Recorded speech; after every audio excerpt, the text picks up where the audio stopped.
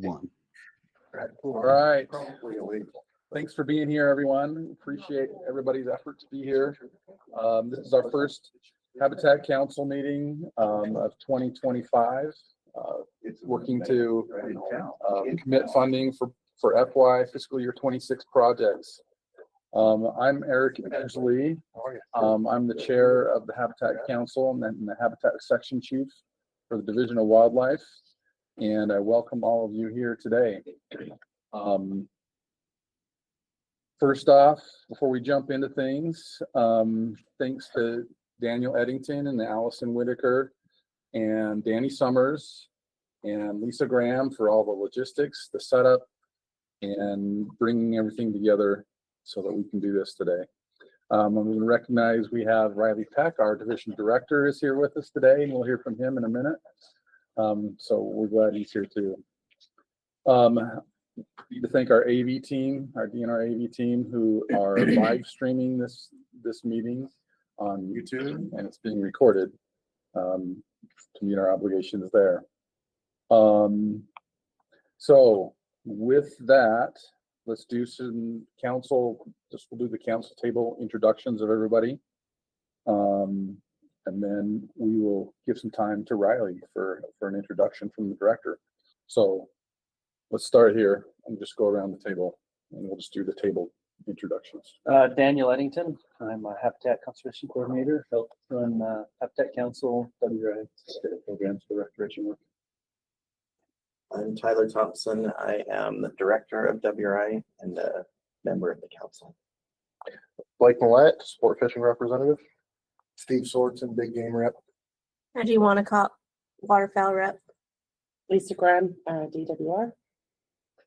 Kobe Jones, Wildlife Chief for DWR. Randy Hutchison, upland rep. Drew Cushing, aquatic section chief. All right, and Allison Whitaker with Division Wildlife. then Danny. Danny Summers, assistant habitat section. Okay. The rest of our staff, if you're coming up to present, I'll just ask you and remind you to introduce yourself as you do so, and we'll get to know you for that. So with that, we have Riley Peck, our new division director, is here with us today. We're excited to have him.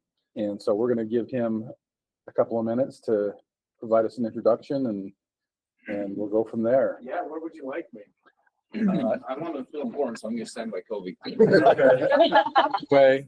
I think the camera will catch you. So, no, I think I know most of the people in this room, and so I appreciated Eric's invitation this morning to just come and say hi. I appreciate this opportunity. As you can imagine, over the last couple of weeks, it's been a bit of a roller coaster ride for me, and the legislative session started yesterday, so I think that ride is going to continue for quite some time. But I did want to pull away. We have other meetings. You'll see me leaving here in a minute.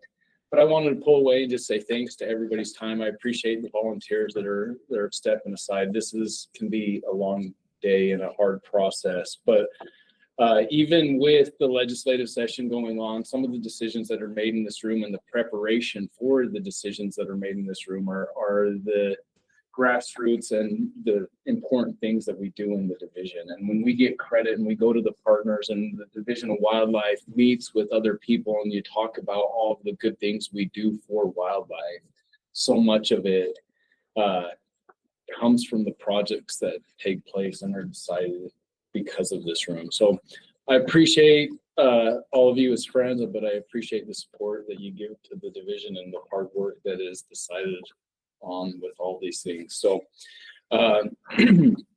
really didn't anticipate coming and saying hi much sooner than just a half hour ago. So I didn't really plan anything. I just really want to tell you thank you. And that's not lip service. I really mean it. There's been a lot of meetings over the last week where I'm trying to learn to swim and having conversations with partners outside of the division. And in those conversations, these topics get brought up as a shining star within what takes place. And so I really appreciate that. It's nice to hear of good work and appreciation by others. And so thank you to those that pull away from their busy life and come and participate in that. So You've got the most important part. What is that code? That's why I stood by you. To remind Steve, like, whatever you do, don't screw this up. I've known Steve a long time and he doesn't screw anything Did you up. see Kobe's grandpa shoes? His thick soles make you, They're so they're like comfortable. George Costanza's Timberlands. He just wants a little extra height. He started to wear some shoes early. No, you can make fun of my shoes all day long, and I'm still gonna wear them. So anyway, thank you. It's gonna be a long day. I don't want to take up any more, but Eric, thank you for letting me come in and say hi and thank you. And maybe we'll see you around as the day goes on and we'll flip in and out, but Thanks, Riley. Yeah, thanks, Riley. Really appreciate you coming in. Our ultimate goal here is the projects we review at the end of this process. By the end of this process, we take this list of recommendations to the director, and he's the one that signs off on, yep, these are a go, these aren't a go. And so that's our goal, is we're his review process as we move forward to spend monies that have come from our license dollars, our permit dollars, to partially fund or fully fund these projects that you're going to review and see. And so our goal will be to go to Riley with a really good list here in a few months and move forward on some really great projects. And so that's our ultimate goal and our plan for this process. So thanks again, Riley. Appreciate that. Okay, we're going to move on to the next item on our agenda. Is we're going to do a quick review of the Habitat Council handbook, just to refresh everybody's mind about what we do and why we do it and how this happens. This is the Habitat Council is defined in code and statute, and so we are going through this process as per statutory code for the state of Utah. So with that, I will turn the time to Danny to talk about Habitat Council and why we're here. Okay. We don't have any new folks this year, so maybe we'll do this a little quicker than we have in the past, but good to review it. And just to start out, I was going to say, I think this is always a fun process because we're doing a lot of good things. One of the experiences I've had as a division employee, you might imagine that you're not, like, when you're in a division truck and you're at the gas station, you get talked to once in a while. And as a Habitat employee, it's always been kind of fun. Somebody asks, sometimes they're, not the happiest with something, hunting or permits or fishing, or asking about the local water or whatever. And I can tell them what I know, which sometimes isn't enough, but then they'll ask, like, what do I do? And tell them that I work on Habitat and kind of restoring habitat, we're improving conditions, things like that. And people always react to that really well. And they're like, oh, you're fixing things. And I'm like, well, yeah, we're trying to. And it's always been kind of the cool thing to have that as part of your job. People see that, hey, we're out here trying to make things better. And that's what a lot of this process does. And using these license funds to make things better for all Utahns. So yeah, I think this is always exciting and it's fun to have our amazing people here come bring so many great projects. And so just to go over the handbook and what we do here. So yeah, like Eric said, this is statute that started back in 1995, taking a certain percentage of our license dollars and putting them into the Habitat account. And so that specifically outlines the purposes that we can use it for. The first being waterfowl, development of wetlands and things that are beneficial for waterfowl, pretty broad there. Upland is kind of the next one. They got really specific there. We can control predators, develop and maintain habitat with landowner incentives and other programs, acquire habitat, implement education programs, and provide public access to private lands, implement upland game kind of plants. And then the third is a pretty broad: acquisition, preservation, enhancement, management of aquatic and terrestrial habitats. And then the last is to provide access for fishing and hunting. So within all the projects we see, they should fit within these sideboards. And if they don't, that's part of the process, that why we have you here, to be able to point that out and say, yeah, this might be a good project with the sideboards. And that's generally what we try to fit it in there. So yeah, the purpose of our council is to provide recommendations to the division regarding the expenditure of these habitat accounts, funding funds. We also want to identify the most effective methods of doing these things. So if you have ideas of a better way to do the project, that your input is greatly welcome. Recommend the most appropriate means for providing access. So, and that we also want to seek to maximize our funding through partnerships. And as you know, we have a lot of partnerships. We utilize the WRI program and other programs to leverage funding and to make all of our funds go as far as possible. One of the purposes is to review habitat management plans for division lands. We're going to have one of those this morning, but it's required for our habitat management plans to receive review from this council. We want to encourage biological diversity and ecosystem-based management. And we also review some projects that aren't going to be funded through Habitat Council, but are going to be funded through the external conservation permit program. They'll also come through this process and just kind of get that peer review, make sure that they're good projects. So as you know, we have the 8-member council, the 4 citizens representing the 4 groups that you guys each are here for. And we have 3 section chiefs and Tyler from DNR. With our citizen members each serving 2 years, and then with a possible extension of another 2 years. We follow the meeting through the Robert's Rules of Order. Eric's our chief, and he votes at the time.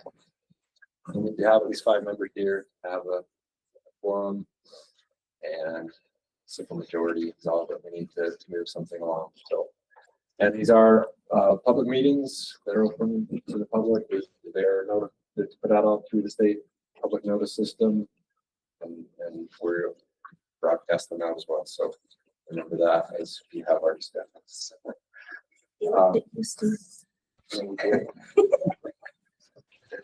Daniel, maybe I'll have you talk about this section.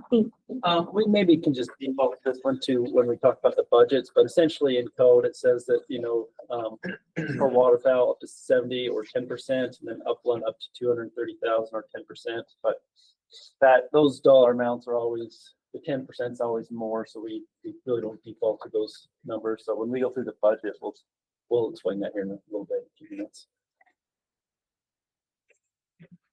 So our process, we utilize the Watershed Restoration Initiative database as our system to store and track all of these projects. And all of these projects were, the deadline for their to be entered was January 10th, so just a couple weeks ago. Under rare circumstances, we can waive those deadlines. For the most part, all these projects come in with that January 10th deadline. And yeah, they're all available on the website, which I think we've got veterans here. I think everybody should know. Hopefully, if you have any questions on how to navigate through that, please, we're here to help you with that.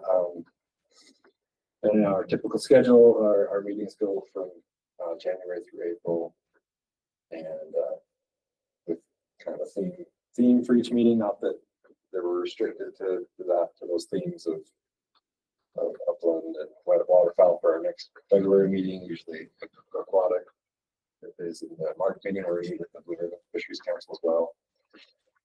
then April is our big game meeting and finally a last budget meeting and kind of clean up anything else that needs to be done there.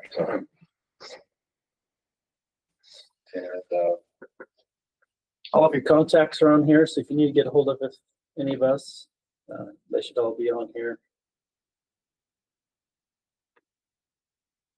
If you want to talk about this is just the other funding sources. That's pretty much it. There's a lot of other partner money, PR, WRI, external conservation permit monies. Lots of other monies get put on these type of projects. Corporate agreements as well. Goes into the funding part of it. If you do want any of the actual code rules, that is also in the handbook. There's attachments down here. You can also go on the Utah legislative website and look them up, but they're on here. You won't actually see the code. we need to set dates, but maybe we wait till Randy and he'll hear back to set those dates. Maybe I'll just show the Habitat Council website. We do have a website. It's pretty general, pretty basic, but the handbook can be found down here on the bottom. If you don't have it, whatever, in the email, you can always come back to the website behind the handbook. We do have some quick numbers on here. These are actually being updated right now. Hopefully they'll be up here in the next week with what we've been accomplishing since been alive since 2006. Just some quick pictures and stuff, but feel free to, if there's things you want to see on there or things that help you guys do stuff, let us know. We can adjust stuff as well too. So.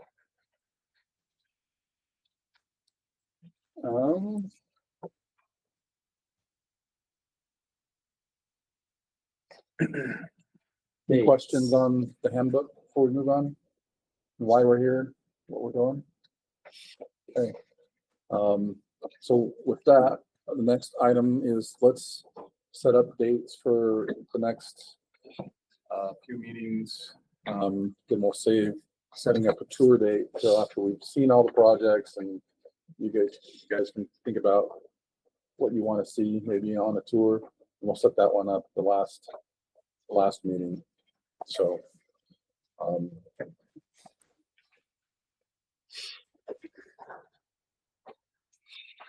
Daniel.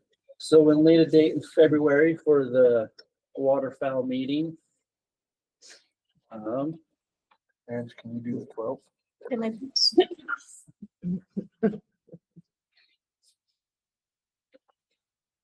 After the expo would be beneficial, but other than that, I'm I open. agree. That probably is. Weeks that full this year. It's always the week of the 14th, Valentine's. Yeah, Day. it's the, yeah, if we don't, 12th through the 16th is when the expo is pretty much running. The week of the 17th, 20th. I'm gone that week, but I can have a representative here. How about the week of the 24th to 27th? 25th, 26th? 25th would work for me. I can make any day work. Thursdays are best for my daycare situation, but I can arrange any day, so.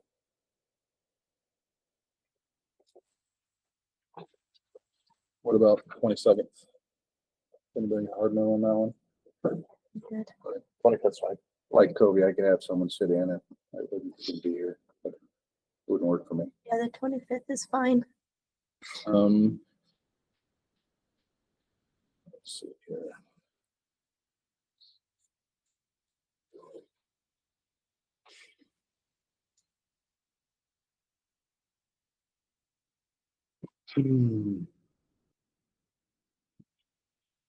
So, yeah, this room's not available on the 27th. It looks like 25th, it's a wide open, so this, The 25th, that's something like this. For most people, right? 25th to 5, correct? Yep. February 25th. So are you gonna send an invite then? Absolutely. Okay.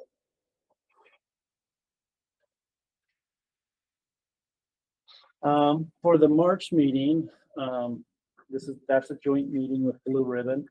Blue Ribbon has their meeting scheduled for March 20th. That work for everybody?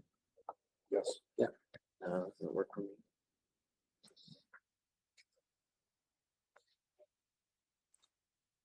I don't need to be there. Want to pick a different day, or 18. I'd have to confirm with the council, the Blue Ribbon Council. Yeah, I don't think that works. That's our full leadership team meeting. A bunch of us will be committed to. I mean, I just scheduled it on the 20th. 20th? March 20th. Yes. March 20th, yep. And then big game meeting. We typically have the external conservation meeting probably likely that week of the 7th to the 10th. Kobe, do you know if we've got any wildlife board meetings that week? Usually there's one either the week before that week. The northern one's on the 9th. I don't know when the 7th. Those are the RAC meetings. The rec meetings, yeah. So it's, where are we at again? In April? Yeah, so I'm thinking maybe the week of, Yeah, we have a wildlife board meeting on, our wildlife board work session on the 8th. Northern Rack on the 9th, Central Rack on the 10th. That's, okay. then the next week we'll have 3 racks. Is there any time the week of the 14th to the 17th? That's the week that we have a rack meeting, Tuesday, Wednesday, and Thursday. We're gonna try and do like this workman's meeting on like the 3rd. You might have to try earlier. Yeah. So in April, we typically try to do the big game meeting and then the wrap up meeting for the budget meeting, usually a couple of weeks later, trying to wrap up by the 30th. So kind of looking for 2 dates in April, I guess. So with that situation, should we go early that first week for the big game so that we have those on the all selected for My the. preference is to go after the external conservation. I'll go meeting, after. which will probably be the week of. The ECP meeting is what day? It's not scheduled yet, but I'm looking at the first week of April. So you'd schedule it probably on either the 1st or the 3rd. Yeah. And so, I mean, the days, honestly, you could do it the 9th or the 10th as long as we're done by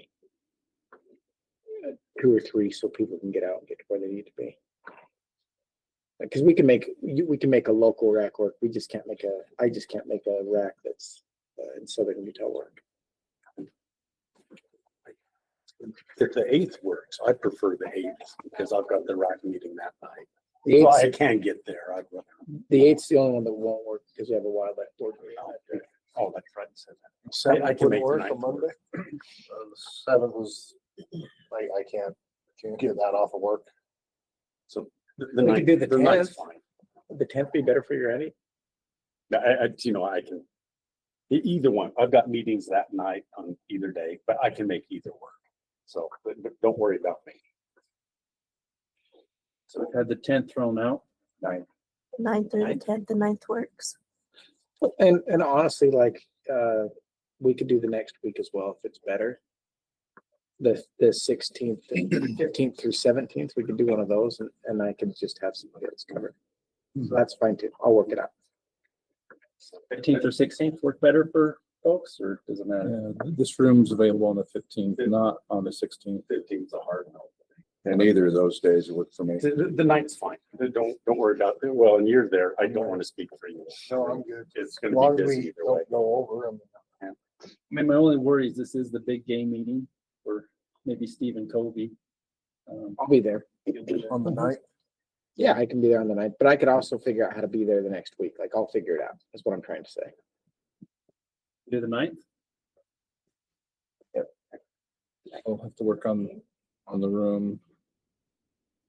I think we can probably make an adjustment there. So Lisa, yeah, there's a WAP meeting scheduled in here that Yep, day, but yes. I bet we can move the 20 others. They don't tend to have lots of people in here.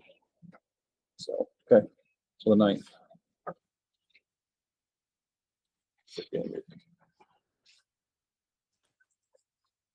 And then either the week of the 21st or the week of the 28th. Week of the 28th probably would be better. I would say the week of the 28th. Okay. 29th or 30th? 30th.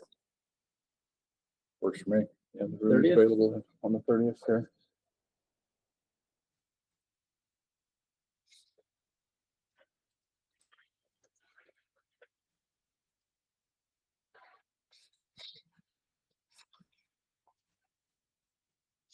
Okay.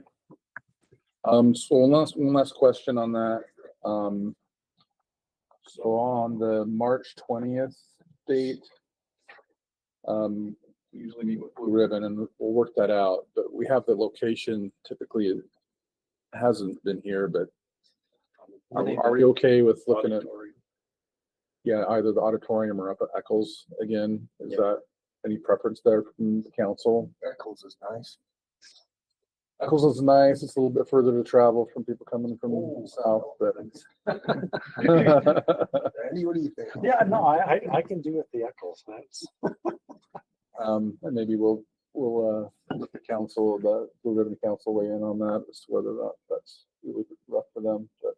Will you look for the rooms, Lisa, and see what's available? On the 20th?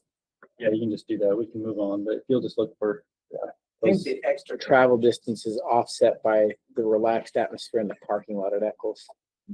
Well, Blue Ribbon does have this room. The same And then feeling. all of them make sure that they're all right. for the 20th, we would need the auditorium. Auditorium. Or Eccles, or do you want, Let's do here for the 20th. Okay. The other ones we can either location wise. Okay, so we don't set this here, but what date are you guys think you targeting for the ECP meeting? For that Hopefully first that week of first April? week of, I'm thinking April, based on what we've got going with Rex and board meetings and things like that. So Okay, I'll have to get that on the schedule. okay, So so people are aware, Angie. Whatever. I just go where I'm told, not by Steve. Okay, all right. We have meetings set, and then that was the last meeting, our budget meeting, we'll also talk about tour at that point. So until then, be thinking about what you might want to see this next year on the ground during the summer. Okay, let's see. The Habitat budget tracking spreadsheet. Allison, are you going to show us that? yes. Okay.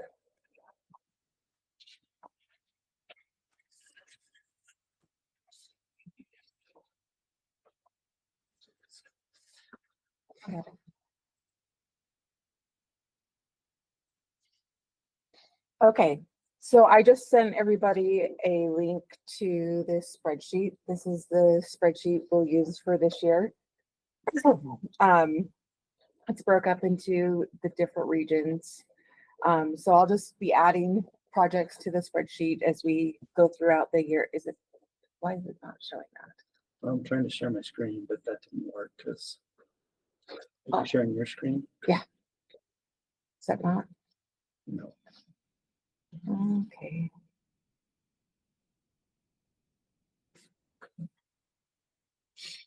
I think you might need the USB port in order to show it up here too. It is showing, yeah, I just switched to the right screen, it's showing there. So Daniel, just Just- double click on that one there. There you go. All right. And so, just so you understand how the spreadsheet set up. So this is our appropriation is 3.4. Margin 1%. Yeah.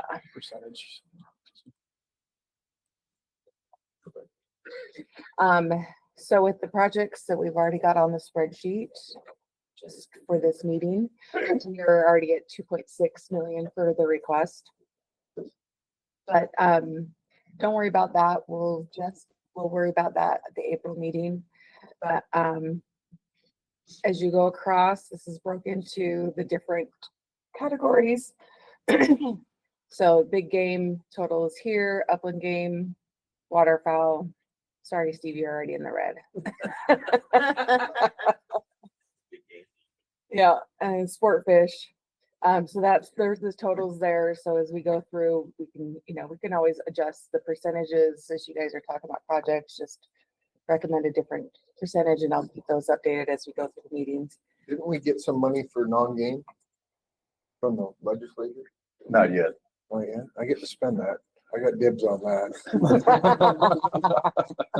I spent it for a lot of years. Steve, you're high maintenance. He is high maintenance.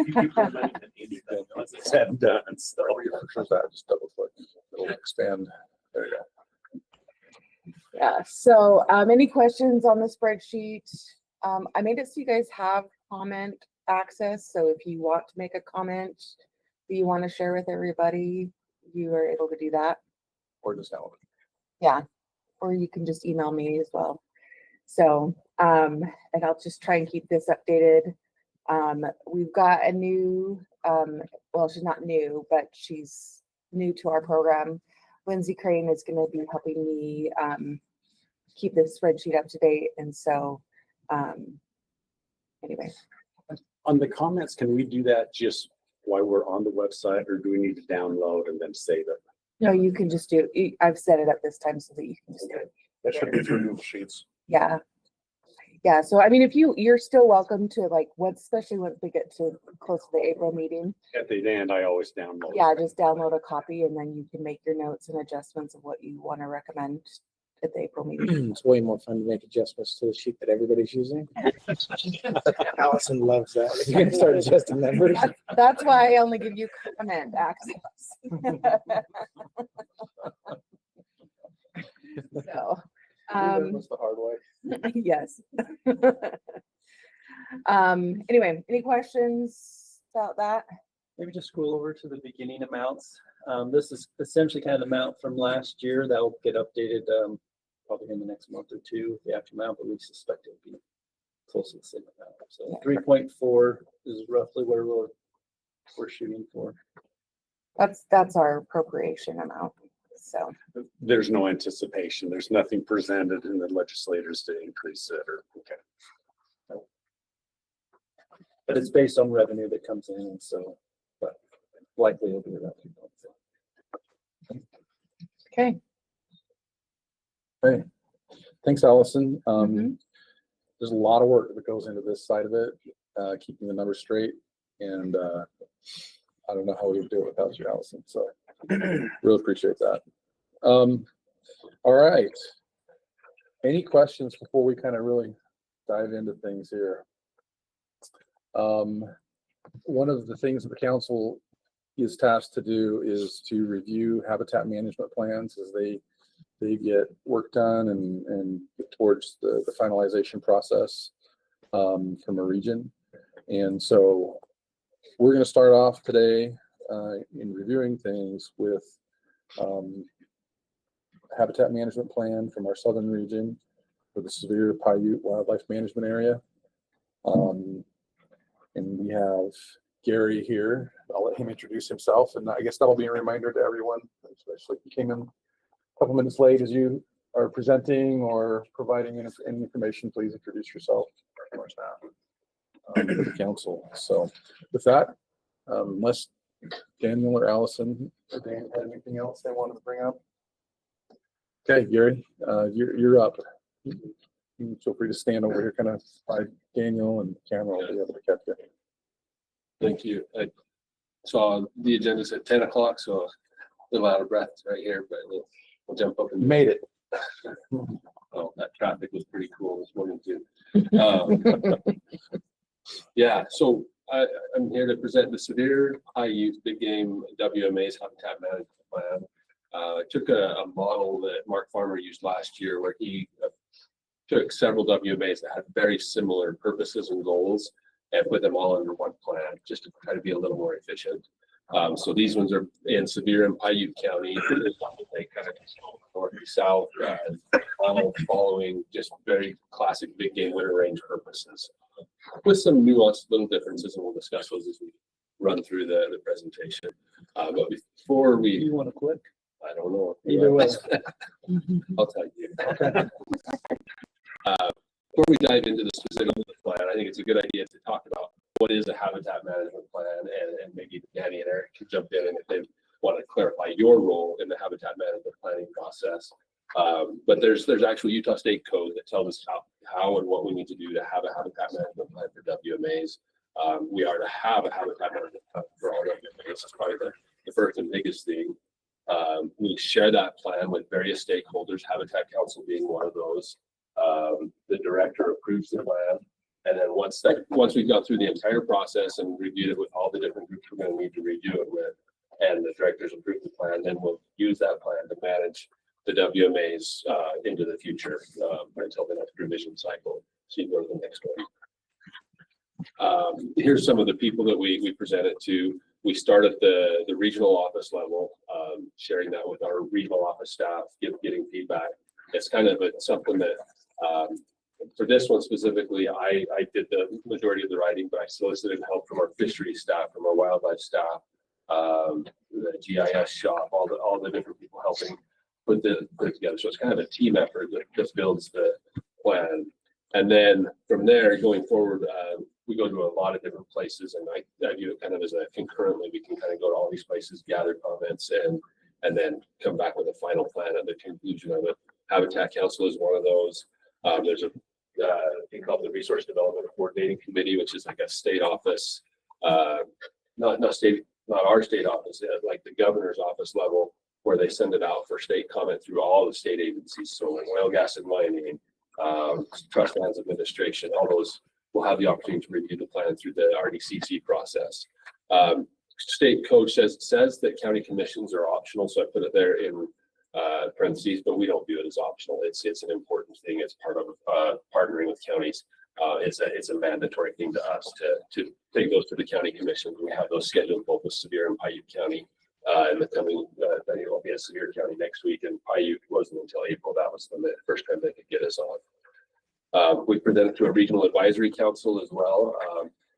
So I'll get to make that fun video and be on all that. And then the wildlife board is optional, and I've never had to do one. And if we were gonna have to do one, those of you that were around, I think all of you were around when we were talking about big bottoms. I would have guessed if there was one that got to the level where we would have reviewed with the wildlife board, that would have been it. So I don't anticipate this one going to that level. Just a little bit more, what should be in a WMA management plan.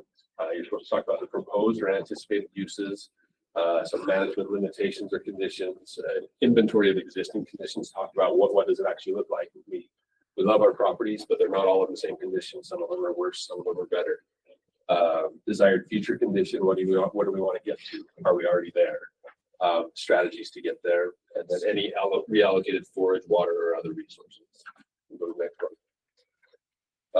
And then you're supposed to, by that code, you're supposed to invite interested parties.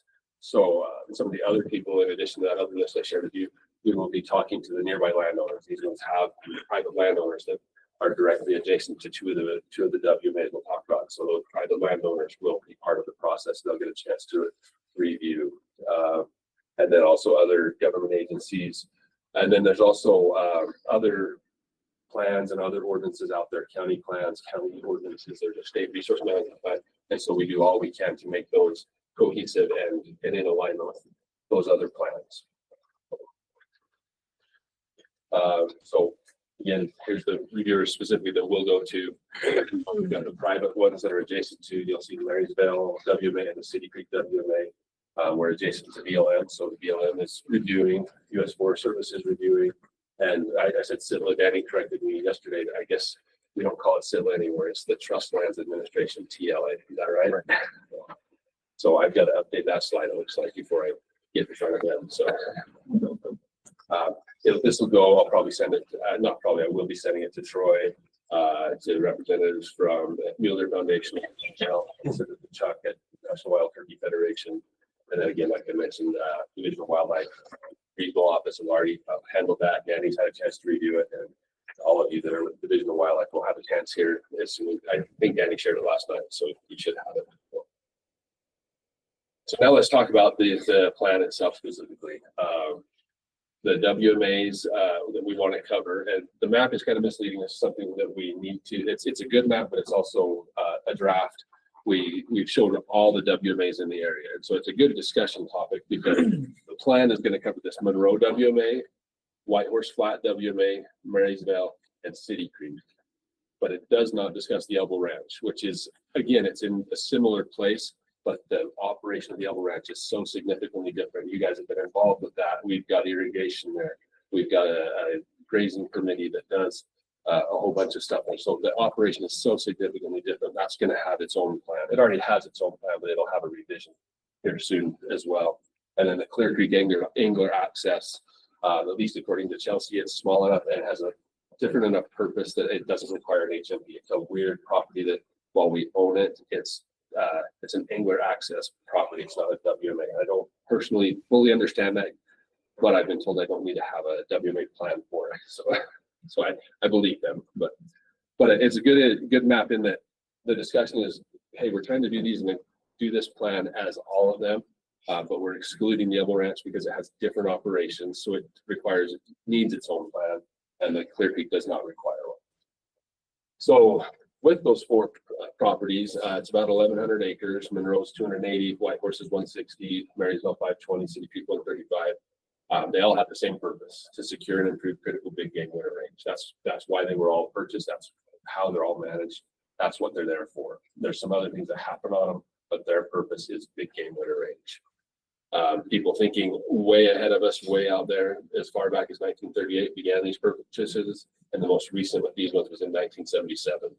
The funding for the purchases, they all came from state funds, except for the Marysville property, which was done with the Pittman Robertson grant, which just adds a couple of caveats and strings that are attached, but not significant. We still can manage it, and in fact, it probably strengthens our need to manage it specifically for big game winter range even more because of the strings that are attached. Can I ask you a question on that? Please. So where that piece of property is purchased PR money, and I'm being selfish on this, does that mean PR money can be funded to that specific property for maintenance? So that's a good question. I don't remember who our PR expert is. So I can, yes, any of the properties, and if it's, it helps to have it included in the management plan that you can, and we can use PR funding for that. And it is one of the areas where I guess what I would say is we have our hard PR, which we pay for employees, we pay for the things we need to pay for. And then as PR fluctuates, we scale up and scale down. And so one of the areas that we scale up is like habitat improvement projects with WRI. I mean, Tyler, there are years where we dump, what, 2 million plus PR into habitat projects. And then as PR goes down, to not have to lay people off, those are the areas that we cut back first. So we cut back projects, we cut back, or we evaluate research and see if we need to cut there. And our core stuff is like our survey flights and personnel. Those are the two things that we keep for. So the long answer is, that's the long answer. The short answer is yes. And we're coming up on another, this is a multi-year loss of PR. So we're down again. It's down significantly. And so there's not this surplus. We'll be looking for places to spend PR. It's not contingent on it being because it was paid, bought with PR. That's not the contingency there. All WMAs can be had PR. If you have it in a plan. In a grant. We do. So that's what I thought. So that's what I was gonna say, if that's there, so on the years that we do have more PR money than others. And you can see on the proposal, I'll be giving you 20 minutes from now, the WMA management, not maintenance, WMA management one. There could be a percentage that could go to PR based on number of properties and so forth on the right year.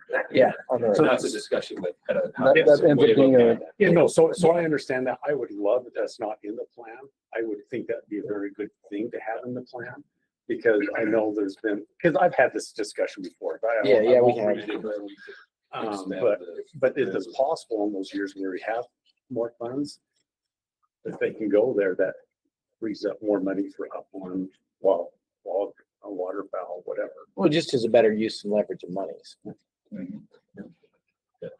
And we do that. Our regions will often ask for additional monies for WMA specific projects that sometimes we use PR or other sources of funding to cover. And so, but yeah, PR. A prime example in the Elbow Ranch, right there. The pivots and the different ones around there, they were largely funded with PR funds in those plus years, and it was a great use of those funds at those times that now pays benefits down the road. So, good question though. really good. Thanks. Recreation that happens on the WMAs, there is a lot of hunting on these WMAs, primarily deer and elk, and a little bit of wild turkey, specifically on Marysville and City Creek, we do wild turkey. Trapping is allowable there, wildlife viewing happens, so it's all there. So the next one. Yeah, talking purpose of the WMA, provide big game winter range, hunting, wildlife viewing. Some of these, this is a template that we follow, so it feels a little bit repetitive, but again, the same thing. These properties are there for the big game, and they're there for our constituents. We hunt on them as well, and that's a good thing. We like that, and it's a great opportunity. So Gary, before you move on that, just there's a key point here is our wildlife management areas and waterfowl management areas are acquired, purchased for the purposes of wildlife uses. They're not under some sort of typical multiple use public land scenario because they've been purchased for a specific use, whereas other properties, mostly federal properties, have this multiple use doctrine they have to be managed by. Typically, our wildlife properties are not that, and so again, everybody understands in the council that we manage these properties. They were purchased for wildlife, and that's how we manage them for wildlife uses and not other recreation. I'd love to see everybody using them have to have a hunting license. That would be nice. That would help us out. Mark was like, I agree. I've been waiting for that. It got shot down when it, didn't it? So I think Eric makes a very good point, and it's highlighted interestingly by the relationship I have with my wife. We go out and we do things on public land all the time, and she gets frustrated. She's like, why are these cows here? Or why is this going on here? And I talk about, you're so used to, because the lands that I manage are single use that I can just manage them for the wildlife. And she gets frustrated on the other public lands that other uses are out there. She wants it to be, and so I had to talk her through. There's single use, which we have and we love, and it's a great opportunity. It makes our jobs easier than a lot of our federal partners, but there are multiple use lands out there as well, where we have to play good partners and find the right paths forward. So anyway, that's a good aside. So next one, thanks. Bunch of wildlife species on the WMAs. We've already kind of hit the mule deer, elk, wild turkey. We'll point out a lot of cutthroat trout on the City Creek WMA. City Creek runs through the WMA. We did go this fall and shocked the whole stream corridor. Didn't find a single fish. Really surprised our fisheries guys. They expected them to be there. So in the future, there's an opportunity to go back and say, the habitat's wonderful. They were like, this is as good as we see anywhere. So we're just gonna have to say, is it a place? Is there something else going on upstream or downstream that's preventing this? But it's an opportunity to enhance quadruped cutthroat moving forward.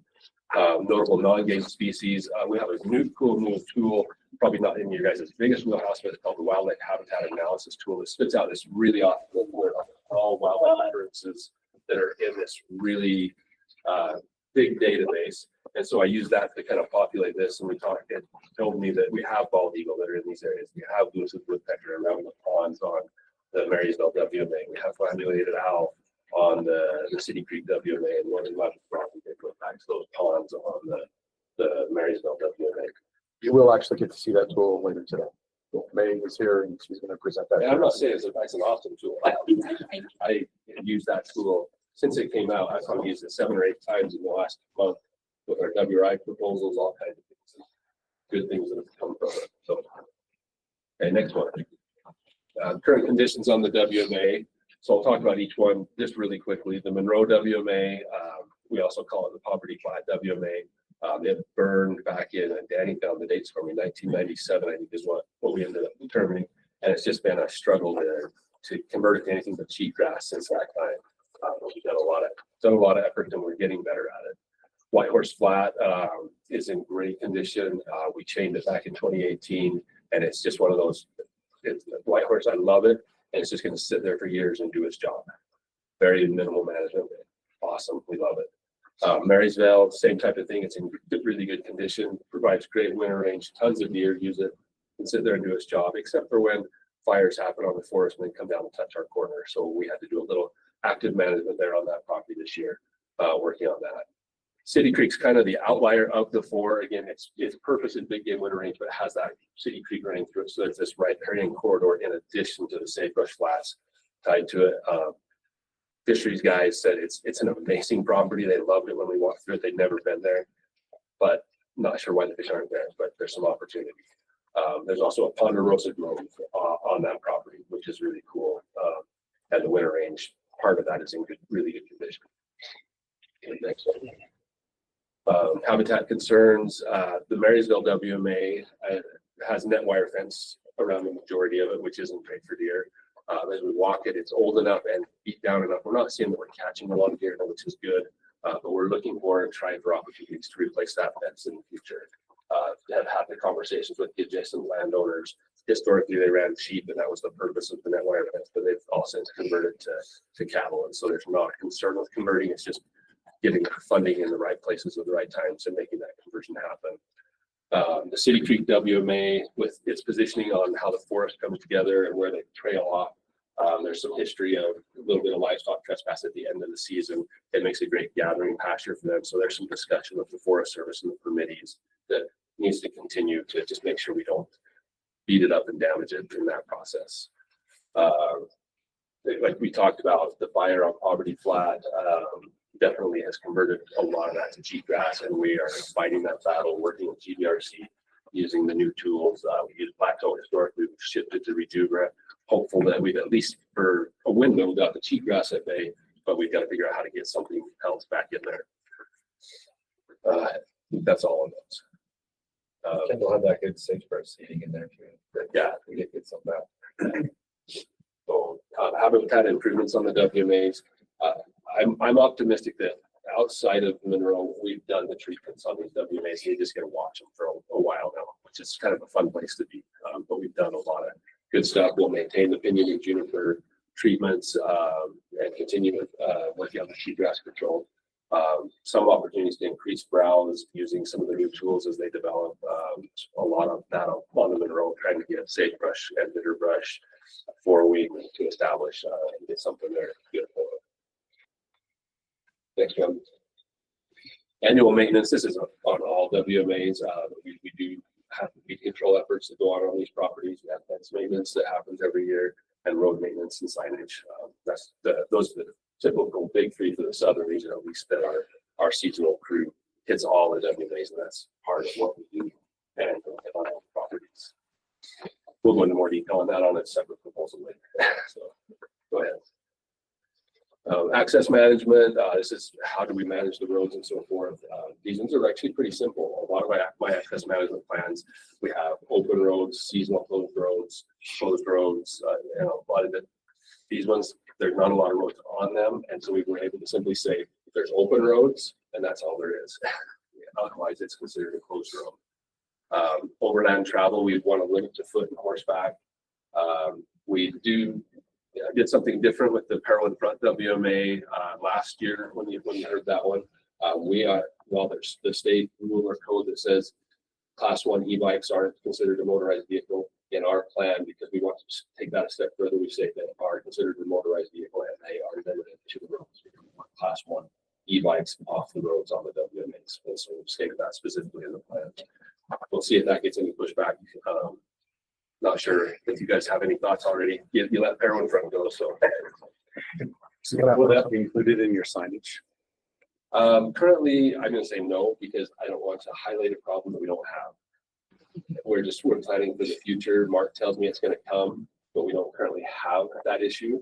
We're planning for the future, and we build it into the plan that as we get there, we'll do it. But I feel like if I put up a sign that says, don't ride your bike here, all of a sudden somebody else to ride a bike here. And on the reverse of that, if they don't know, they'll start doing it. Yeah. And then you have to go. Yeah. Like the creep, I'm sure he's not here, the creep that's happened at Hardware Ranch. Yeah. Everything's permissible there because we've done it for so long. Yeah. So we're very aware and very monitoring, watching for that to come and trying to get it in the right when it does. We're sitting on committees with Iron County, Sevier County, talking about trail creation, and we're avoiding the WMAs.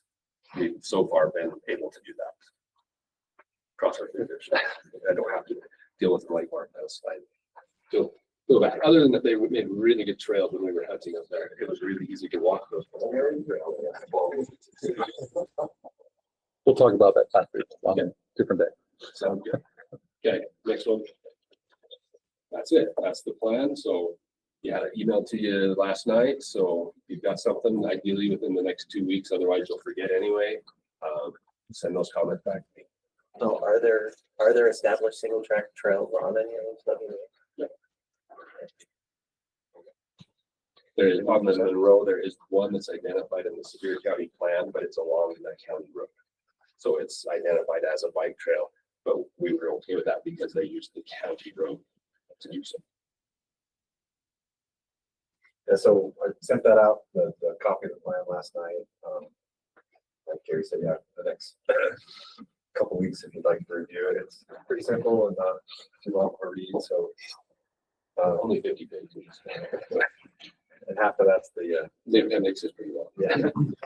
And it is in a Google Doc, so it's easy just Thank to you for highlight, the Google Doc. the side, and it allows you to put a comment at any Comments place or along you the can way. email Gary or I. And we could, a month from now when we meet again, we might just ask if anybody have other further comments, but please feel free to. And so, yeah, Gary's still moving forward with the meeting with stakeholders, but that part of it's some major change happened there with the stakeholder that we will let you know why revisit. We might have to revisit this that with the council, but it's pretty straightforward plan. Okay, thank you. Thanks, Gary. Really appreciate that. Yeah, these management plans are really important, and we try to really stick to them. There's a lot.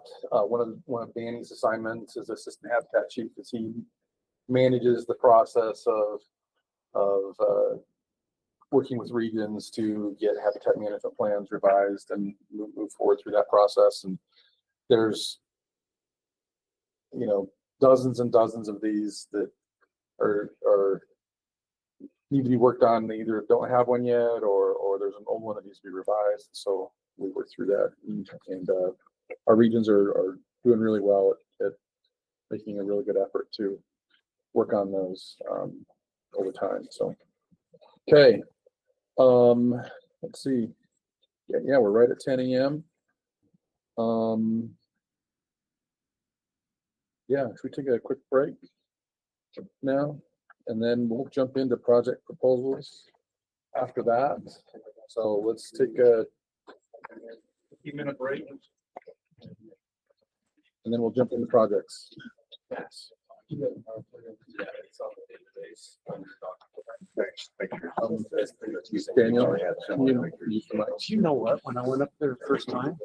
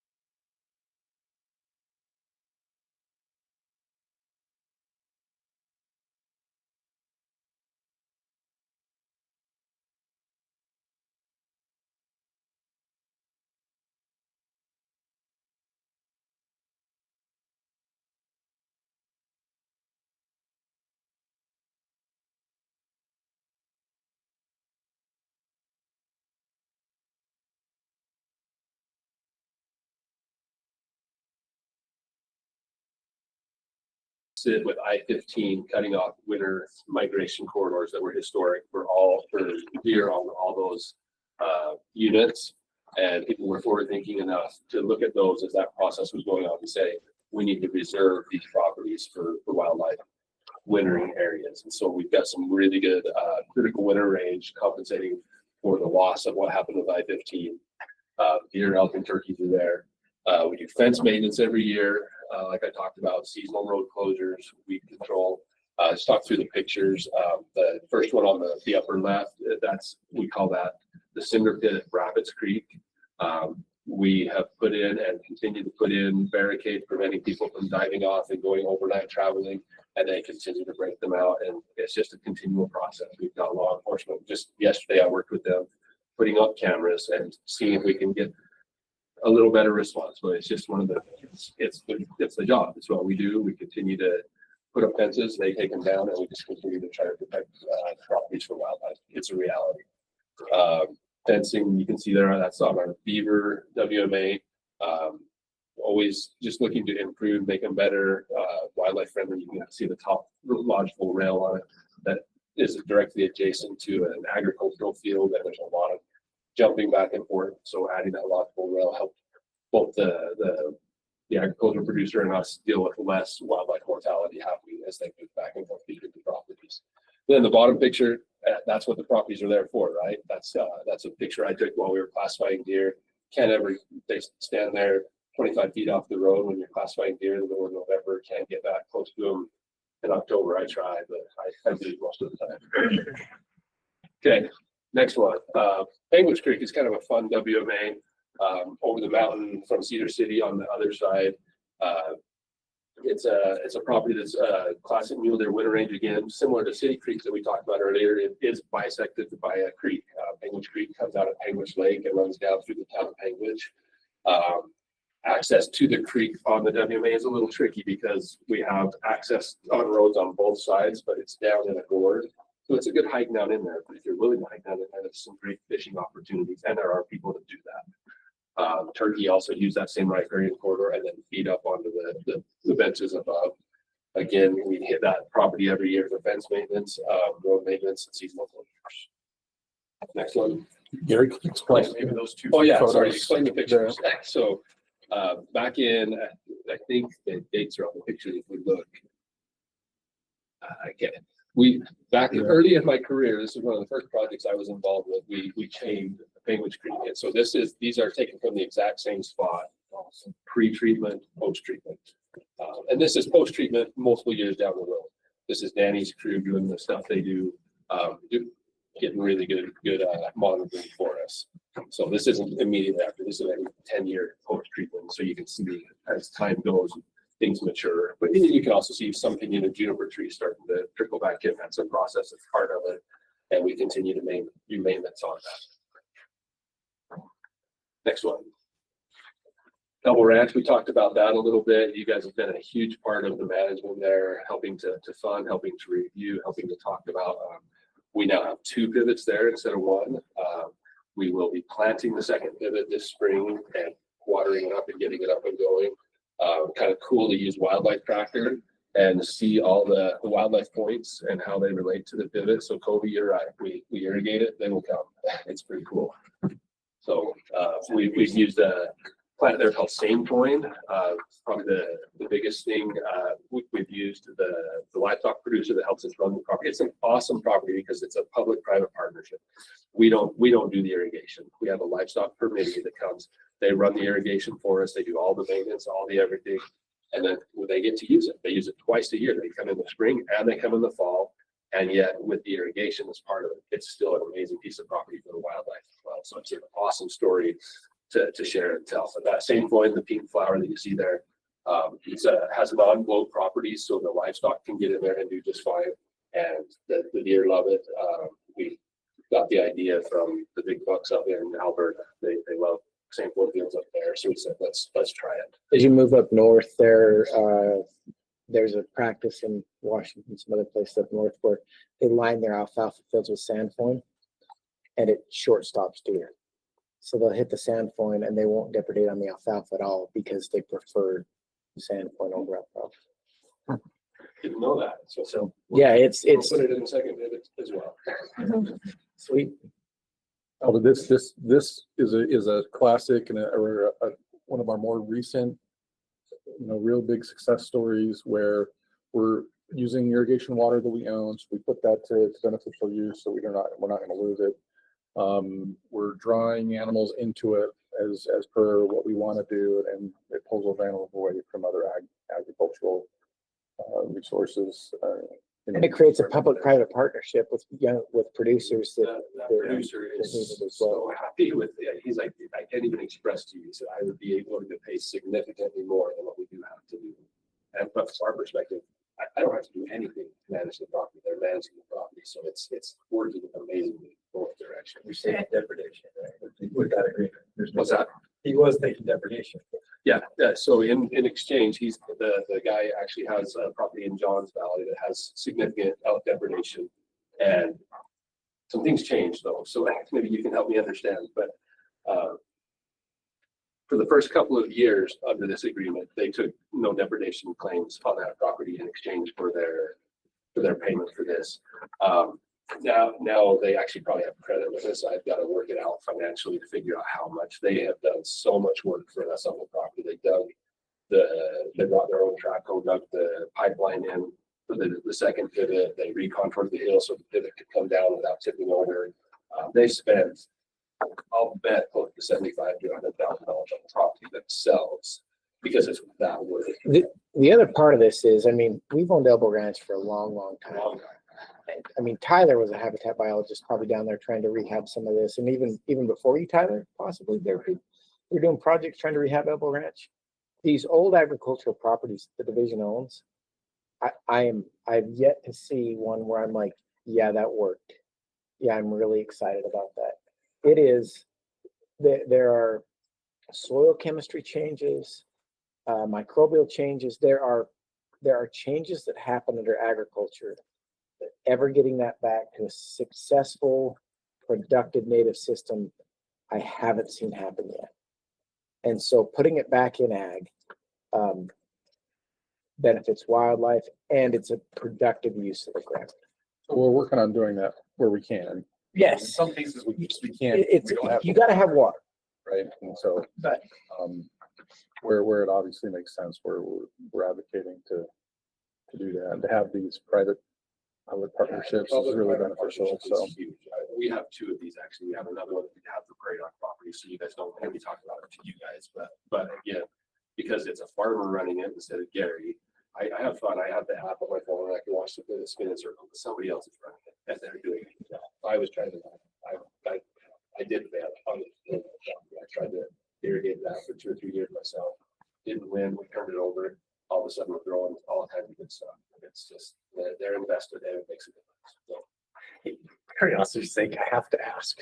The right half of the pivot has 3 times the animals the left half does. So is there a difference in what you're growing?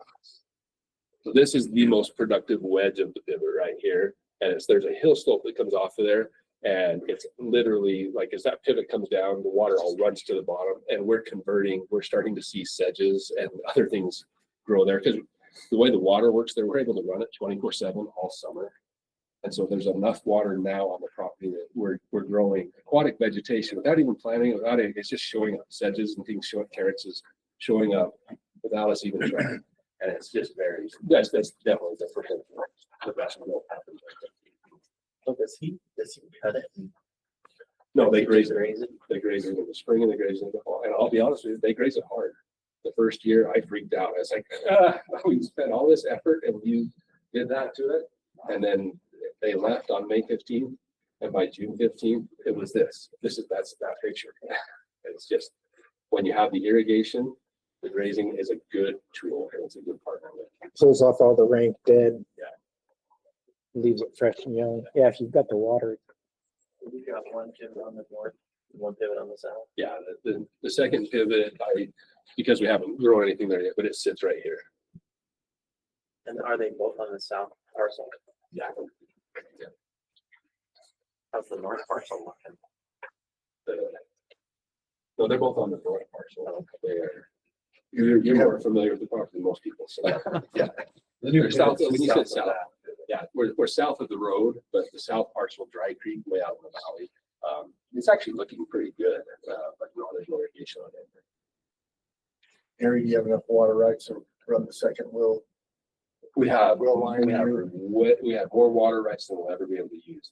Our limitation is with actual water in the stream.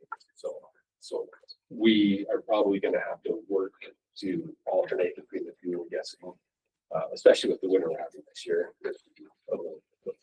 Last year, we had no problem running 24/7 and had a creek running down all the way to the city river. We've never had that. But, so, just any given year it'll be different. We're gonna have to make some active decisions about where to focus the water on the years that it's limited. But These are kind of projects that we're encouraging, and they are expensive.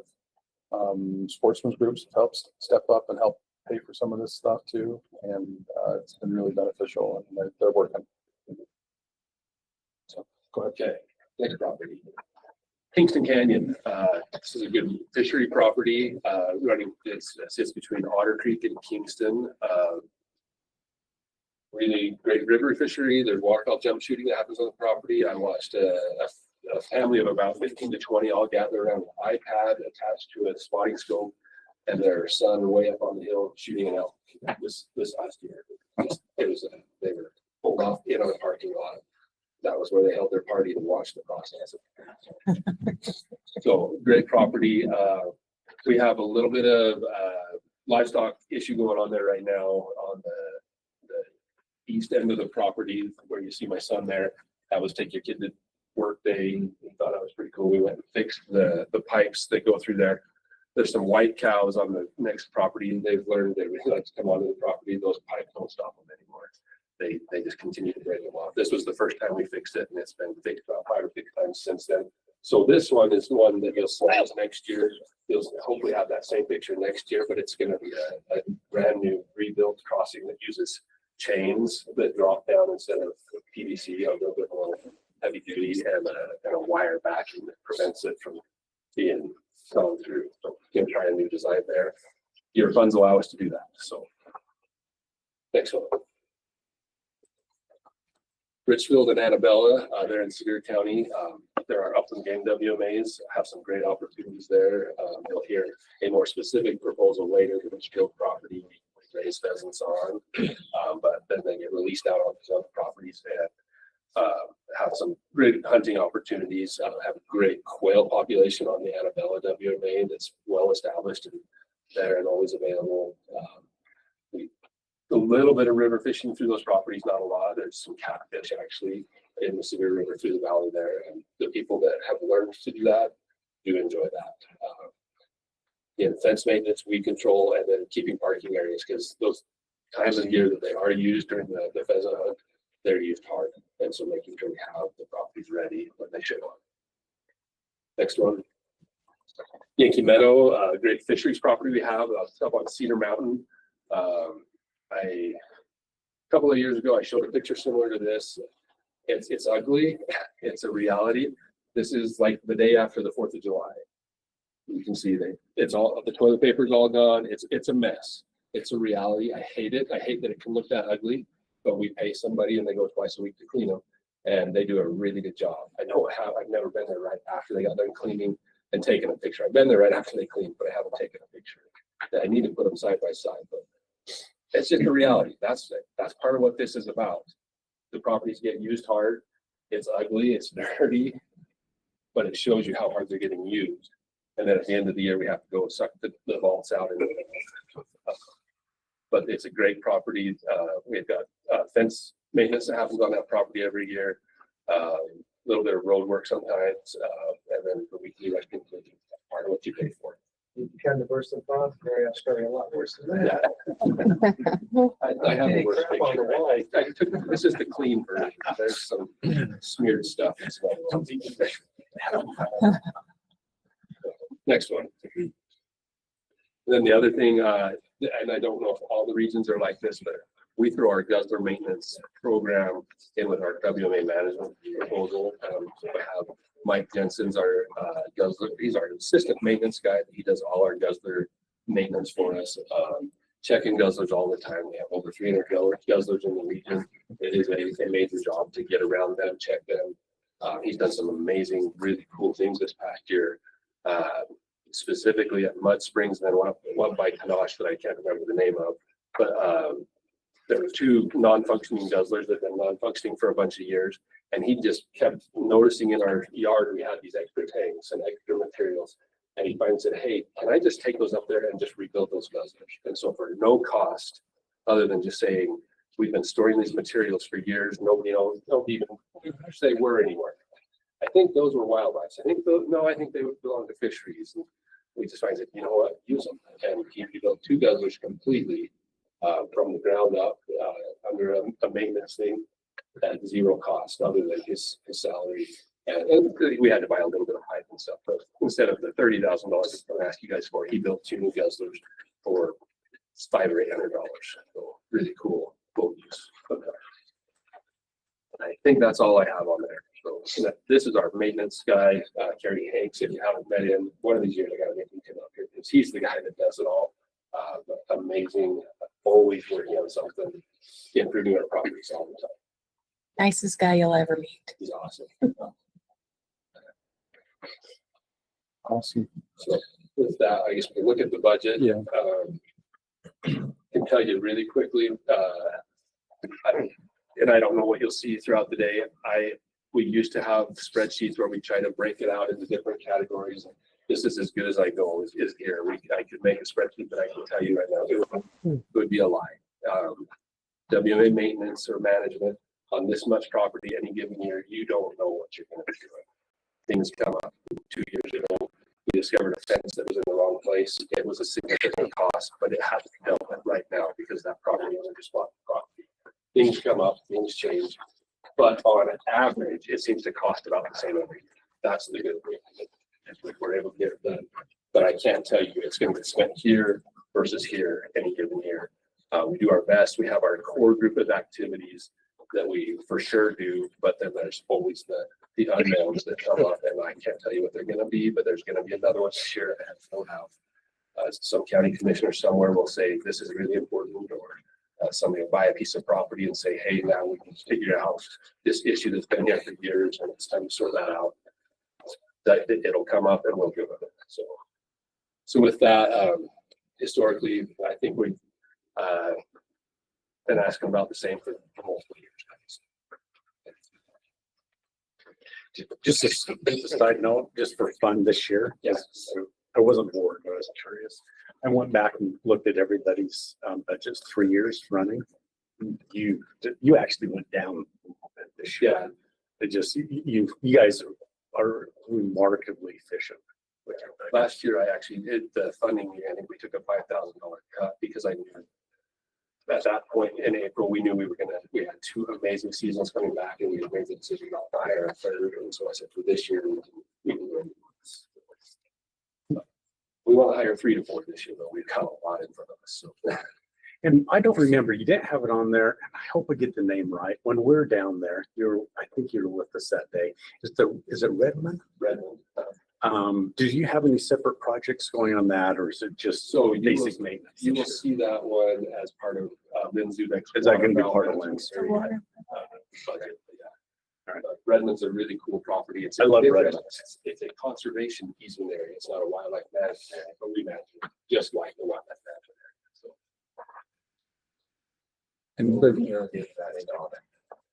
Yeah. Do you know what? I kid you not. It came up when we were down there, but I had somebody approach me a few weeks ago on that and said like, this property says it belongs to somebody else. Like, you can use it. It's all good. It's part of it. It's that discussion we've been working. Okay, fantastic. I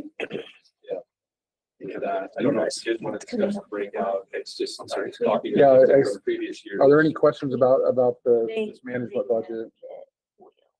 Right, so that was been a recent transaction that occurred is SFW owns the property now, but we have the easement and still continue to manage it as we always have. And so it's a great partnership with the Sportsman's Group to help us out there. So any questions about this budget specifically? These are just super important. This is how we more than keep the lights on. This is how we manage them, but you'll see, big projects that are specific to WMAs, they come in as separate things and not accounted for in these budgets. This is to manage the properties and to maintain them and do some improvement work that bigger projects come in separately. Okay. So with that, we have a motion on approving this budget. I'll make the motion to approve the final consideration. Okay, got a motion from Randy. Do I have a second? Second. Okay, a second from, I'll take Blake. A second from Blake. All in favor, say aye. Aye. Any opposed, say no. All right, motion passes. All right, next one. Gary? This next one, I'll present it, but it was put together by our volunteer services coordinator, Cody Evans. He runs the dedicated hunter program in the region. It's a project, in all honesty, we've been running every year for probably 8 to 10 years now. If you go back in time, Danny helped with this, but we discovered a publication from the 1960s that talked about a tool called the shoe slurry. And it was a bitterbrush planting stick where they could drop bitterbrush seed down into the ground, and they used it to just plant it at the right depth. And in it, it said it's a very effective tool, but it's limited in that the workforce needed to hit a scale large enough to make a difference wasn't available. But if at any time in the future a workforce became available, then it would be a good tool. And as I read that, I'm like, the dedicated hunter program, that makes sense to me. And so we got looking for it. Danny, I think you'd read it before as well. But we worked on trying to design the shoe slur, trying to put it together. Nobody had an old shoe slur. We couldn't find one. We tried initially a corn planter. The problem with the corn planter is you had to drop a single seed every time you did it. And so it was very labor intensive. And then one of our biologists, Vance Mumford in Richfield, said, well, I've got these things that I use for gopher mole bait stuff. And he said, if you turn this handle and it drops the bait just a little each time.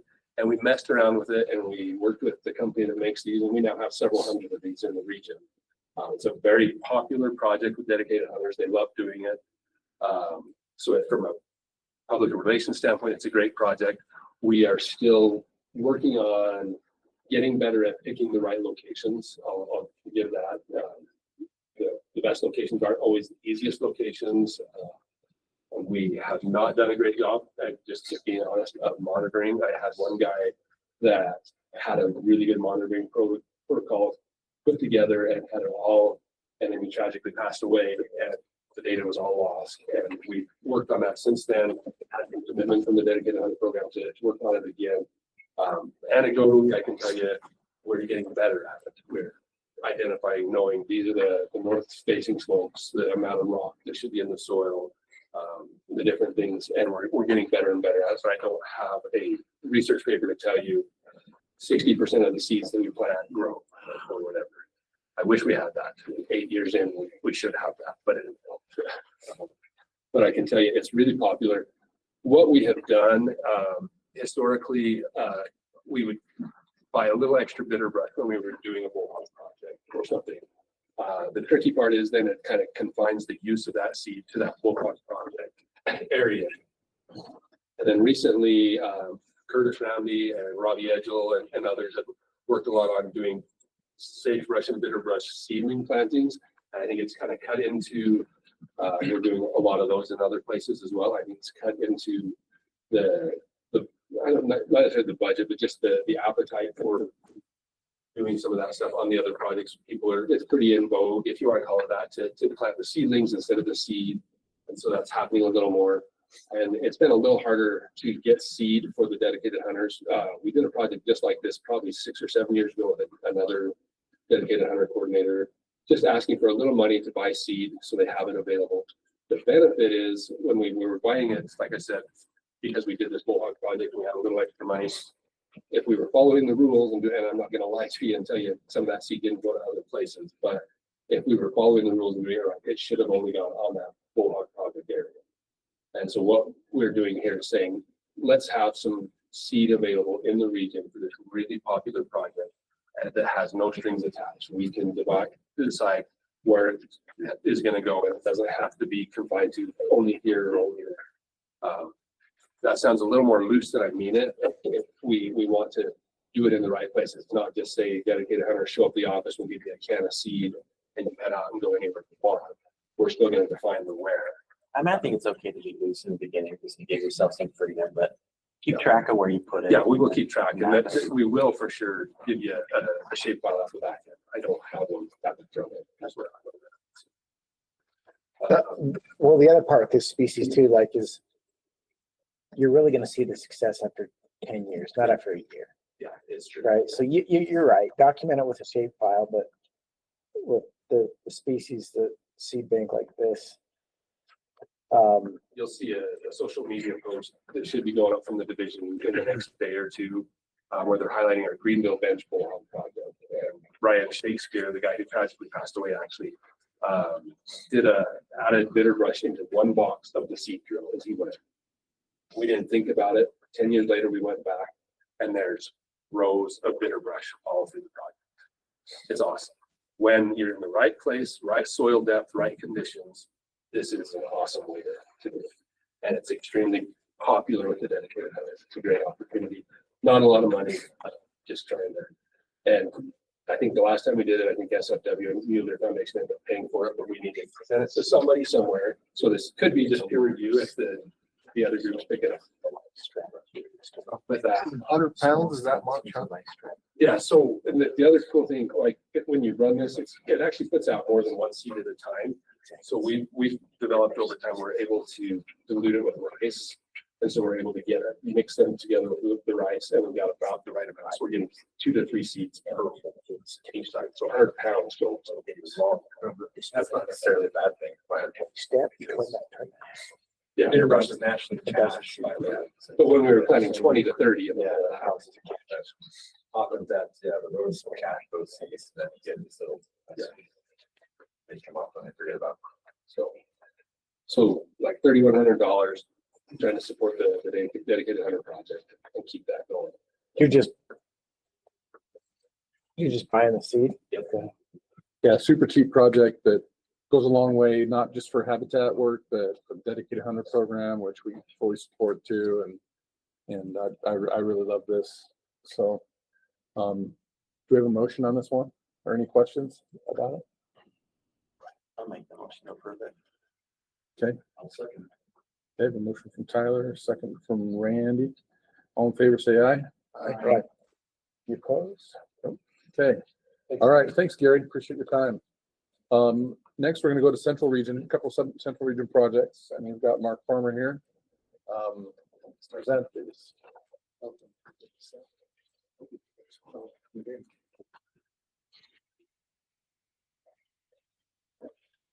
See, this one has a PDF. So I'm Josie Siemens. I'm the impact analysis biologist in Springville. Welcome. Thanks for being here. Sorry I didn't see you here. Kind of snuck in.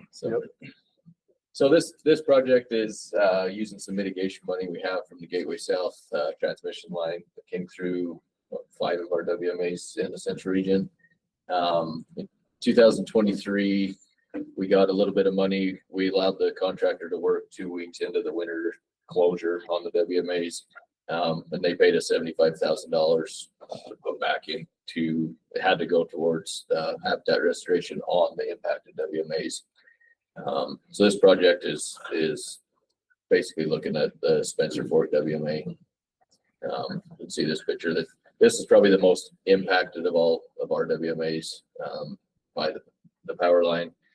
They put a permanent access road right through the middle of the property, north to south. So see that there.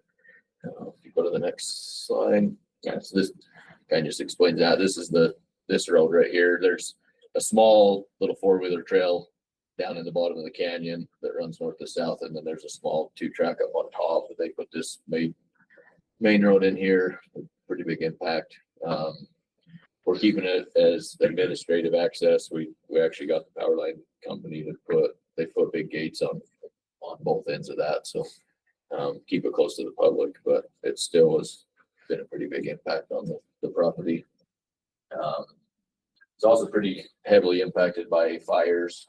This about 80% of the property burned in both the Wood Hollow fire, and then again in the Bull Creek fire in 2018. So a lot of our shrub components been lost on this WMA. So go to the next one. This shows it's super well used by deer and elk both.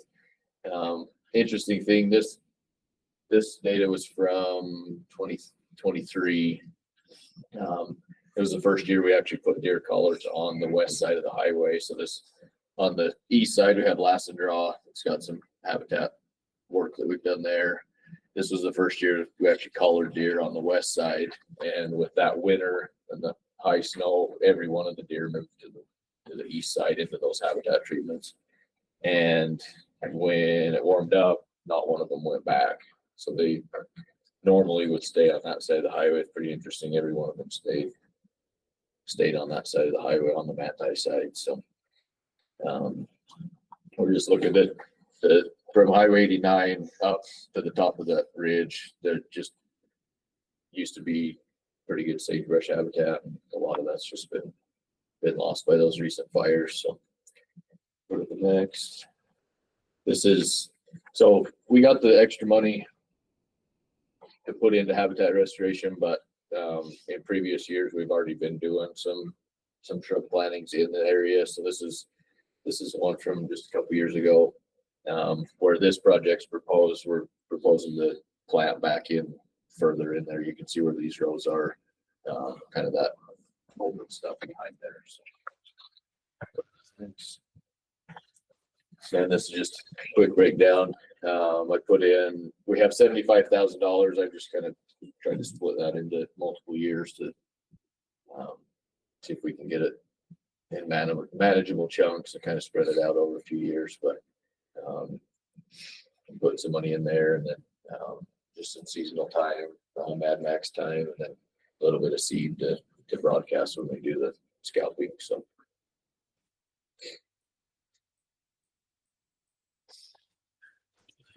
That should be it. Yeah. Any questions on this project? Do you have much left in the funds that was provided? This is only the second year of this, so we've got, I'd have to look exact. I think we did pretty close to the same last year, so we're maybe halfway, probably not quite halfway.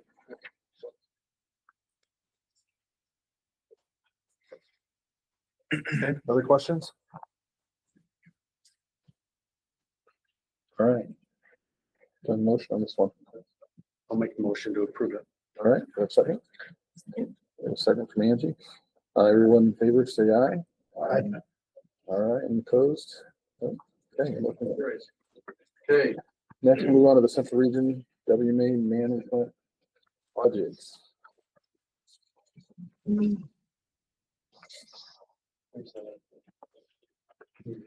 PDF or PowerPoint this year. I am Mark Farmer, Habitat Program Manager for the Central Region of Springville.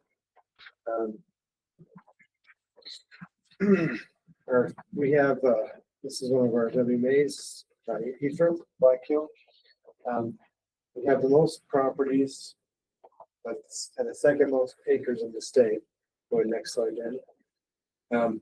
You can see in here, you got 43 WMAs total, 6 conservation easements. We manage 5 sportsman access points and over 110,000 acres. So it's a lot, and it's spread out over a lot of area, and it's a lot of work. So we definitely can't do it without your support. Next slide. So I'm going to highlight some of our main areas of our management budget. A lot of our money goes into our weed program. So more than half of our total budget goes, a lot of personnel money for that, and our equipment costs and chemical and truck miles and all that stuff that adds up. So we typically hire about 4 seasonals, and we have a system maintenance person that kind of manages that. We have 2 spray trucks with 300-gallon tanks, 2 UTVs, 2 ATVs, and they're spraying pretty much every day from April through August. And it shows you there what we've been, how many property we typically spray in a year. This year we covered a few more properties than usual. And you can see there gallons of chemical sprayed, 6,500. That's about similar to the year before. Depends on the weed year. Some weed years can be bad, depending on how our spring is. We get major flux of weeds. Sometimes when it's dry, we don't have as much. But anyway, it's always quite a bit. It's a lot of our work that we do. And we're kind of mandated to do that, so we can't just like, yeah, we won't do it this year because we want to keep these under control. These weed infestations under control, and we don't want to get the county on our case for not spraying the weeds. Anyway, that's a big part of our management program. Next slide. The next big part is guzzler maintenance. See there, we've got about 255 guzzlers in the region, not quite as many as Gary, but 88 of those are upland game only, and about 167 they kind of available to all wildlife. And so that's a lot of, that's scattered all over our region. A lot of them in the West Desert, a lot of almost mountain ranges in the West Desert. So we turn on and off about 50 BLM guzzlers, and they give us, we have got some funding for them in the past, but the base, you know, to keep our guys some money to do that is coming out of our maintenance budget. We've rebuilt 2 guzzlers this year and installed 8 new ones. And we're always putting new guzzlers in. A lot of those new guzzlers are paid for other projects, but maintaining those and keeping an eye on those is part of our what we do it after they're put in. So we monitor about 20 guzzlers a year. Chuck and Wildlife Foundation it's gave us an employee to do that with a volunteer. It's really nice. We run the truck and they pay for his hours, whatever. And we send him out and cover about 20 of those guzzlers and have a look at them every year. We cover about 20. So he's able to, we've got a schedule of what to look at each year. So we have a good look at those. A lot of those are maintenance free, so they need to be looked at every once in a while. But you can see with lots of upland game use, lots of non-game use, and cougars even. You gotta be careful when you have cameras on these things. You might want to hide. That's up the tip on Elgis, and I took a camera off and went back to the offices in the fall. And I saw a cougar going there and the pictures going underneath the apron because it just like, that was the biggest bus tank. Exactly a day before I walked out there, the day before.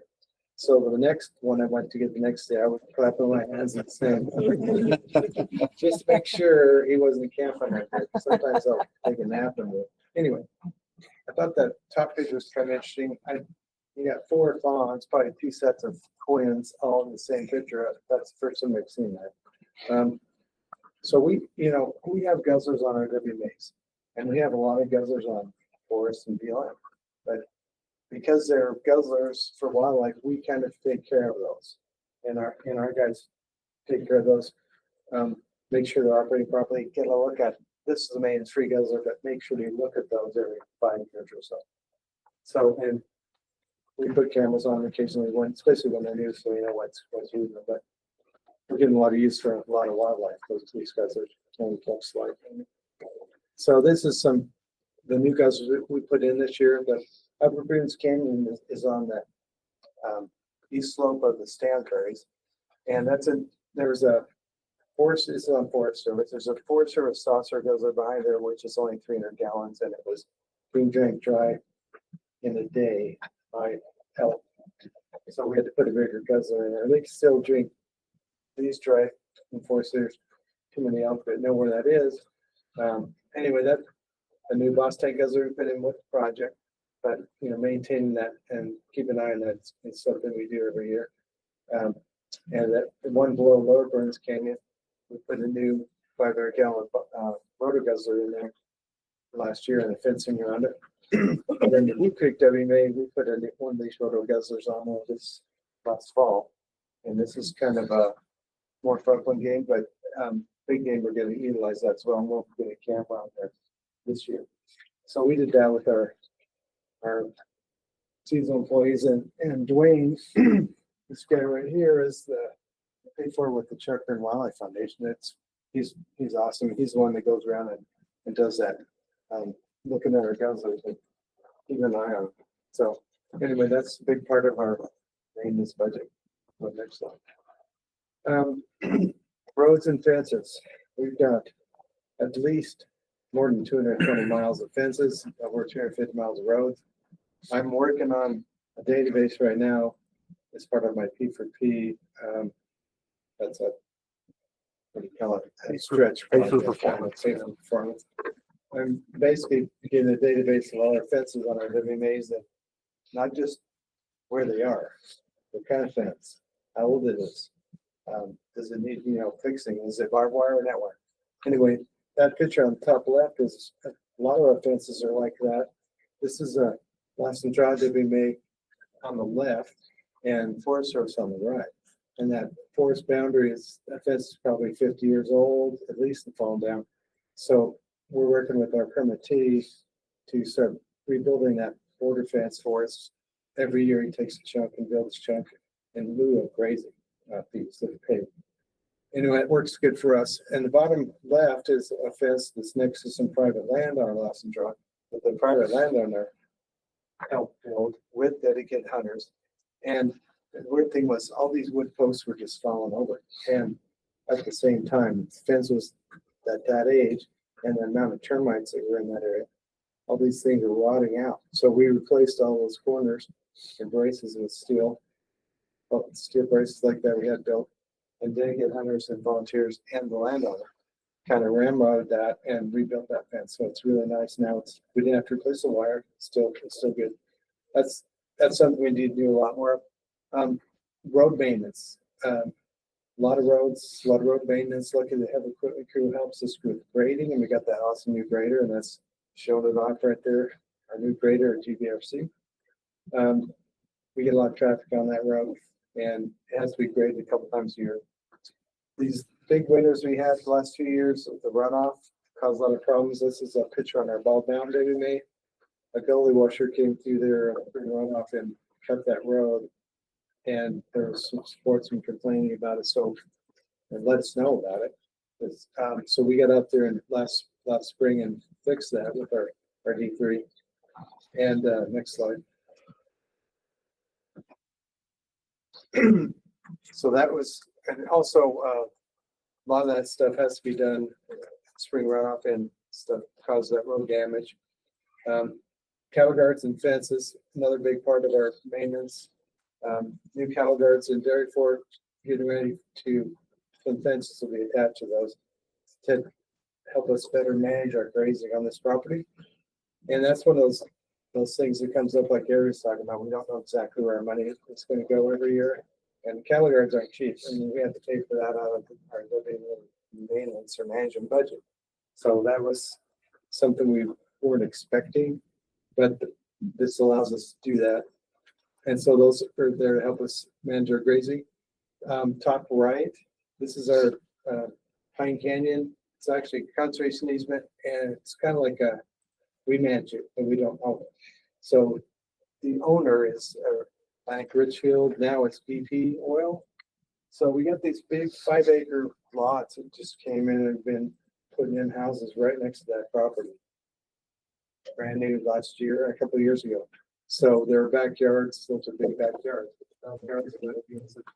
Was just a portion and barbed wire fence. It's kind of a cut fence.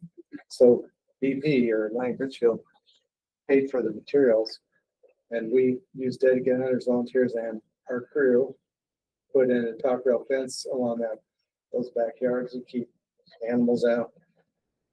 Wildlife can jump over. We don't want pets coming across our boundary, so that's a net wire fence, but turned out really well. I really like that top rail fence, just a little more labor intensive. Anyway, that's some of the things we do with that money. Next slide. Okay, more road maintenance. Closing user-created roads. It's a bane of my existence, as well as closing user-created trails or dealing with them. While down WMA, while we were going to fix the road, we're closing some user-created roads that don't belong and shouldn't be there, and signing those. The bottom right is a starvation road repair. That was one that was severely damaged. I don't have enough pictures of before. It got to the point where we have a landowner that is in holding just adjacent to our property there. He could barely get a four-wheeler to his property because of the road damage that happened after our big winters and big runoff we had. So we had, with the heavy crew last spring, went in there and fixed that road and got that done in a couple of days. It turned out really good. So anyway, that's some of the things we spend our money on. Next slide. Sportsman access points. The left-hand side is our pass through earlier this spring. This is a very popular place to get to Utah Lake.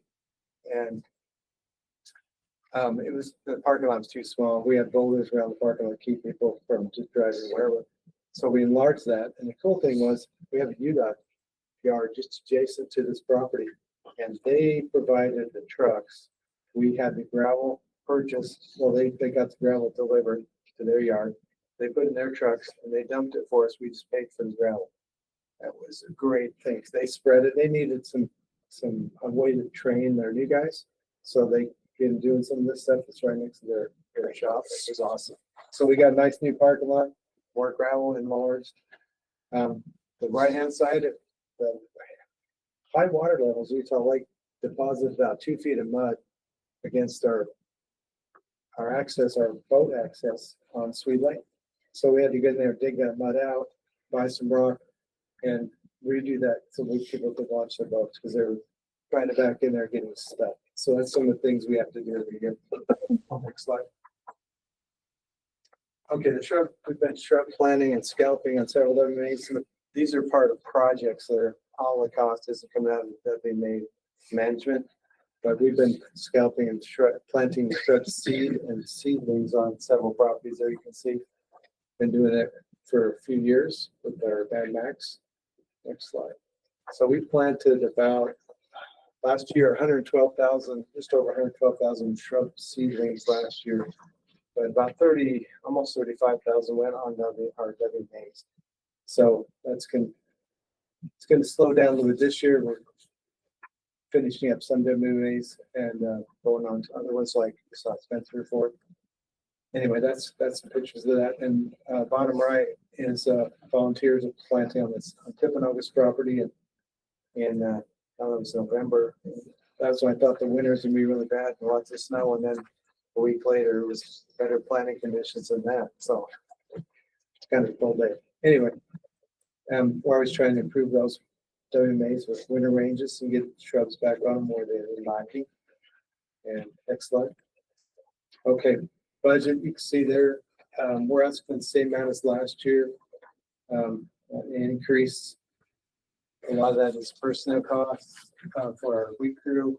And then so those remaining from the motor pool at the bottom, about 100, just under 160,000 for those 110,000 acres. So seems like a lot of money, but a lot of acres to cover. So we get by with that for now, but that's kind of what we're spending approximately. So any questions? A lot of work being done there, and probably one of your bigger challenges that you mentioned is just there's lots of other recreation coming onto our properties there, and that's just an ongoing issue, especially in our central region. The MARC represents and northern region also fights this as well, and so. So a lot of our costs go for that as well. So any questions for Mark about this?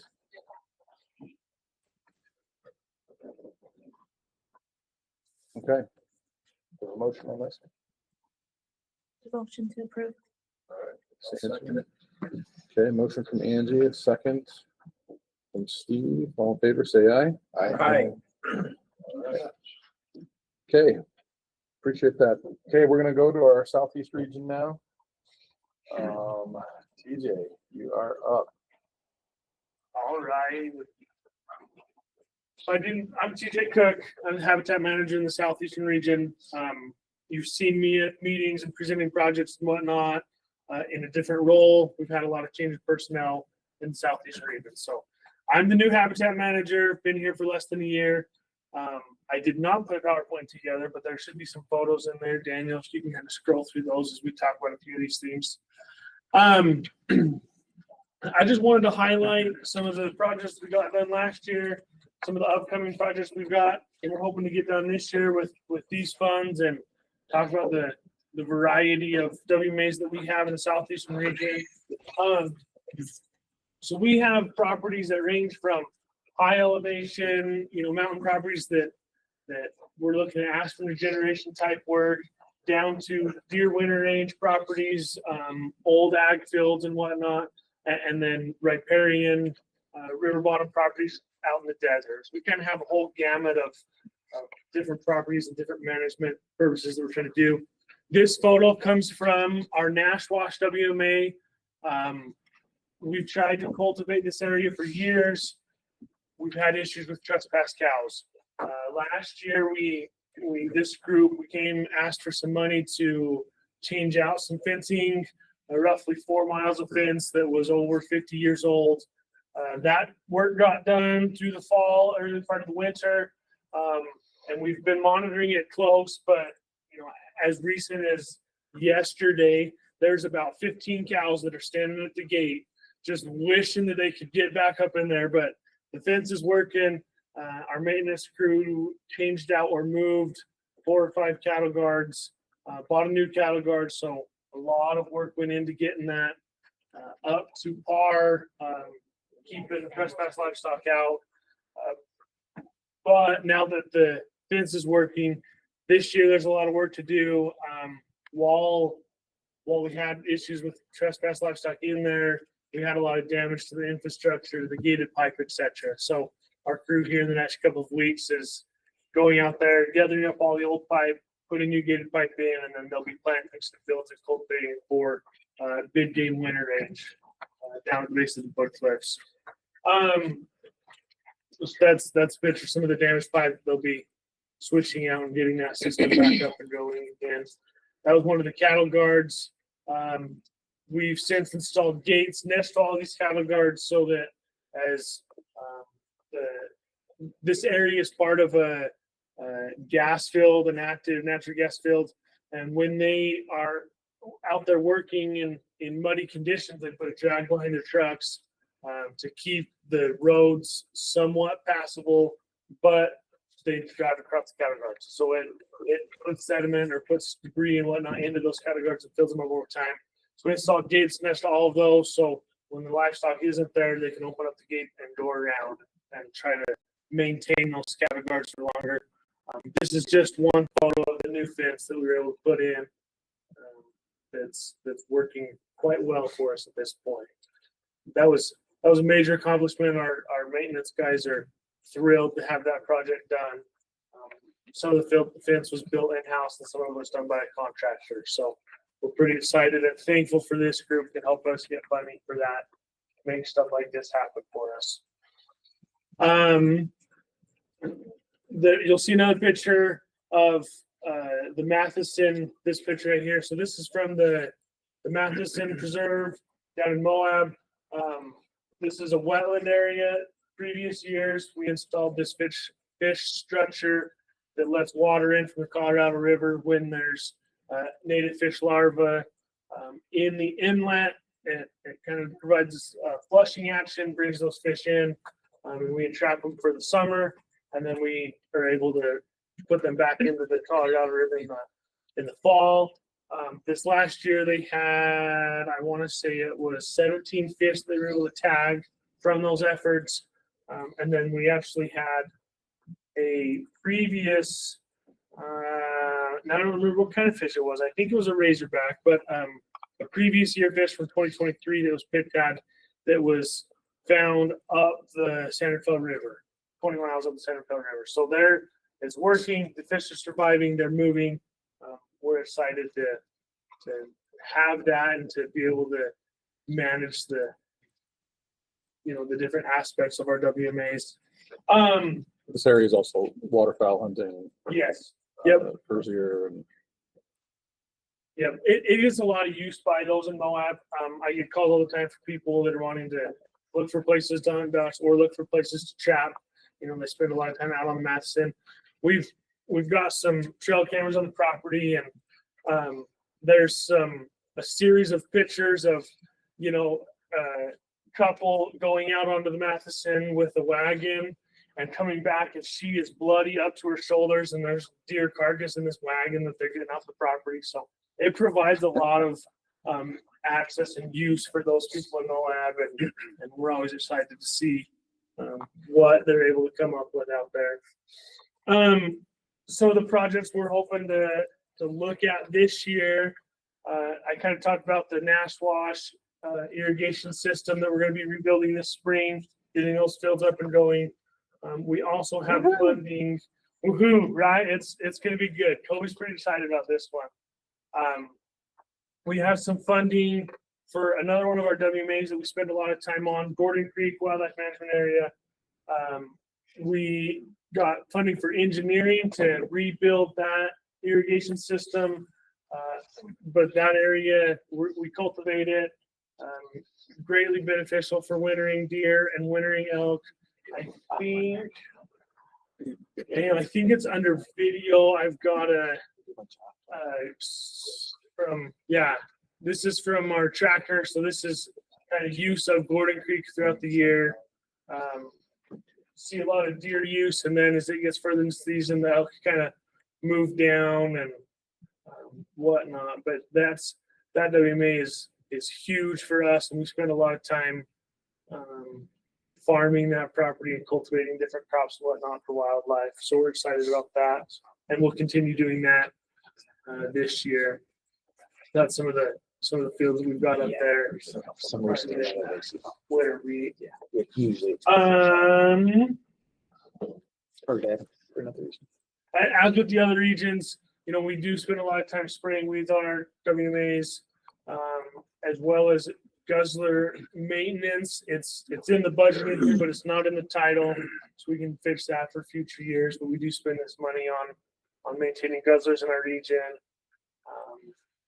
But yeah, it's a cool project, and it lets our maintenance guys do everything that they need to. And we're thankful for all your support over the years, and hope to continue doing good things for wildlife. Someone takes high quality pictures. That's a wild one, Randy. It's Makita, and she was down there on personal time taking some pictures for us. He takes photos like. Yeah, all those off work photos or whatever, great photos. Yes. They're all great. Some pretty photos. Is that the Kevin Costner WMA? That one? No. Photo of the. A side note, TJ, I loved, are you the one that put this project in? Yeah. The system?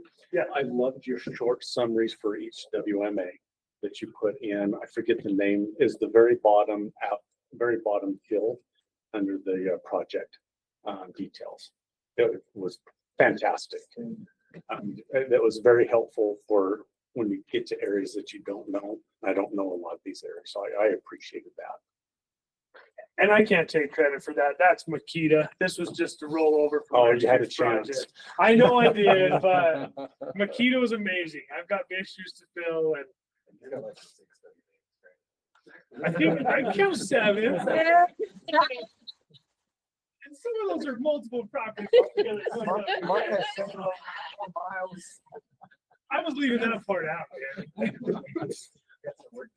All 7 of your WMAs fit inside of one of Pat's WMAs. I'm just kidding, you know, it's awesome. They're doing a great job in the Southeast region. They do Appreciate that. Any other questions about WMA work in the Southeast region? Okay, there's a motion on this one. A motion to approve. Okay. I'll second. There's a motion from Randy to approve, a second from Angie. All in favor, say aye. Aye. Opposed? Okay. AJ, I will throw out, you guys have done the same amount of work 3 years in a row for the same amount of money. That's outstanding. We're trying hard. So thank you. Okay. Do this one, or do you want me to do this one? You got this, man. Okay. For moral support. We're gonna keep going then. So I just talked about all of our properties. Now we're gonna hone in on one of them.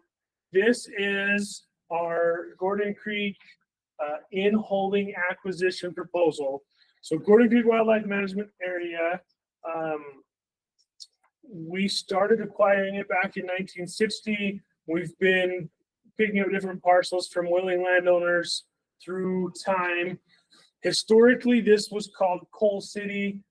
So these are building lots that are still held by different landowners. This project comes up because one of them called me 2 months ago and said, hey, I've got a 0.6 acre parcel that's in the middle of your fields. Are you willing to buy it?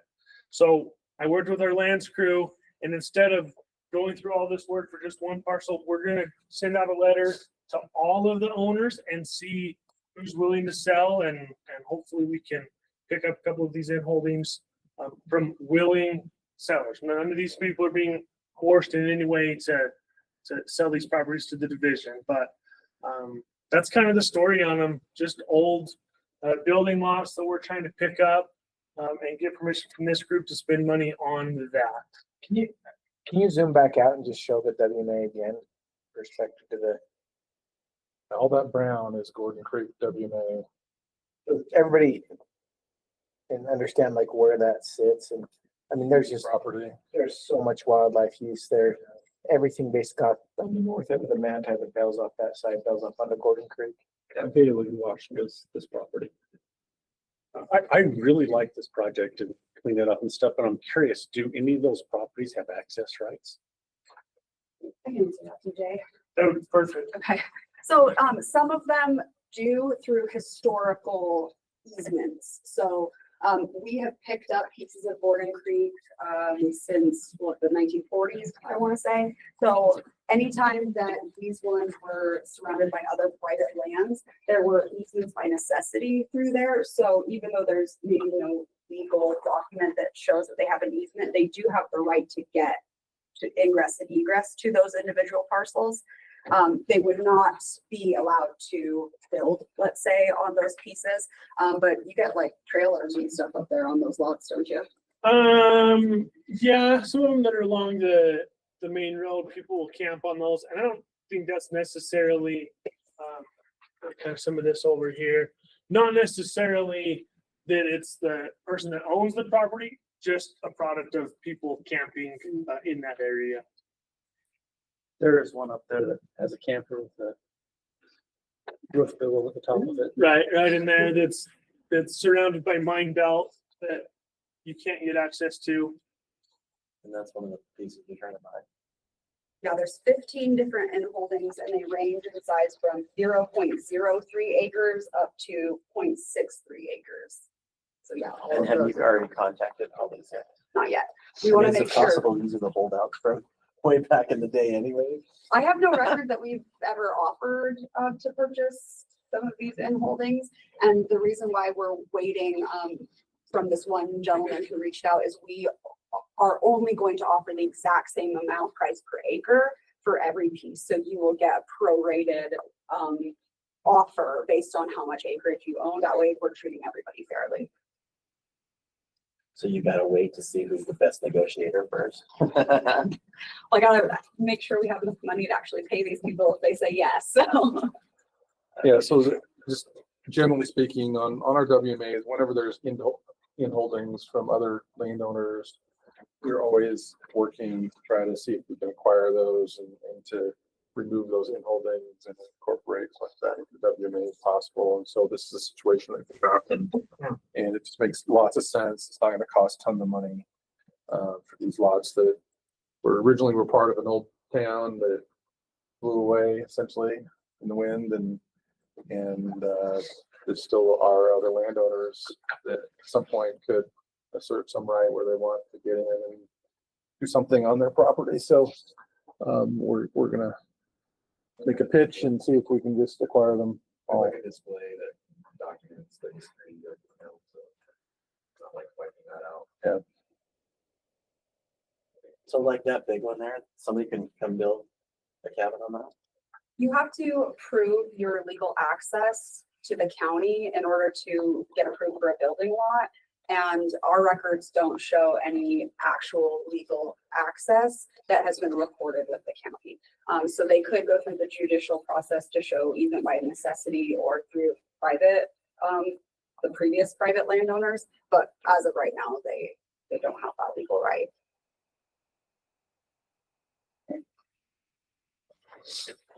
Worried and solving future problems, so we're just gonna buy them out. Yeah, I'd rather, I mean, if you have $1 to spend, you'd rather spend this on something that was beneficial to the private landowner and the agency and not on legal fees. Yeah. And so I think that's the right philosophy, is to find win-wins and find beneficial solutions. I like this. Yeah, so when we have an opportunity, so we're just gonna try to grab them all as many as we can. I'll make a motion to approve it. Okay. I'll second it. We have a motion from Randy and a second from Blake. All in favor, say aye. Aye. Any opposed? Okay, motion passed. Will you have like I mean, by the time we hit our funding meeting in April, will you guys have a better idea of the actual cost? Yes. I know you're kind of estimating it. Yeah, so I do, this is based on, how much we're gonna offer for each piece, and that would be assuming that everyone accepts that offer. I doubt that's the case, so you'll hear back from us, on who has accepted our offer, because we only get a certain amount of time to accept. What's the funding breakdown on this one? I think it said 100% was big game. And we can adjust that. No, you're good. It's Okay. There's no ducks on there? Probably not in any of the parcels that we're playing. There is a pond on the property that has ducks on it.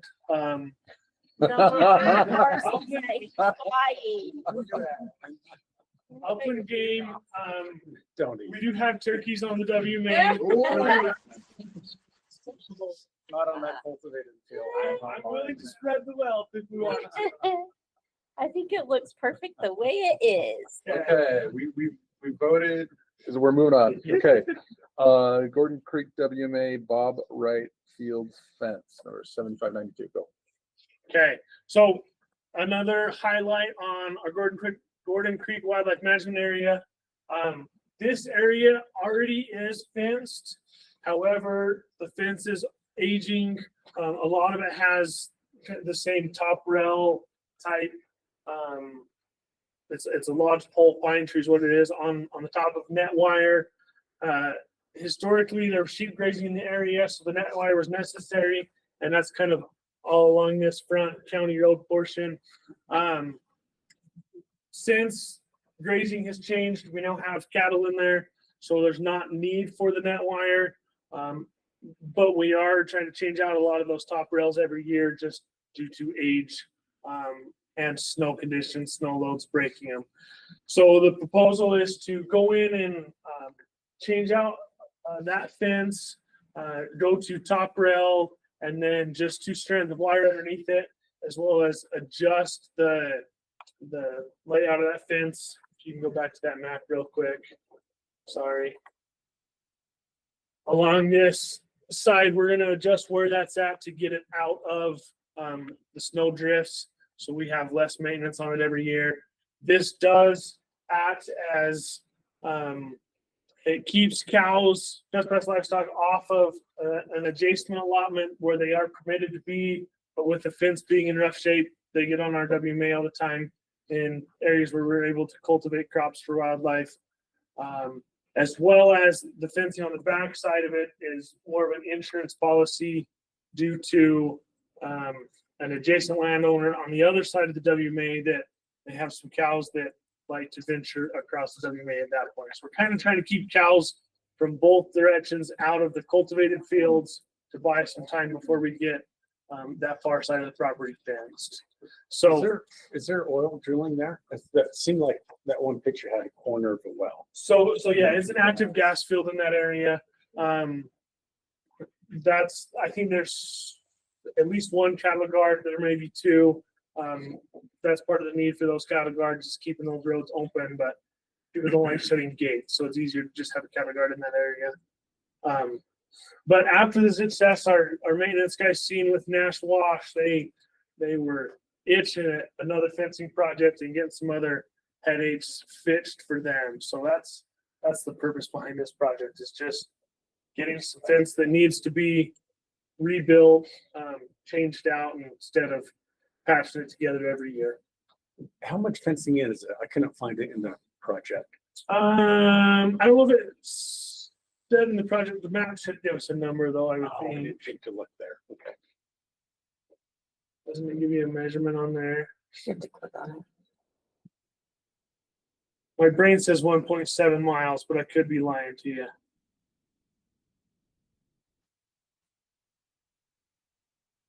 It's 15,356 feet. That by 52. Not quite 3 miles. Okay. I'm saying I'm not gonna do that math in my head. Is that a line feature or is it a polygon? So double counting? I think it's a line. Line. Yeah. That's a good question. Okay. I'll find out. Because it does seem more than it is. You're getting rid of the mesh. Said it. Getting rid of the net fencing, yep. We're making it more wildlife friendly.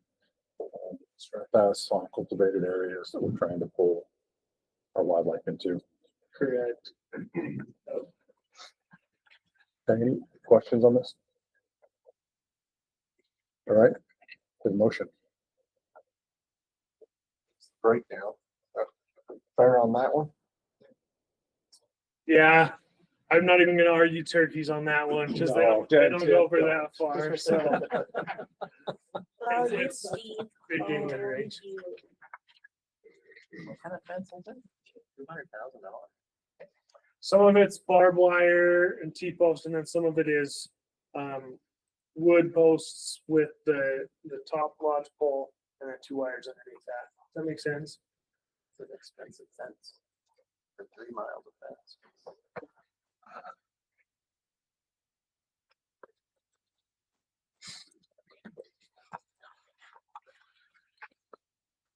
You got the removal of the existing fence too. Looks like.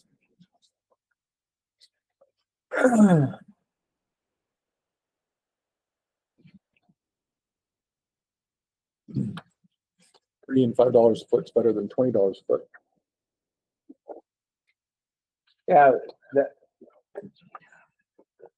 I am supportive of this and I'm a little bit with Tyler. That's a lot of money for a fence. I mean, take the removal out, you're still $50,000 a mile for a 2-strand top rail fence. That blows my mind. How's that? What's that? Is that what it costs? That's not quite what our Nash wash fence cost, but I don't know on the top rail how that's gonna change the contractor, so. Why are you doing 2 different styles of fence there? Probably for aesthetics as much as anything. The area along County Road, the top rail is a better looking fence and it's more wildlife friendly, passable wise. And it's easy to maintain that in those areas. The other fence that goes up to the mountain, up towards the mountain is just the 4-strand barbed wire. And why the 2 wings on it? There's kind of 2 wings on the fence. So if you go Tie back into to the existing or If you go back to the map, I can explain that. So this area is a different landowner, and this wing will keep cows out of this part of the WMA. This fence is to keep these cultivated fields in line, and then this is the same idea as that one. It ties into an existing fence over here that's in good shape. So it's kind of fencing cows in 2 different directions at the same time.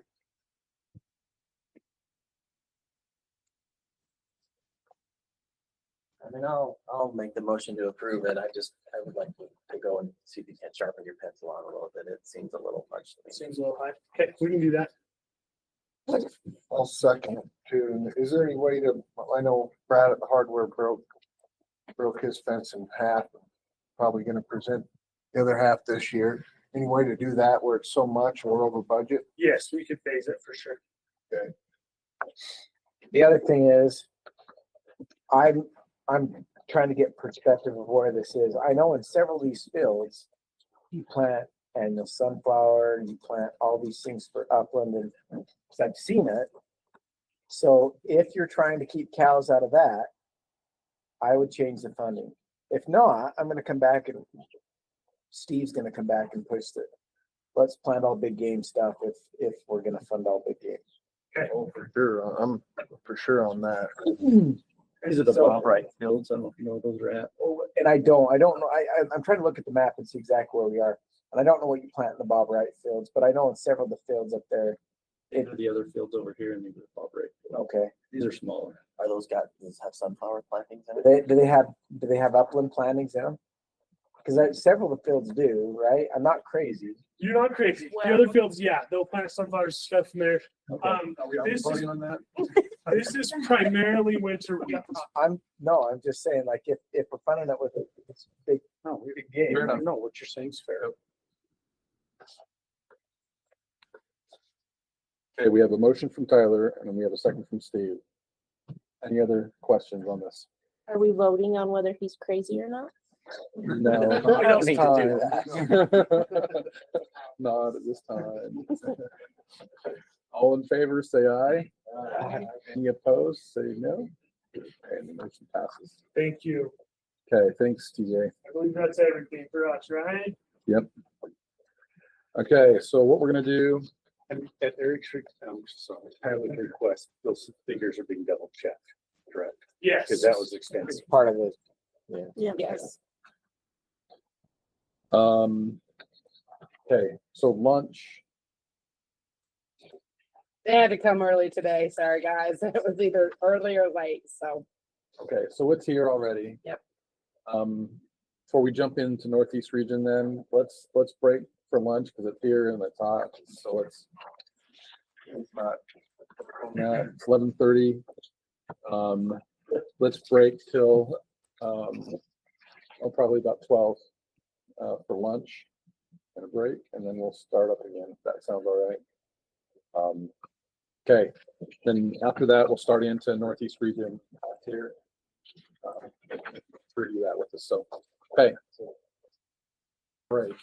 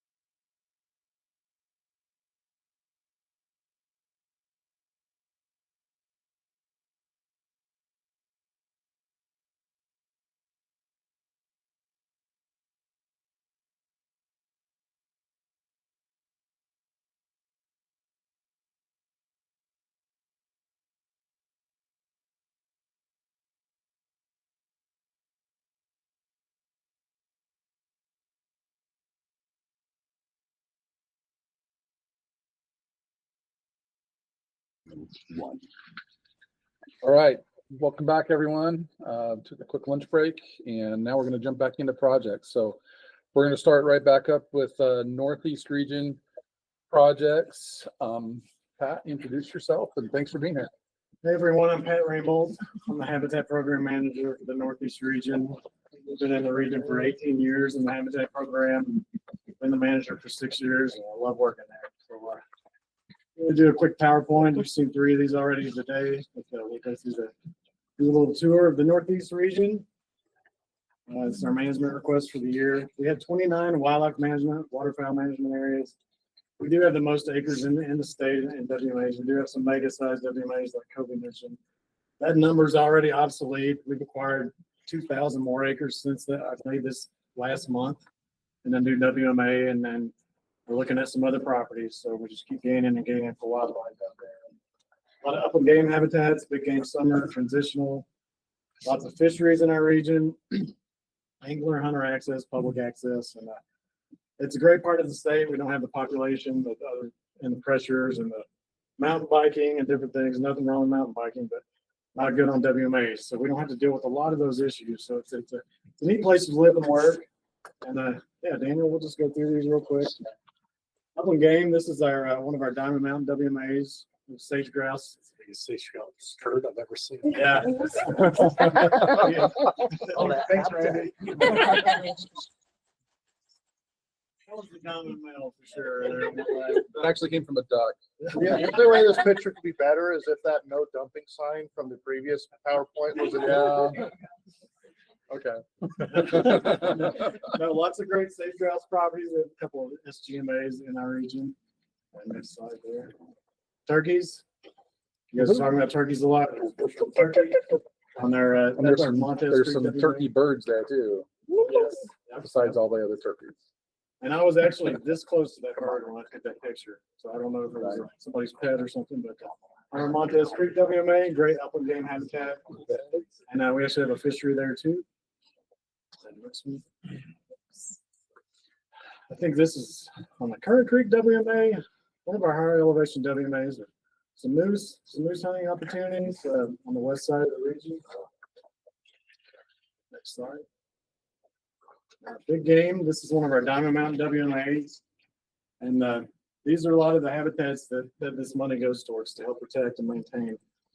Do the weed spraying, the fencing, all the things to maintain these habitats. This is a great spot. We get to control the grazing there, so you see a lot of forage for wildlife, a lot of great habitat for them to hang out in. That guy can just sit down and disappear, and all you see are the little tips sticking up. So great area for wildlife. Next one. This is out in the book list. This is our Willow Creek WMA. Great big game winter habitat. Also some good shed hunting opportunities for the public out there. Like to do that sort of thing. Waterfowl management areas. We have 2 in our region. We have Browns Park in Daggett County, and then we have Stewart Lake in Uinta County. Great opportunities for waterfowl, for hunters out there. Enjoy that sort of thing. And the money through this maintenance budget helps maintain these kind of habitats. Next slide. This is our Current Creek WMA, Wasatch County. Lots of fencing in our region. We're slowly going through phasing in and all the outdated T-post, wire, wood fences that are just a maintenance nightmare. They got a lot of money. And we're going to the pipe fencing. There's a lot of oil and gas activity out in the Uinta Basin, so we have a really good supply of pipe out there. We've had a lot of luck in the last few years of hunters donating those materials, which helps offset the cost of fencing. This is our maintenance crew welding up a fence. An issue here with cattle trespass or sheep trespass here, so try to protect that water source. Lots of big game use that in the fall. Get a lot of archery hunters up here on this WMA. Beautiful place to work and to hunt. Next slide. Fence maintenance. So these old wooden fences, I hate them. They're just a maintenance nightmare. That was probably broken by an elk bellied over. And luckily it didn't get tangled up in the barbed wire there. Our new design with the pipe and the sucker rod just eliminates those threats. They can just belly over. There's nothing loose to get tangled up in. Very little maintenance. Next slide. Our seasonals. So this budget helps fund our seasonals and the vehicles they drive. And you can see those guys are having a great time. What a place to work. You know, it's a pretty good day right there. Well, that's in our Willow Creek WMA. It's a boundary fence we're putting up to help control trespass cattle. That's the Ute tribal boundary on this side. This is DWR property on this side. And that's where a lot of this money goes, is to pay for these folks to come out and get an opportunity to work outside, do great things for wildlife, and get some experience. A lot of these folks want to move on in the wildlife career, and this money helps get them that summertime experience. Guzzler maintenance, you've seen with the other regions. We do have to maintain these guzzlers. They're a great water source. They hold and store a lot of water, and we do have to do maintenance. This is a scout group that helped us out on this is the Bear Top WMA up in Daggett County. And it's a great WMA for big game. There's some sage grouse up there, bighorns, moose, pronghorn, everything up there. And I actually killed my deer this last October right over in these trees there. So I hunt there too. I have a lot of options, places to go in the Uinta Basin. I love going on our WMAs. They're great showcases of what wildlife habitat should be. Next slide. For guzzler maintenance, this is our Bitter Creek WMA on the book list. I think this is a brand new construction, actually, it looks like. But, some seasonals there, vehicles, tools, parts and pieces. That's all included in this maintenance budget. Next slide. Again, this is our current Creek WMA. This is our habitat staff and seasonals, working with our wildlife staff, doing a range ride, probably sometime in May, it looks like. So some of the maintenance funds on this WMA help provide the fencing to keep trespass livestock off, help protect these water sources. You can see there's an old scar going up the hill there. We've closed down a lot of roads. So the materials and the equipment that they use to decommission those old roads. Next slide. Just a couple more of our seasonals. Some of the money in our maintenance budget goes to hire horses. And we're very, very lucky to have a couple seasonals. They're genuine horsemen, and they love to do this stuff. This is out in our Little Creek Ridge WMA, the roadless area. Probably heard it called out in the book list. Weed spraying, fence maintenance, all the things. Yeah, that's where some of the money goes for those folks to help support us and get us out there. It's a lot cheaper than a helicopter. We love to fly in the Northeast region, but yeah, this is a way to go out in the roadless area. Next slide. Prescribed fire. Most of our staff are red card wildland firefighters, and we help out our sister agencies, Forestry Fire State Lands. This is on the Browns Park WMA in Daggett County. We do the same thing on the Stewart Lake WMA. And so burning off that vegetation, creating some open water, and just keeping it productive for upland game, for waterfowl on these WMAs.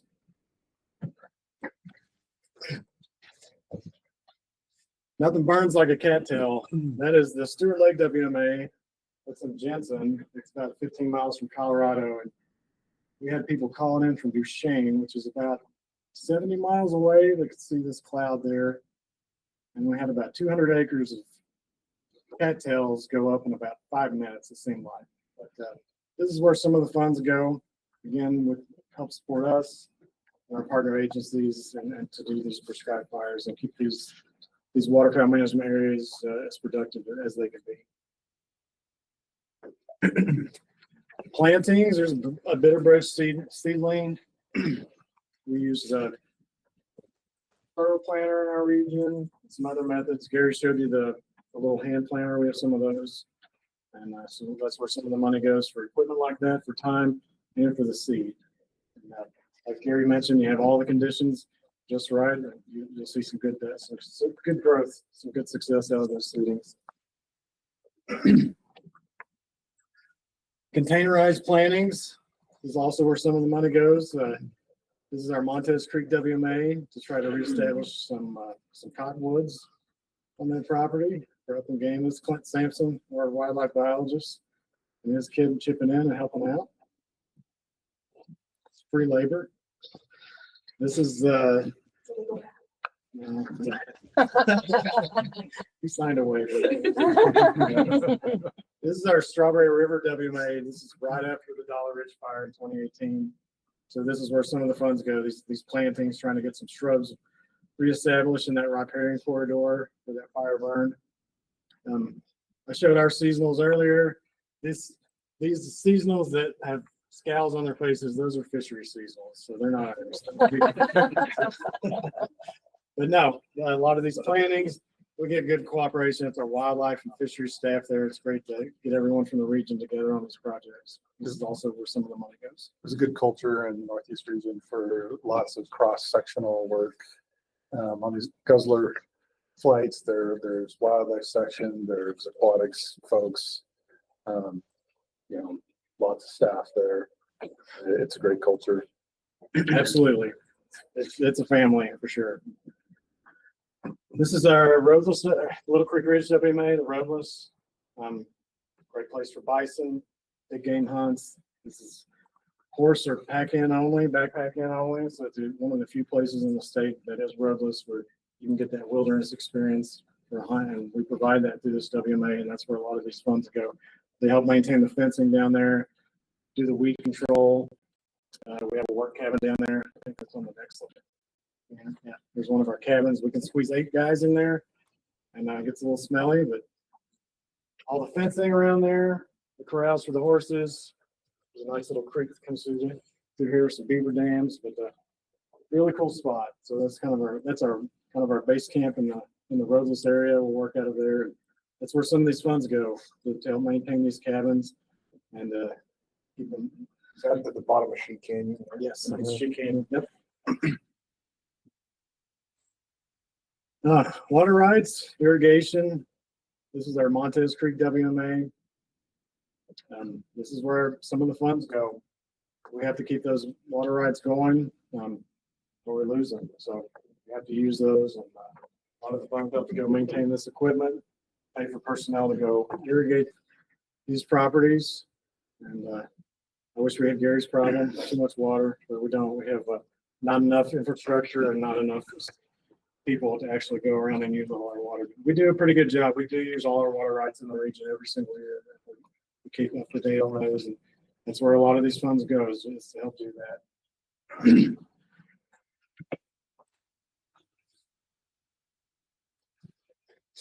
This is our roadless WMA again. We've got some great staff, some hardworking folks here. They backpack in with me. Sheet Canyon cabins right down here, right around the bend. We were down there spraying weeds, maintaining fences on foot for a week, and great staff, like Eric mentioned, and a great group of people. But that's where a lot of the money goes for these trips. So it's paid for food, for the chemicals, for all the materials, for the fence maintenance, and all the things. That's a happy customer right there. This is off of our Little Hole WMA on the Green River. It's my buddy Nick, and they actually came out from Wisconsin. He used to work here as a seasonal for us. And he's out here to fish. That's where I go to fish. Down on our WMAs, they're fantastic. He paid for his fishing. That was worth his price for his fishing license right there to have that experience. So really cool. And that's what it's all about right there. This is our Old Fort Pond WMA. It's our new community fishery. And our fisheries folks got up and going. We do help them with the maintenance, weed control, help them maintain all the structures there. This is a guy with his kid out there. You see those kids fishing in the background. Awesome spot. Awesome little tiny WMA. Gets a lot of use. It's right there out of town and they get a ton of use. There's always people there.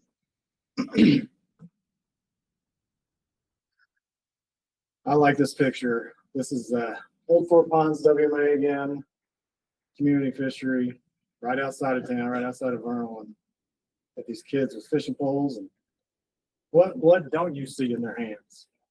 Cell phone. That's exactly something with the screen. This is a great way to get out. It's right there in town, but they can escape and get the sights and sounds, and then get to enjoy our WMAs. And that's what a lot of this money helps maintain and helps provide. I love that picture. It's great. Not as exciting, but road maintenance, fence maintenance, gate maintenance. This is our Montez Creek WMA. This is this picture was taken when the reservoir was drained. So it's like, well, you don't see the water there in the background, but yeah, a lot of the money helps maintain this. Maintain the fencing, helps control livestock trespass, ATV trespass. Keeping the roads. It's a great looking road for the public to use. A great example of what public properties should look like. This is Montez Creek again. This is when the reservoir was refilled. Some of the funds from these maintenance projects help maintain that pier. This pier was actually an individual project here in Habitat Council years ago by Calvin Black. And but it's a lot of use. Excuse me. A lot of public use on this WMA. You see the well line up top where we do the irrigation. We do some of the plantings here on the shoreline. You see some of the vegetation here. We're still working on this other side here, but that's where a lot of the funds go to do projects like that. This is Montez Creek again. This is when we were working on the dam and had the reservoir drained out and doing some trail work. I think these were some volunteers. That was one guy might be on work release. I'm not sure. But this is where a lot of the funds go to plantings, maintain the trail, provide fishermen access on that property. There's upland game. You can see down there in the bottom. That's where I had the turkey from earlier. There's a nice cottonwood gallery down there, Russian olives, and great upland game habitat, and waterfowl in this one, fisheries, big game. This one has it all. So, next slide. And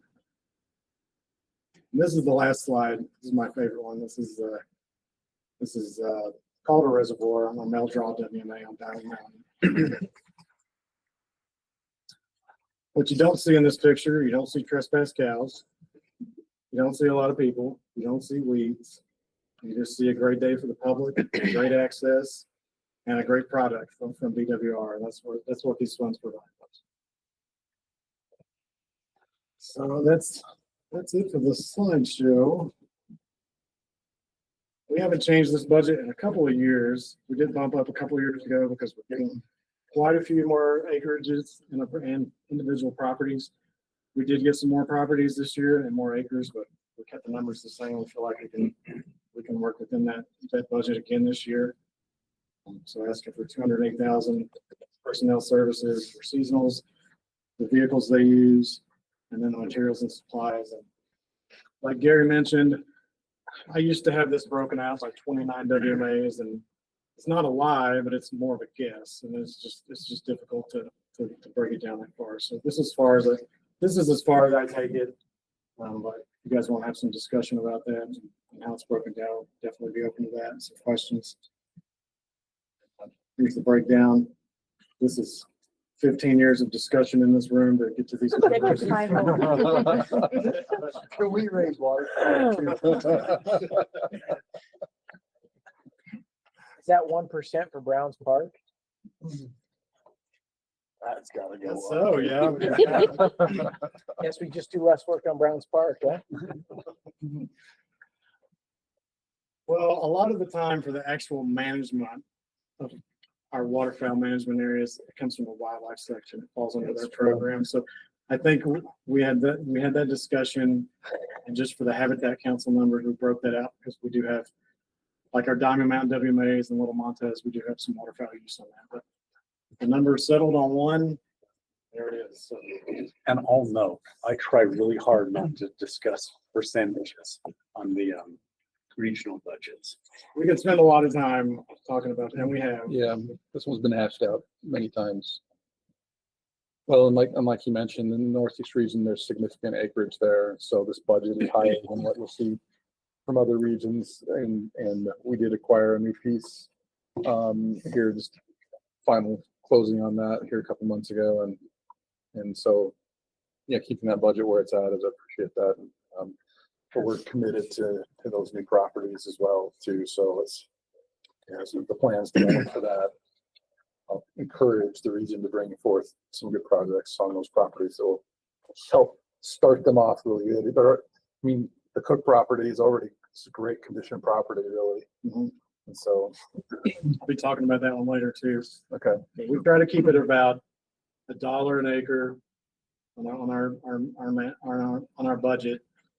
And like that first slide said, we have about 185,000, but we actually have probably about 25,000 acres that's going to be coming to the division any day now through CUP lands. We just got the Cook property, and I'm working on a guy for the Little Montez property right now for another acquisition. So we're still at about $1 an acre, which is a good bargain for fences, weed control, seasonals, vehicles, all the things that go into this every irrigation. It is a big number. It's bigger than a lot of the other regions, maybe the biggest one for the maintenance budget, but it's still at that $1 an acre level. But I'll throw out, like I said early on, I actually went back and compared them all. You had a little jump like 2 years ago during the inflation hit. Other than that, you guys have been very consistent. So, which is fantastic. yeah, our staff, all our staff work hard at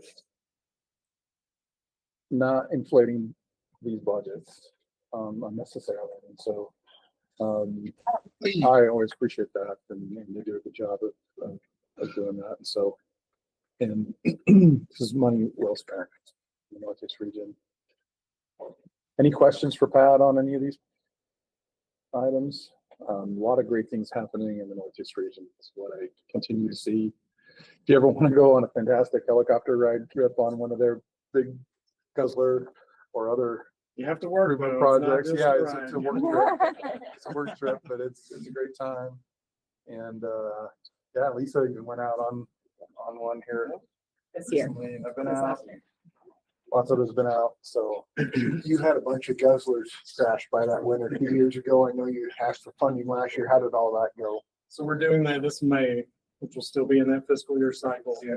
We had troubles getting ships last fall, the fire season. And so that kind of got pushed back to this, but we do have that on the schedule for this May to go do these. I think it's 9 or 10 guzzlers that collapsed from that massive snow year we had in 22, 23. So yeah, that project is still up and going. Cool. Cool motion save me from asking. Thank you. Okay, got a motion from Tyler. Do we have a second? I'll second. Okay, with a second from Randy. All in favor, say aye. Aye. Any opposed, say no. Okay. All right, thanks, Pat. Next one, Trail Creek, WMA fencing. Okay, Trail Creek WMA, and this is, let me zoom out a little bit. This is up near Flaming Gorge in Daggett County. Surrounded by Forest Service properties up there.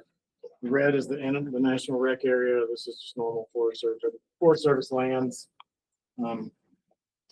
This is, I think it's a 160 acre property there.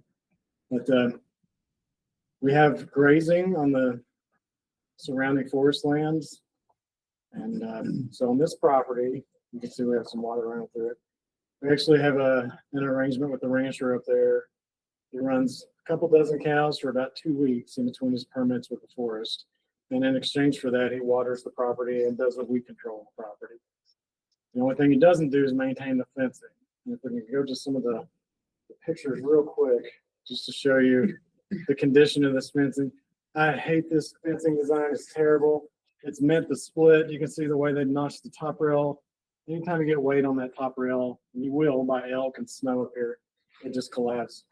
See how loose that wire is, and that's because every winter there's about 2 to 3 feet of snow that just packs down. It's terrible design. I'm sure they have good intentions, but terrible design for this area in this part of the world.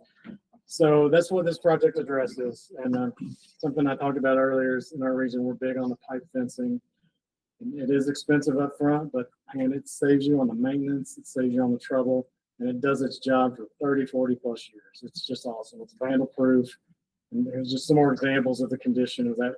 It's a great WMA, and there's great habitat there, but like I said, we have pressure from the surrounding properties on the Forest Service, and those cows are constantly getting in there. I went up there this fall, and we should have, so the rancher pulls his cows out in June, and he waters it a couple more times for us. Good growth in there, and all those cows on the surrounding forest pressured their way in, and all that feed was gone. So not a good situation. You can see the state of this fence. It's beyond repair. We patched it up. This is what we want it to look like. This is our design in the region that we've tested. We've gone through the years of perfecting this design. We have expansion joints in the top rail every 300 feet, and the sucker rod also has expansion joints, and it's free to move through these eyelets here. It's not welded on. So that's the thing with pipe. Every single day you get expansion and contraction, and over a year you get 720 expansion and contractions. And over time, those welds pop off. It looks like spaghetti, but we've perfected the design in the region and got the pipe fencing. The only thing we can't do is make it cost less. So that's the ask on this project. And I say that again with just consider the maintenance costs, how long term it is. It's a great permanent fix. It's vandal proof. I've done a lot of these over the years. Thankfully for all the funds you guys have provided. I'm asking for another one today.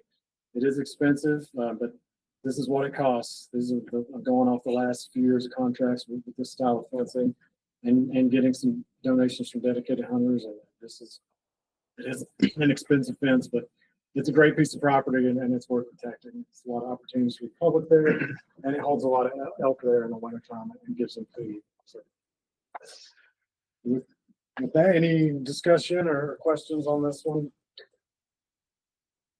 This is all big game. I've never seen a turkey on my property. The one question I had when I was looking at this one, under the species you had listed livestock. I'm assuming you did it because of the private, the rancher that you have helping.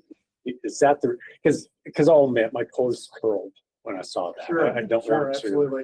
You know, I just put it on there for disclosure that we do have livestock on this property and they do benefit from the fence. So, and our neighbors benefit from the fence. They're not trespassing on the neighboring permittee. If we didn't have the livestock there, it would be a big ask for our crew to go up there and irrigate that and get it into the state it is going into the winter for those games. So that was more of just a disclosure thing. So no, I know, I appreciate it. And it is kind of like, are we benefiting livestock? Is that our goal as an agency? But there it is. Okay, good question. Well, it brings up that subject about grazing and where we do use it and where we don't use it. So we view it as a management tool, vegetation management tool, but we do our best to make sure that we preserve the right amount of vegetation for our wildlife. But then especially in these cooperative situations, allowing a grazer in there that does some other beneficial work for us is time and vegetation well spent. Can you bring up some map again? And while you're bringing that up, can I jump on what you're saying, Eric? Because I wasn't going to bring it up, but you brought it up. So my understanding is that there's some new emphasis on allowing grazing on WMAs. And that was listed in a couple prior plans or budgets. And I believe it's listed in the plans for the southern region as well. The emphasis is to allow it, but does the division still have control over when to do it so it's appropriately grazed if it needs to be grazed? Absolutely. And we're only gonna utilize grazing when it can be of benefit to the property and for wildlife. We have had some pressure for some additional grazing, but we're trying to be reasonable. And the primary purpose of these properties is for wildlife, habitat preservation and wildlife use. So we make sure that is our number one priority. There's some excess vegetation that we can get some benefit out of with the neighboring grazer, then the region is definitely allowed to do that. But we frequently talk about wildlife are our priority. Use that vegetation management as a tool to improve the vegetation, which it often does. And grazing can be a good tool. We've got a really strong lands rule that allows us to write contracts, dictate parameters, stick with those parameters. And I mean, I think all of our habitat section, everybody views grazing as a management tool, not as, it is a partnership. And the partnership is also important, right? It is important to have partnerships with the agricultural community in our state. As hunters, we probably align most with them of anybody else on the land. We have a lot of commonalities in consumptive use of a resource, right? But in addition to that, like, I know our habitat section looks at this as, all right, without this, we get dry dead thatch, we get stuff that's just rank and wildlife don't use it anyways. And our lands rule has a lot of teeth in it. When we follow it, we can get people in, the number that we want, get them off when we want. And when we have problems, it's actually really easy to get them off. The other thing is, when we have these properties leased to a permittee, or leased to an individual says, hey, I'm willing to pay this much for that right. Then when we get trespass call from other folks, it's way, way easier socially and politically for us to call them and say, hey, there are cows in the WMA, and he's going to eat the feed that we allocated for you. And they're on it. They're on it to go down there and address the issue, get them off, fix the fence, whatever it takes. Because when it's us, it's this nameless entity of, hey, please don't graze our WMA. Oh, okay. Well, please don't do that. Okay. But when it's one of their colleagues that they have to answer to, it's way, way different. The trespass stops. So that's one of the ways that we graze them responsibly, is by actually having a permitted grazer on the property. Way harder to look at your neighbor in the face and be like, I stole feed from you, than it is to look at a division employee and say, well, I stole feed from the nameless entity. Like, it doesn't affect. Yeah. So the short answer is we do allow it as a management tool, but our primary objective is the wildlife. As long as that's proper. And so we discuss it a lot and reemphasize that that's the priority, is wildlife. Awesome. So, and that's how it's written in the land use rule. We always go right back to that. Is there a good existing fence where you don't have any there? Or what do you? Well, this is a big gorge right here. It's just a natural barrier down through there. There's not one. It's just a ditch, an irrigation ditch that you're seeing there. So no, this acts as a natural barrier.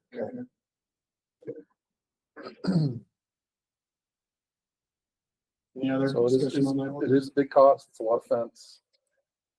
But you'll never see it again. That's what I love Never about in your that pipe. lifetime. fence. So Just I- that every time again. I was gonna make a comment too here. Like, is there, I know the drill pipe's probably easier for you to get because of your location.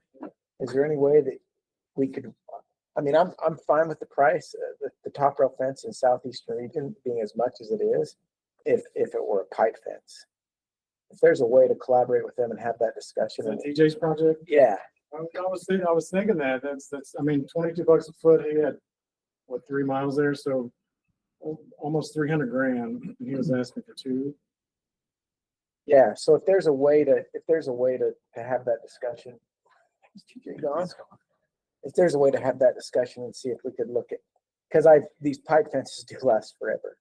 It's not a top rail that's getting busted by an elk or something like that. You're back in your maiden. Yeah, I'm with you, man. If we're gonna pay money for a fence, I'd much rather do these northeastern region style fences and pay a little bit more. I mean, if we're to the point where we're, $18-20 for just a regular fence and you're getting these for 22, 23, let's start putting them everywhere. Would you mind reaching out to him? Well, I can have Shani work with these two together.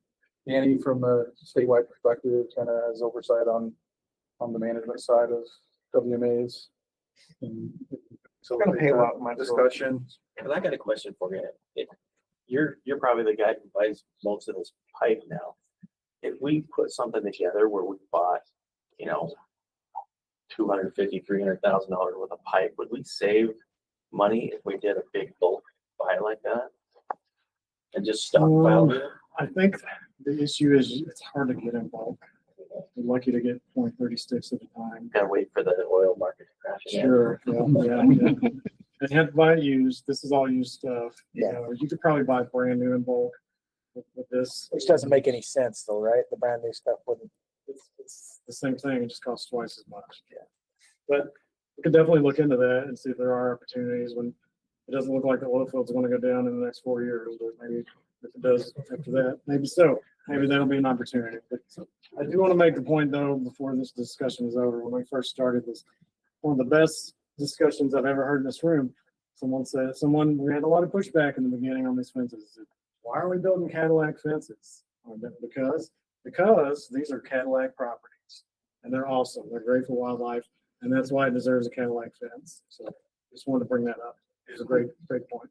Well, and I would add though, in your area with the snow load, it makes more sense than maybe down in the south or the southeast. Another question for you though, you said you had a lot of dedicated hunters and whatnot that have been making donations with it. Does this price include fence you already have, or is this all piping from the contractor? So this one, I have a few fencing projects, and this was one. It was big enough. I thought I wouldn't just add that in there because I can't add this into every project. I have to pick and choose which one. So I usually save that for the smaller scale projects where it would make a difference. He just buys an extra with this project. Just kidding. Just don't start any giant fires while you're out welding it in summertime. Oh, man. We watch fire. We keep our eye out for fire restrictions, and I hold the contractors to that too. But you brought up some of the pipe that's donated. We do smaller sections in-house. Anything under maybe 800-900 feet, we'll do it in-house with the extra supplies that we have. So we'll use that material, and I think that goes back to the maintenance budget. Some of that money goes into the fencing. So when we use it, we build that exact same style of fence in-house. Okay, any other questions about this maintenance management budget? A lot going on here, and they use it well. So, do we have a motion on this one? I'll make a motion to pass it. Okay, Second. all right, we have a motion from Steve, second from Angie. All in favor, say aye. Aye. Any opposed, say no. All right. Okay. Okay, Next more one. fencing. Let's look at the map on this one. So this is I got a call from this is a private property owner, called about this fence. So we're just east of Strawberry Reservoir, right off the Highway 42. Look at the land ownership. There we go. So this is our Wildcat WMA right here. This is private to the west. This gentleman grazes sheep over here. And this is about I think it's 20, that's about a half a mile of fencing there. He called me this fall. He was looking at that fence. He's maintained it for the past 30 years. It's excuse me. The design, it's an older T-post, net wire, barbed wire fence. It's good for holding sheep at this spot. You need that net wire to hold the sheep, keep them off the WMA. He's been a really good neighbor over the years though. They have maintained that fence. I'll go to the pictures in this one. Kind of shows you the condition it's been in. They patched it, fixed it up over the years, and it's just the point where it needs a total replacement. We talked about the design on this. We discussed pipe. He likes this design because it holds sheep better, which I can understand that. The other thing is he's going to continue his ranch's commitment to actually maintaining the fence. So any of the maintenance on this fence, he's committed. The trees falling on it, stretching the wire, all the things, takes the maintenance off our hands. So this is where I'm okay with trading in the pipe fence for this style fence, as long as the permittee is maintaining that. This one's been there a long time, just needs replaced. Had some issues with wildlife entanglement, those top strands. We're going to address that by putting more of the dancers, through that top strand and connecting it into the net wire to keep those stretched apart, minimize the leg entanglement there. That property at Wildcat WMA is great. We actually have some moose on that property, some moose hunting over there, elk, deer. And there's domestic livestock just for disclosure. In this case, it's sheep, and it helps keep them off our WMA. We have a lot of wet meadows, higher elevation, aspen habitats. Want to keep those livestock out of there. Prevent the weed spread, the erosion, the hoof shear, all the things you get from trespass livestock. So this one, not as big of an ask because of the construction of the material of the fence, $30,000. The private property, like I said, the private property neighbor is committed to continuing the annual monitoring and maintenance of the fence. That's probably worth more than $10,000, but just to give him some credit, he's committed. He's been a really good neighbor to work with. So, good fences, and good neighbors. In my good case of that. So, any questions or discussion on this one? Would that fence be better as a let down fence, the same style he wants, but let down for the elevation it's at? Oh, Or is that more expensive? I think the effort it would take, and just because you have the trees and just the road there, it would be difficult to do that.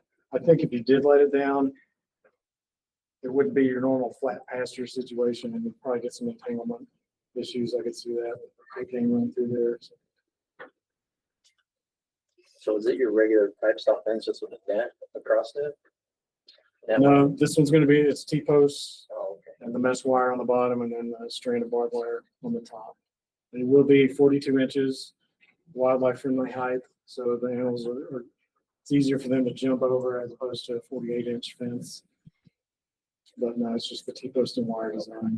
And what was it you said you're gonna add to try to eliminate the tangling? So in between the posts, the dancers, they screw down between the wires and they keep them separated and keep them tight and just, from tangling up in the hooks. And I can see Steve on the kind of a steep bank here, and then if you drop it this way, you got a lot of shrubs and sagebrush and things, so maybe more difficult to keep it on the surface.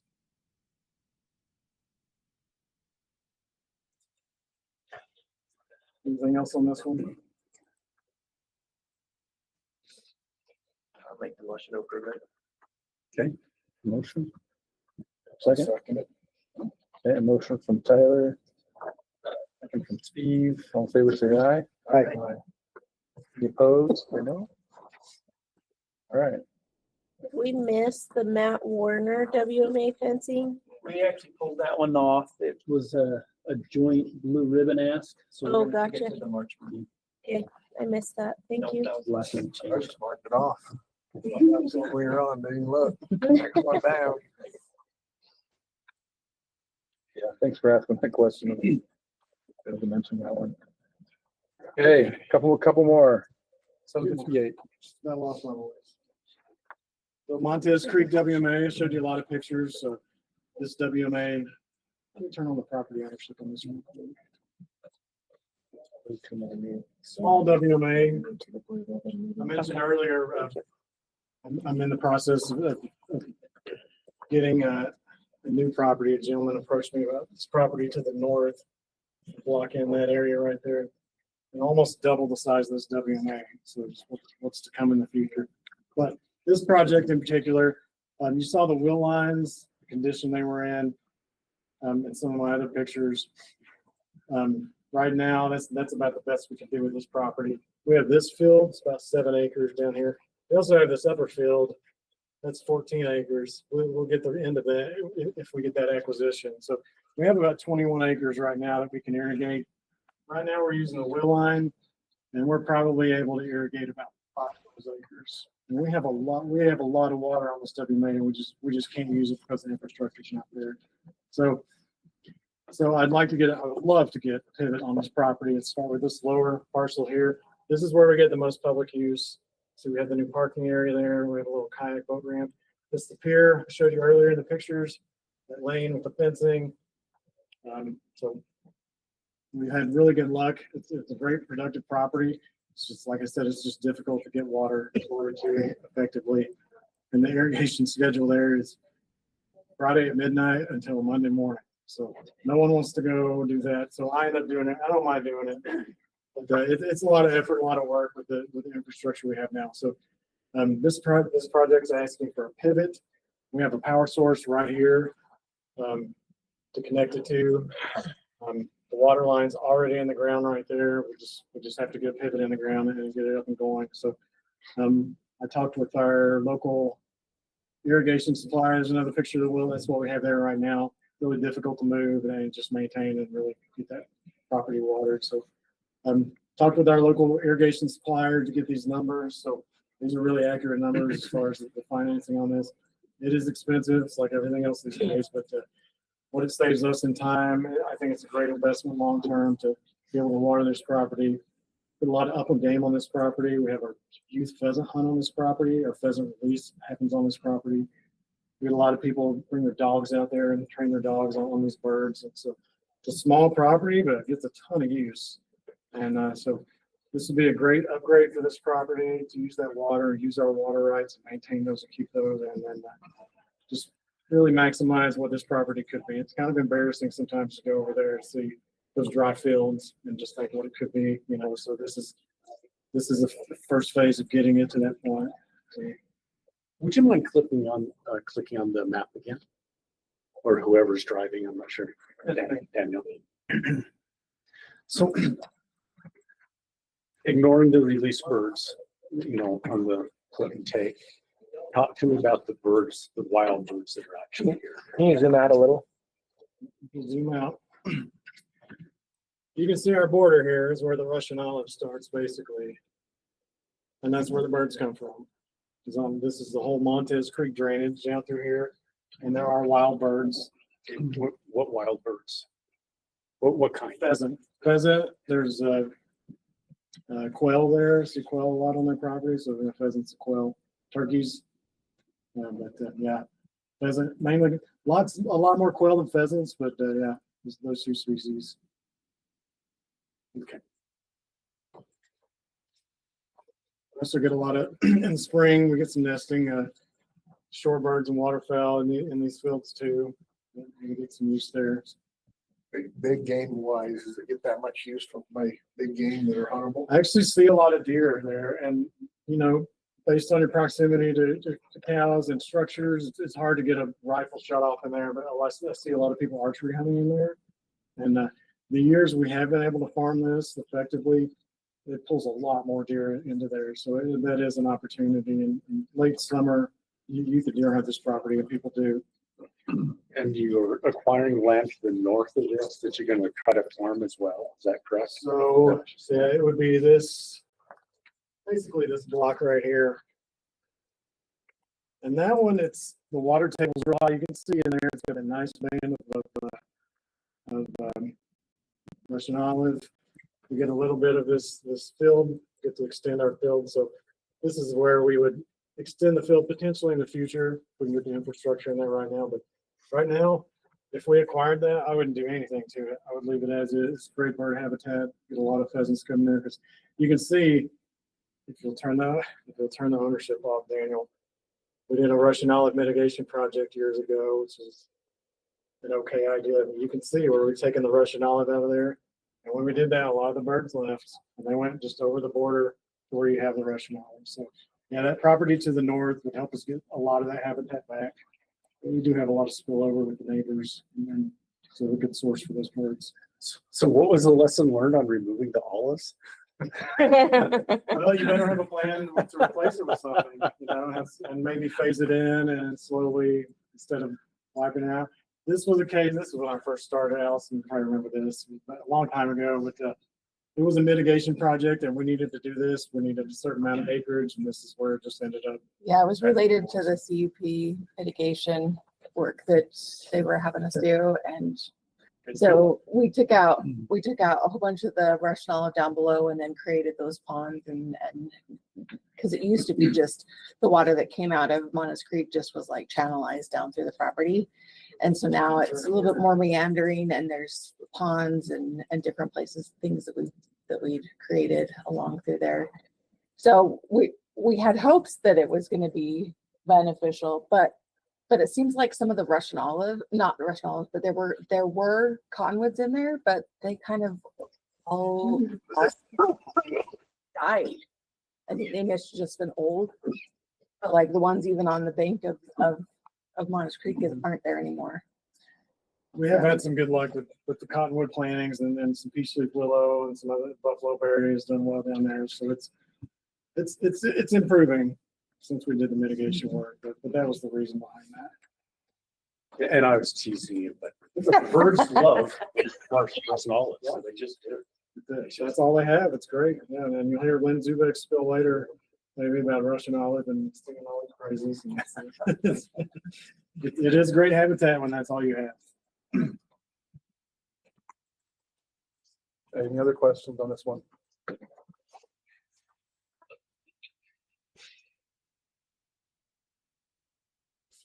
Okay. I was gonna say it's a little low on the percentage of upland game, but. You clearly weren't reading. He's okay with that. With your explanation, because I wrote down here, I was gonna fight this one, but with your explanation, I'm just. Thank you, appreciate that. Thank you for not fighting it. That's what he's thinking. That's what I was gonna fight it too, so. Well, that's why we're here, to discuss these things. So no, don't be afraid. Don't be afraid to fight it. Sorry, I'll make the recommendation to approve it. I'll second it. Okay. We have a motion from Randy, we have a second from Blake. All in favor, say aye. Aye. Any opposed, say no. All right, motion passes. Okay. Next project, last one from Northeast Region, Cook WMA enhancements phase Just enough one. voice left for this one. Water. I've got some. Trying. So this is our newest WMA. We just closed on this January 15th. So as you zooms in, you're gonna see how unique this is and what we have going on here. Think about what that blue property is around us. That's trust lands. And we now own most of that centerpiece. There's a couple little inholdings still that we're working on, but most of that is now division owned property, and we had lots of participation from lots of sportsmen's groups. Daniel, will you zoom out one more time just so I can see where we are in the state? Manila So, and the gorge right right here. Okay. The Wyoming line. Yeah. Lose the water. So is any of that trust land, Yeah. on the books sold? I don't trust trust lands. They can go at any time. Can I make a comment about this? So this is one of the properties, so that is included in the public access easement that we have with We pay money for that. trust land. So we pay for the public to be able to access these big blocks of land. So the public can now hunt on all of the blue creek and our WMA as well. Chelsea, correct me if I'm wrong too, but there was some language last year that went through, that is now codified. That makes it so that when these places come up, it's easier for us to acquire these places if we can show a public benefit for. Yeah, so some legislation was passed, this past session is now active, that says that, state, that trust lands administration, so I keep wanting to say similar. They're not required to, go out for their typical open bid situation, like Cinnamon Creek, that would be an example of one of the open bid situations. Instead, if they have a big block, that's at least 500 acres within a 2-mile radius, they can sell it to us for fair market value without the need to get bids. So we essentially get a right of first refusal on some bigger blocks. So if we were ever to put this block up for sale, we would get first dibs. And I think that changes our level of comfort with a lot of these people. Yeah. This sets us up really nicely down the road. We decided to move on that property. We'll be working on that one heavily, so. And they've been supportive of the access plans that we have for this piece as well, to allow parking and. We're excited about it. Awesome. Yeah, so to give you a little background about this, 2 years ago, I was sitting in the office and got a phone call, and thought it was a joke at first. It was an old man on the Never line, happens, barely right? understanding. He said, Pat, I've got a property for you. I want the division to buy it. I want my kids to be able to hunt there forever. I want it to be public property, and I want it preserved for wildlife. I was like, Miles, is that you? Joke. No, and then he actually came into the office and we looked at the map and I was like, whoa, this is huge. This is big. This is the biggest thing I'll ever do in my career. And so yeah, this is Phil Pico Mountain up in Daggett County. Great wildlife property, just phenomenal. Higher elevation. It's what would normally be Forest Service lands. Has every species but bison up there, basically. Bighorn sheep, mule deer, elk. He's got 2 water wells drilled on it that we have now. Moose, pronghorn, cougars, bears, everything in between. How many acres is it? 1,600 acres. And this sitting block around it is 9,000 acres. And the primary use of that is hunting. And they recognize that. They keep it roadless. And this area has always been roadless. So we still have to come up Walk in essentially. Right. So we still have to develop a management plan, but I think we're leaning strongly towards keeping it that way, keeping it a roadless area, still providing access for the people that want to go there and recreate. So really, really cool property. A lot of you have been on that property when we did the tours, and I'm seeing it's just phenomenal. I thought Tabby Mountain was our best WMA, but I think this might. It's not as big, but it could be. It has 9,000 acres of sitting around it. And so it could be a mega WMA one of these days. So anyways, I want to give a big hats off to the Lands crew too. You guys did the legwork on that. I really appreciate it. Getting the funding. These folks are just phenomenal. I just got the phone call. They actually did all the work. So I did get to hang out with the old man a lot, and great family. Just a great person. He actually donated a lot of this to us. Yeah, we need to mention that they provided substantial donation of value towards the purchase of this. I mean, well over $1 million worth of value they donated. And their whole family, their kids, they were all on board. They met with us. It just was an amazing thing you never really see. And yeah, it was such a cool project. And I thought we were going to lose it when we had the appraisal. We brought the family in to the regional office, sat down and said, hey, this is what it appraised at. We can give you about 75% of that. They said, okay, do it. It wasn't even a discussion. They just gave it to us. Now 25% discount was over $1 million. Great families. Why don't we go to the pictures real quick? Yeah, before we get into the project here, is give you a little more background on this one. These are some of the pictures the family provided me when the lands team was trying to go out and get funding, just to show the wildlife potential of this. This is kind of one of the bottoms here, the sagebrush flats. See the deer. This is a general season deer unit. That's Dow Cook right there, 80-year-old man. The guy that called you. Yeah, awesome human being. Great. He's got 47 great grandkids. Yeah, and he's such a cool guy. He comes in the office now just to BS with him. Yeah, so he's a great ally for wildlife. And yeah, this is general season buck unit for deer, and you can see. Here's some of these pictures. See some of the animals that come off. Okay, this is some of our color data. I think this is bighorn sheep. Okay. This is bighorn sheep, our color data for bighorns. There's a high bald ridge right here. That's what they're using out here on this property and the adjoining civil property. Let's go to the next one. This is mule deer. Also use the property. We don't have any collars for elk up here right now in this part of the state, but this does hold a lot of wintering elk up on high on those windswept slopes. There's a lot of ranches to the north of here, down in the valley. So this is a great spot to hold those elk.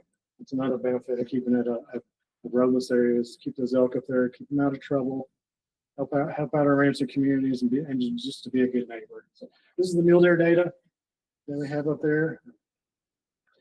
There's one of his sons or grandsons. I can't keep track, but this is the main entrance.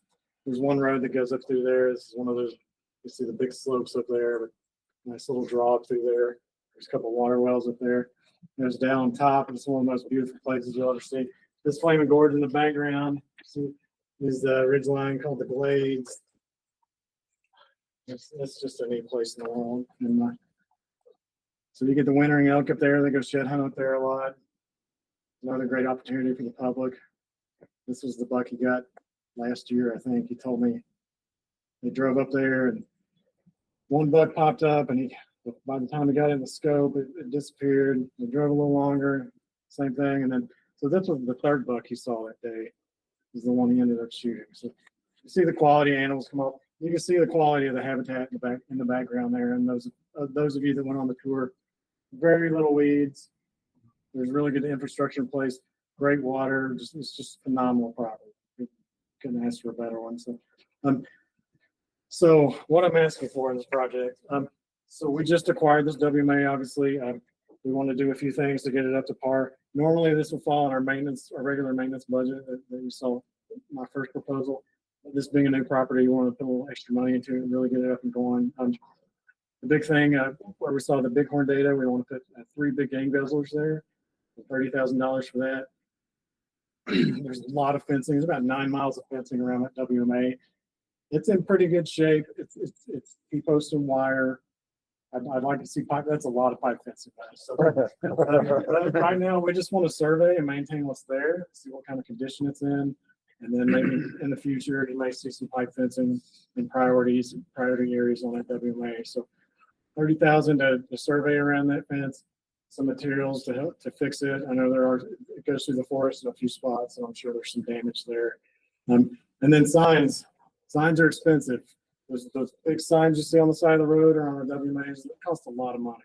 So $10,000 for a big main entrance sign with the Cook WMA, and then signs to go around that 9 miles of fencing to show that that's our property and the public knows where they are in the world. A lot of money for targets. Yeah, there's some expensive targets. Well, Dow actually, the old man, he made the joke. We were talking about the name of the WMA, and said, we bounced a lot of stuff. I think the Cook WMA is awesome because it's short, it's unique, it honors the family, you know. And he said, yeah, and those 2 double O's make nice targets. Well, and they did provide a substantial donation as part of that purchase. Totally makes sense that we're going to call it that. And then I do have encouraged as the chair of this group, whether it was Cinnamon Creek or this Cook property, you know, when we have a new big acquisition, you know, to give it a good send off into the WMA fold. You know, it's okay for a region to come and get some extra resources initially to kind of get the signage done and a little bit of fence work and whatever we need to do to get it set up and get rolling. And so we did that with Cinnamon Creek, and now I've asked, you know, Pat to bring us something for this, and it's important for us to move this forward. Could I suggest less advertisement than you did to Cinnamon Creek? I'm totally fine with that. Yeah. Anytime I've gotten press, it's always been, it turns into something bad. So yeah. Don't go out of the breakdown yet. What's that? Is the break, explain that 100% big game. Any birds on there? Oh, there was some, when we were up there were rough grouse that were. Oh, yeah, right. You heard that, didn't you? Yeah. And those surveys of the fence won't do a thing for those birds. Oh, it's protecting the habitat. Trespass cattle. I'm not putting a dime on it. I love the property. There is grazing on that surrounding civil property. And Dow did graze this property. He has nixed that deal with the permittee, so they know this year it's division land. There's no grazing on it, and that could change if it's an effective tool like we brought up in the future. That's up for you to region decide. But we have to have the fencing to control that. So we need the infrastructure in place first. And again, to bring up I know there's some concern with that surrounding Sitla block, but I've talked with the Sitla manager, the guy that the range condo managed that property up there. He knows we purchased this, and they're going to be involved in writing the management plan. And the main use of their property around there is for hunting right now. It's roadless. It's one road, there's some radio Walk towers in, up there. Yeah, it's great. It's a lot of use for folks, so they're on board with managing that for wildlife. So if there's no grazing around it, is there a need for? No, there is physical grazing fence? around it. There is grazing Yes, around it. yeah. There's grazing on the sit-left right now, which there will continue to be. And then Dow, in this property, he used to graze it. He used to have 80 head in there with a neighbor. But that went away, and then we know that that's not gonna happen this year. So that's the only change, is there won't be grazing on the WMA this year for the first time in 50 years probably. But the grazing they did do, managed well, properties in fantastic condition. And it can bounce back. Well, like I said, they only had 80 head in there on Yeah. 1,600 acres for a few months out here. They had great water distribution with the wells up there. They did it right. Anything else on this one? That's for fencing and guzzlers. Yes. Fencing maintenance, signs, and then 30,000. We're just gonna start off with 3 big game guzzlers. The water is on the slopes and in the bottoms, but we just don't have it up on those ridge tops. And I think we could pull those bighorn a little bit more into that habitat. It's a great bighorn habitat. That's where you had that deer where it was just wide open up there. And there's a lot more habitat. I think if we distributed the water a little better, we'd see some more use up there.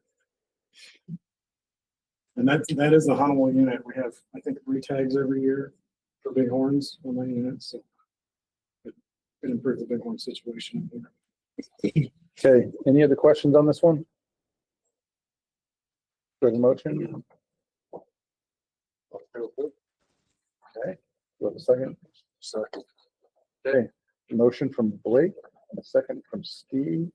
All in favor, say aye. Aye. Any opposed, say no. Okay, motion carries. Thanks, Pat. Thanks, everyone. Much appreciated. Thank you very much. All right. Before we jump into Northern Region, Melissa, you can sit down for a minute. We gotta move some projects from Salt Lake office, specifically Danny Summers. We've got three projects. He's got to leave a little bit early, and so we're gonna move his. So start up with number 7572 on that last page. DWR NRCS partner habitat biologist for FY26. Then we'll go to 7552 and then 7486 with the boom truck. So, okay, go ahead, Dan. So this project is our partner biologist with NRCS. This partnership goes back to 2006. We've had 4 partner positions that work in NRCS offices. They are DWR employees who pay 50% of their salaries. NRCS pays the other 50%. And so benefit to NRCS and to us is NRCS only has one state wildlife biologist who covers the whole state, and then they have one guy in the unit basin that does wildlife work for NRCS, and this increases their wildlife capacity across the state. So these biologists are able to work on private lands and on public lands using the farm bill and putting money on the ground for habitat. It's been a really successful program. You'll see projects from we have positions, one in Provo, one in Price that's vacant right now, is being advertised really soon, and then one in Eastern and one in Cedar City. And like I said, we've gone back quite a long time. 2006 with this, we used roughly about $55,000 of Habitat Council funds in addition to DWR restricted funds that they are 15% of the program. So we get a lot of bang for a buck out of this. And then they also, like Danny mentioned, they draw in a bunch of NRCS money into the whole WRI, Habitat Council, the whole funding picture. And it's really beneficial for us and for the NRCS to get more of their money out on the ground. Is it possible to know how much NRCS money or projects they bring in? Like, what are they producing? What are they bringing in? And I like this. So it's not a criticism. I mean, several $1 million are going on projects every year. From them. So they're grabbing all that, I mean, the farm bill money. A lot of them will bring in their full 450,000 to a project. Yeah, producer fee farm bill is a lot of like $450,000 for life of the farm bill. If you go on different projects and oftentimes we pair that with WRI because the NRCS will only pay up to a certain amount for a particular practice. And then usually in most cases, the producer is supposed to foot the rest of that bill of whatever the actual cost is. But in this case, we bring WRI to add just that additional amount and makes it a lot more attractive to the producer to not have to pay anything. And we get a lot of benefit from this. And there's been a lot of money put into these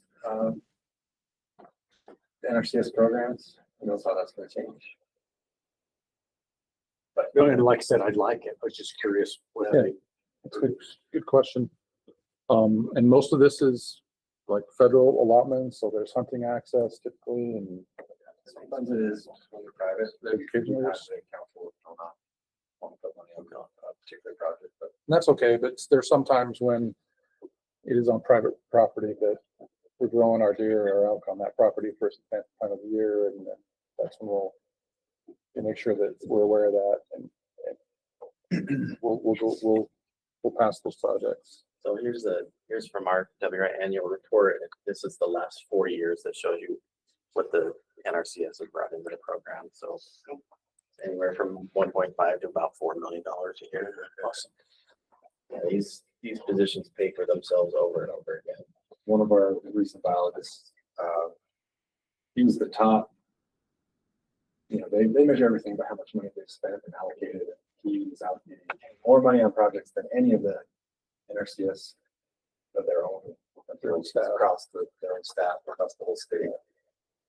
He really mastered how to sell this to his producers and do projects. Stand really in the rest. Yeah. Any questions on this?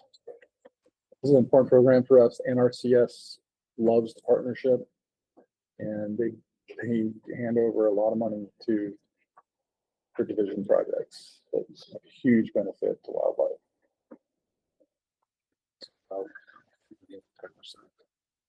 Okay. Motion on this one. I move to approve. Okay. All right. We have a motion from Drew, a second from Randy. All in favor, say aye. Aye. Opposed? No.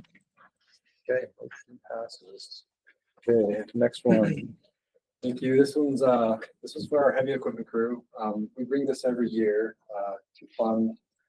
We lease our excavator, and it's on a 3-year lease. And this piece of equipment is used nearly year round on all the projects that we have a 2-man crew that goes and does. Their biggest specialty is doing these kind of stream projects. But they also do a lot of other things. They build parking lots, they do roads, all kinds of things. And so having this excavator on hand, basically it saves us money for not having to rent one for every project that we're doing, and it really is a good deal for us. So,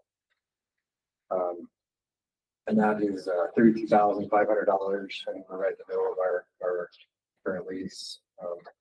This is on the Perriette project that we funded for a number of years. This was last year, and this is a back and forth. Do lots of different things with this piece of equipment. And this is on Perriette, has some structures they built for moving water. And so the other part of this proposal, which is new, is I'm asking to help us purchase some more of these wet mats. We were able to acquire a bunch of these from our guys helped out on the Provo River Delta project, and they had a bunch of these left over, and they were willing to part with them. So we took a bunch of them and had them stored in our yard, and they take them out to their own projects. If you go back to like the first picture, you can see the very first one, like with the excavator. You can see kind of how they use them. It's simple, just helps him build a platform where it work, but also, more sensitive areas they use these to get out there and not sink to the depth. And they get beat up over time. We've had them for 4 or 5 years, and they get beat up and broken. They're 16-foot planks that are put together with a steel rod. And over time, they break. We had some places like we've taken them to pick no bottoms for some of the work we did there, and because that's a whirling disease positive, we had to leave them there. We could take them to another project. So we're losing them over time. You kind of see those are the last pictures of what we got in our yard and kind of the condition they're in. So, and it's really nice just for our guys, not to have them on hand and not have to. The project manager doesn't have to figure out how many he needs to buy for the project. And our guys can just take them out to the project, and they take their equipment out there and use what they need and bring them back as long as they're still in good condition. And so we're looking to buy a truckload of them, which is 20 mats. That's a 4-foot by 16-foot, 8 inches thick platform for about $14,000 for about $700 each.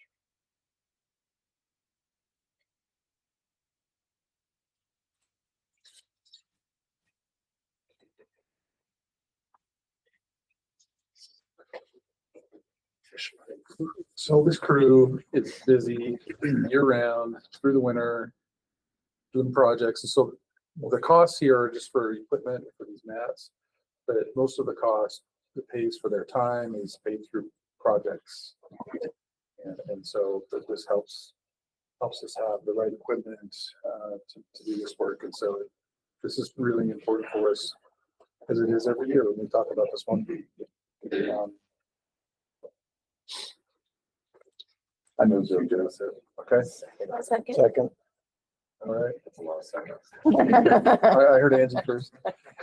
So I have a motion from Drew to approve, a second from Angie. All in favor, say aye. Aye.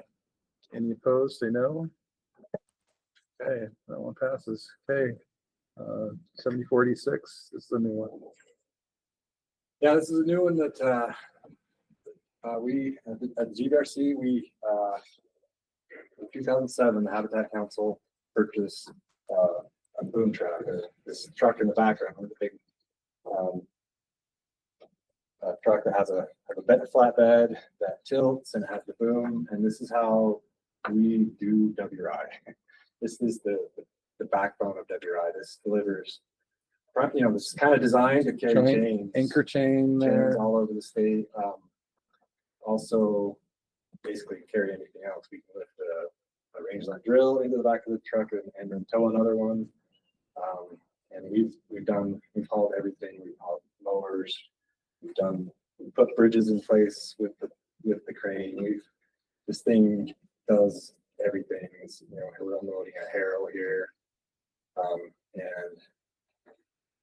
So we bought this in 2007. It's been amazing. I mean, Tyler was moving chains before we had this, and we found out, or we kind of realized that was pretty dangerous. And so I barely made it out of we learned that this is a great way to do it.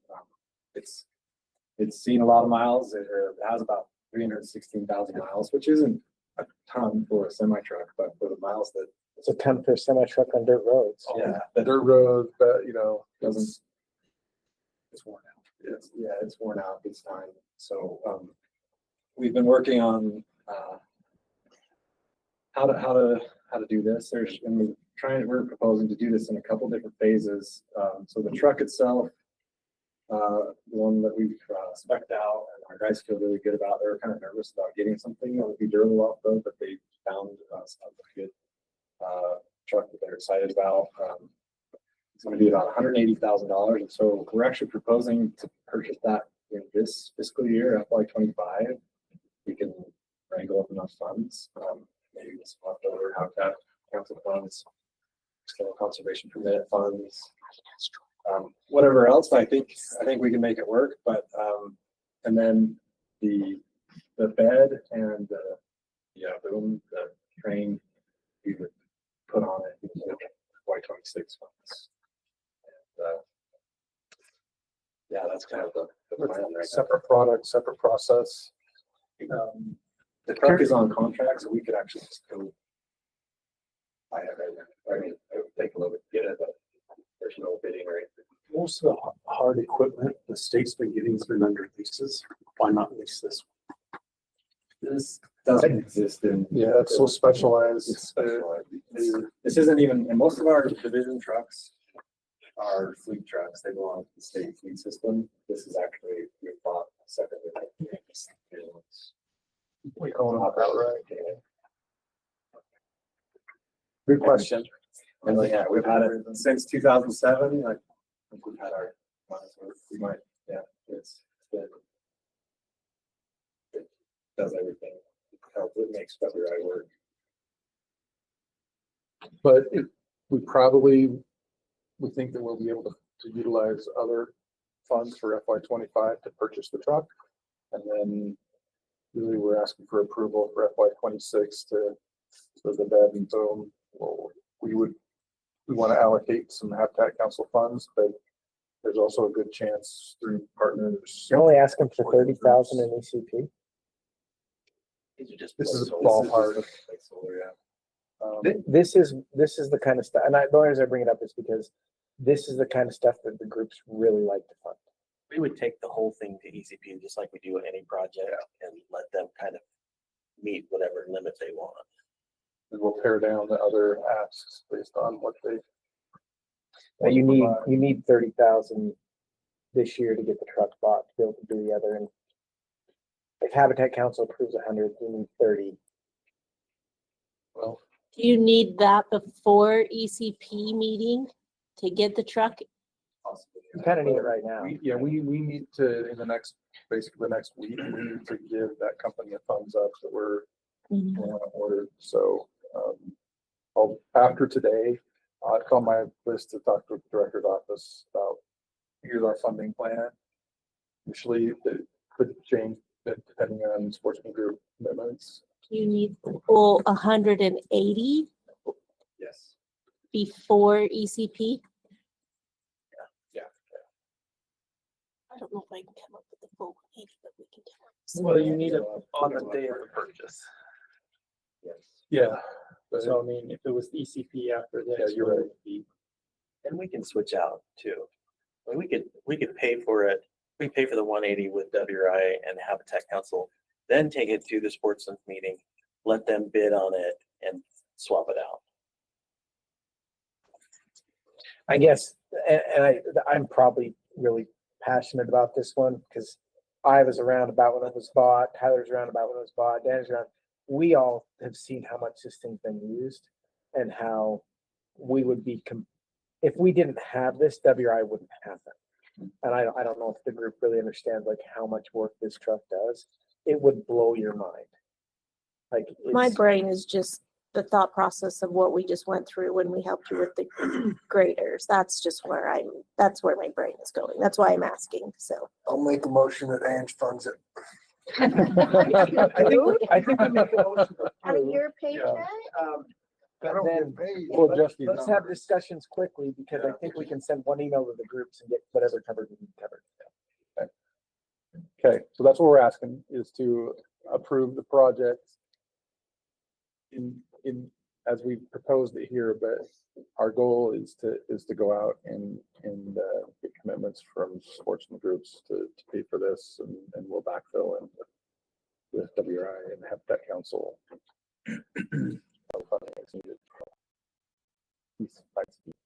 Motion to approve. Okay. Second. So, and I agree with all this and I like this project. Does this truck not do any work for waterfowl area or sports fish? So should it be spread out? And like I said, I'm good with the upland. Without a doubt, this is impacting upland. I'm good with it. I'm just wondering if the opportunity should be spread. Yeah. If they want some of it, they can have some of it. Not we'll monopolize the equipment, which we're fine with. That is carrying things to big game projects, but it's done everything. Yeah, it does do everything. Maybe it's you could probably add a few percent here and there, Danny. Yeah, no, that'd be fun. depending on how it gets done, that's to me not matter. So Kobe made a motion. Who made the second? Steve, Randy made a motion to support that with looking at funding percentages.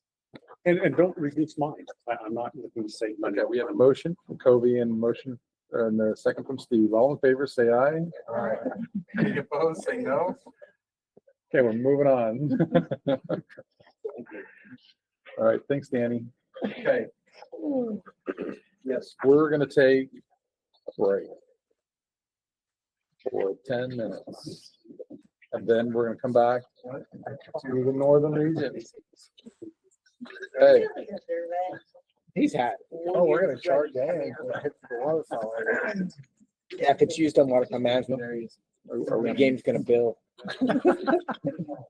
Wes, I don't.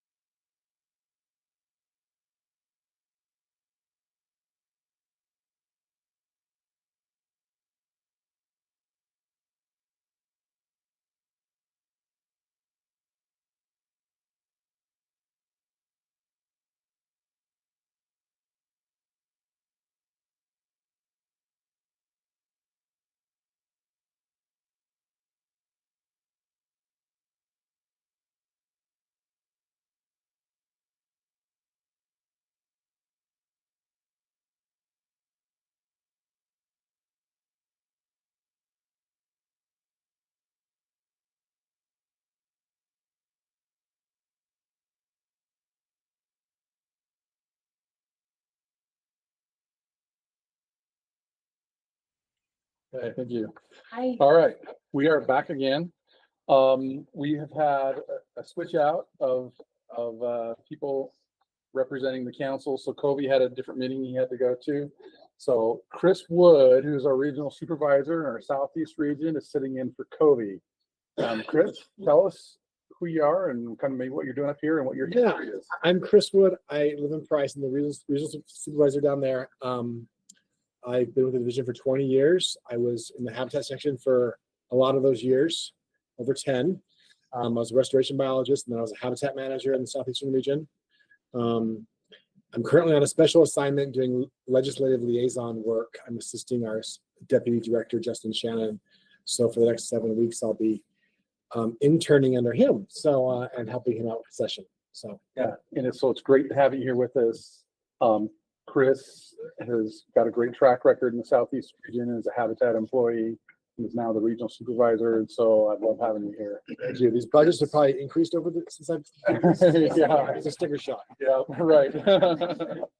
Right. So Chris has experience both presenting these projects and planning them, and so he has a good idea of what we're doing here. So, but we're gonna move ahead with Northern Region projects, and we'll let Melissa introduce herself, and we'll let you move ahead with your first project of your WMA management budget. Thank you. Hi, I'm Melissa Early. I'm the new habitat manager in the Northern Region. Previously, I was an impact analysis biologist in the Northern Region, so work to avoid, minimize, and mitigate impact to wildlife, and happy to be in this new role. So just wanted to point out this photo was taken at our Middle Fork WMA in Ogden Valley a couple of falls ago.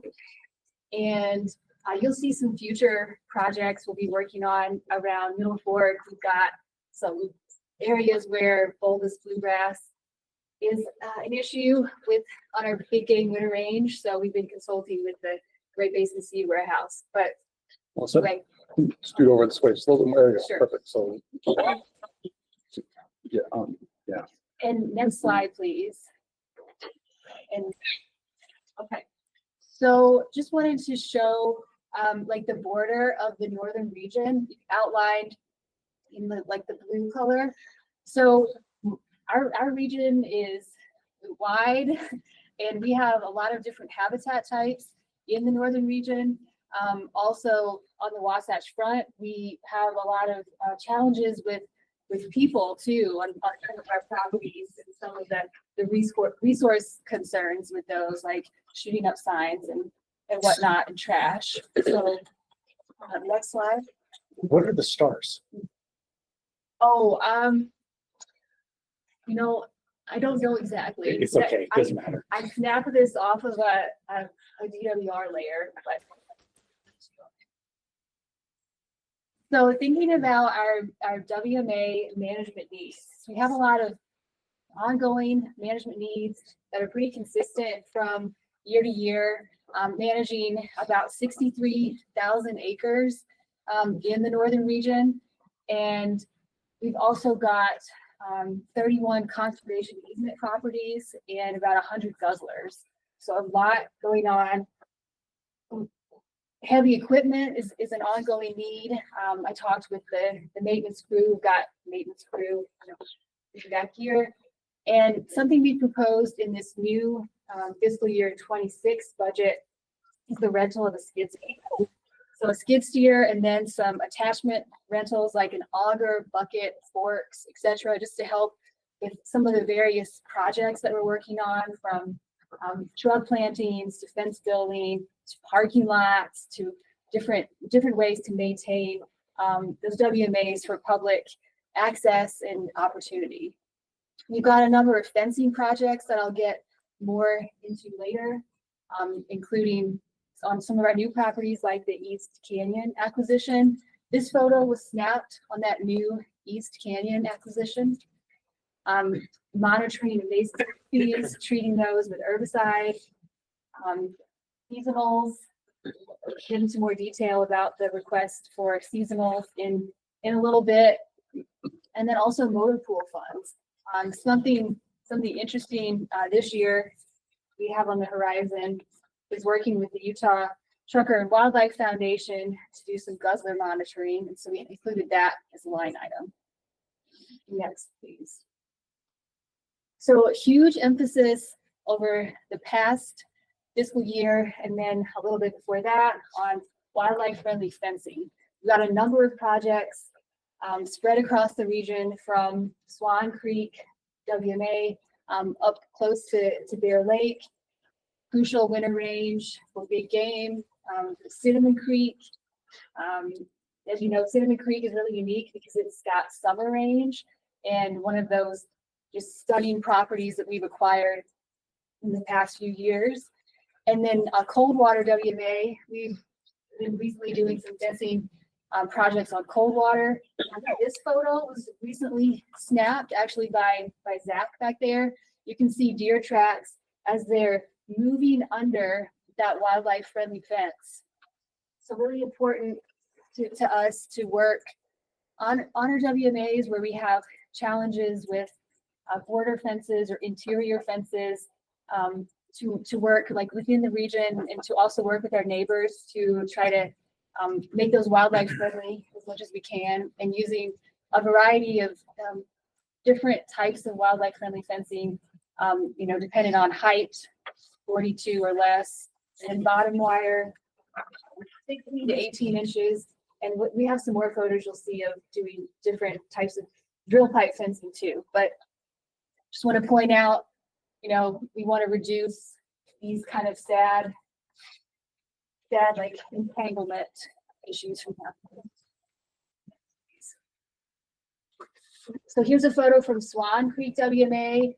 The crew worked on the parking lot, drill pipe fence, a new gate. We're currently working on the habitat management plan for that, or updating that. So that'll be out on the horizon soon. Coldwater, using a drill pipe fence here. Next, please. Okay, then Cinnamon Creek.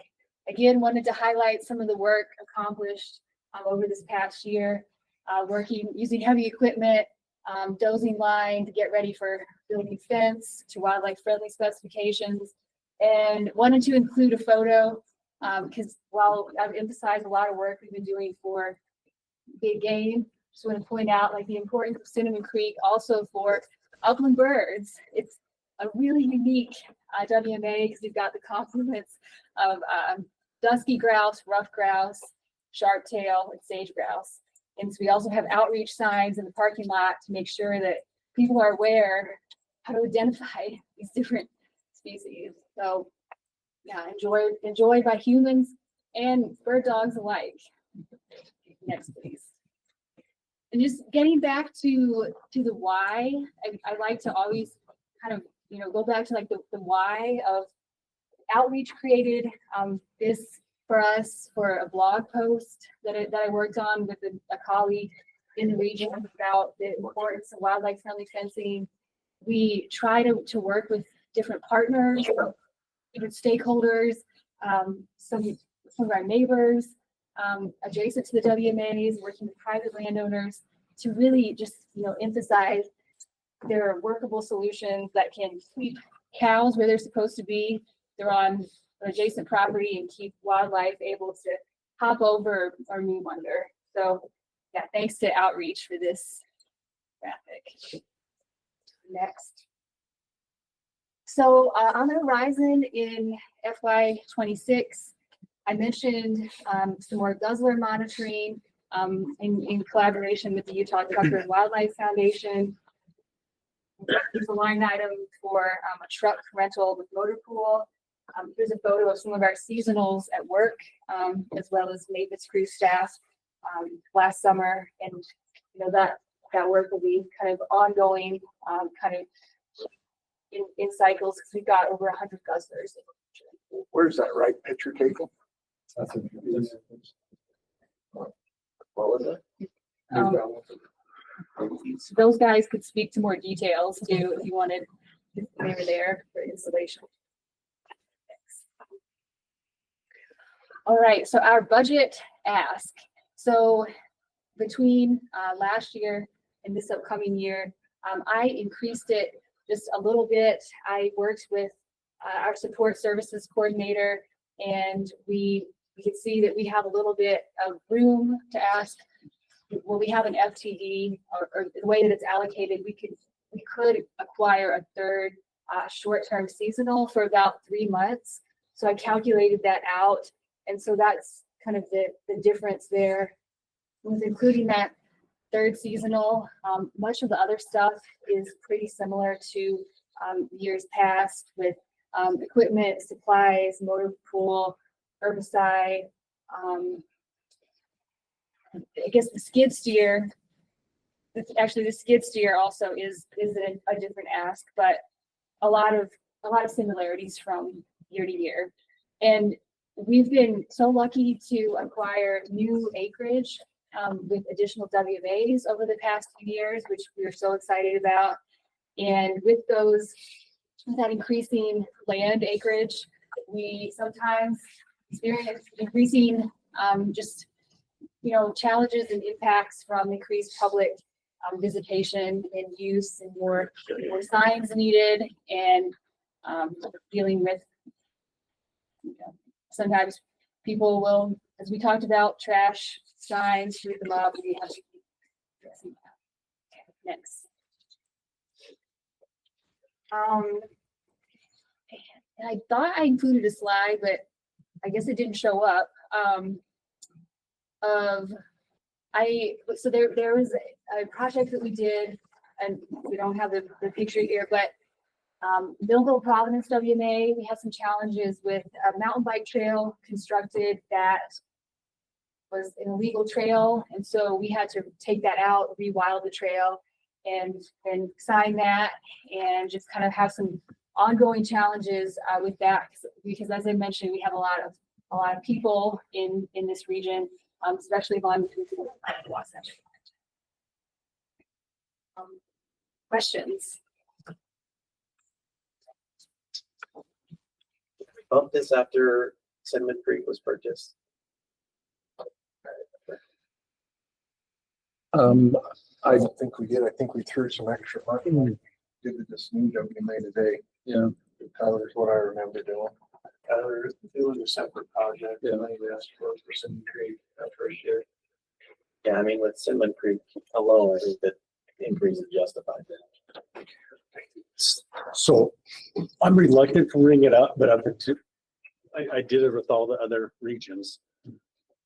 So I know Cinnamon Creek jumped it up, and that was back in 2024, but the budgets have doubled in 4 years. And I know you weren't here. I hate to even bring it up, but that's a lot. It went from 98,000 to almost 200,000.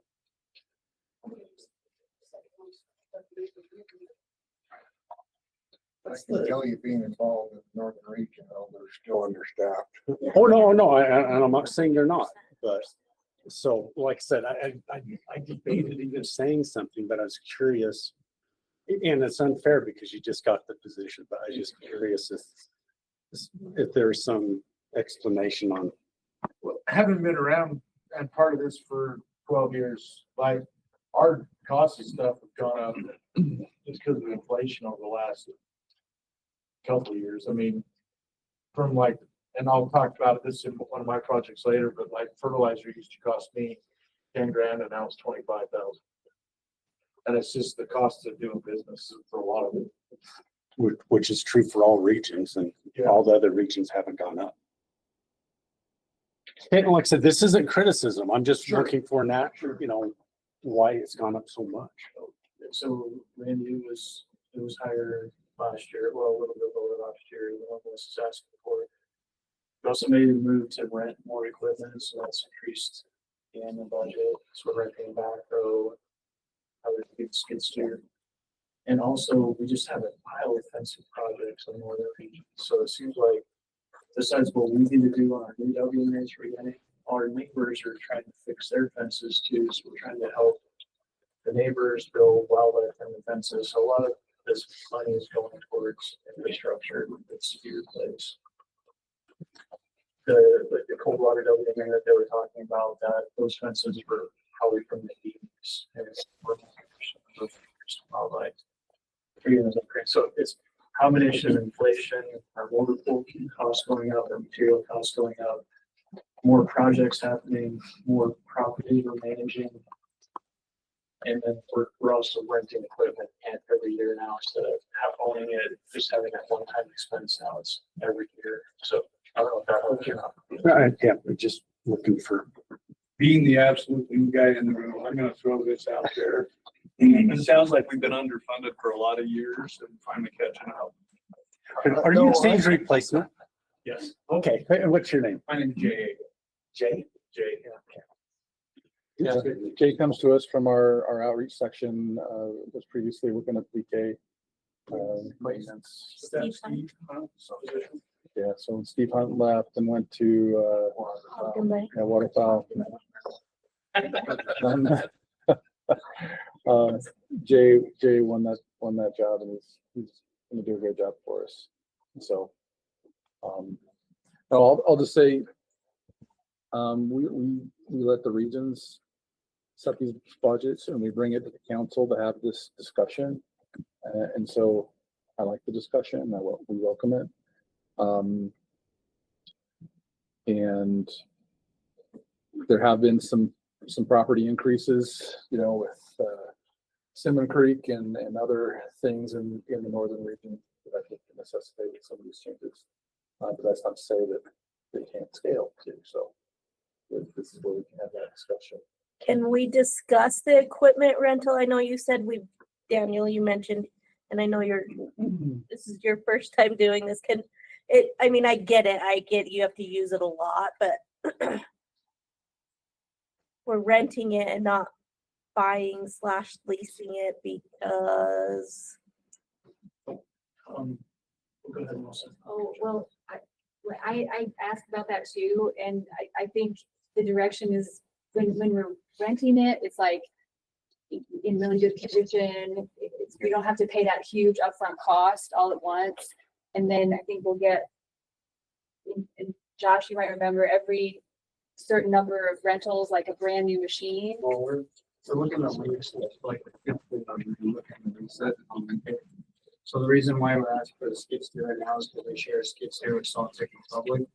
And now we have all this project and property that we're working on. When we need a skid steer, we have to coordinate with Salt Creek Public to use the skid steer when 95% of the time they're going to be using it too. So we're stuck doing our project when they're not using the skid steer. Understood. Okay. The maintenance part of it is a big thing for that. And the reality is the lease is actually cheaper than the periodic rental as often as we're using that. And it's a lot cheaper to have it for the year rather than a month or a year or a week later. Okay. So for that, you're gonna release that for the full year, not just for like a 6 or 9 month block of time then. Yeah, and when we talked about like different attachments that could be rented too, that would help with various projects that help support, habitat restoration on our WMAs, specifically for big game, with shrub plantings and whatnot. Okay. It is odd, and I'm from the outside looking in, so I'm an aquatics guy, so keep that in mind.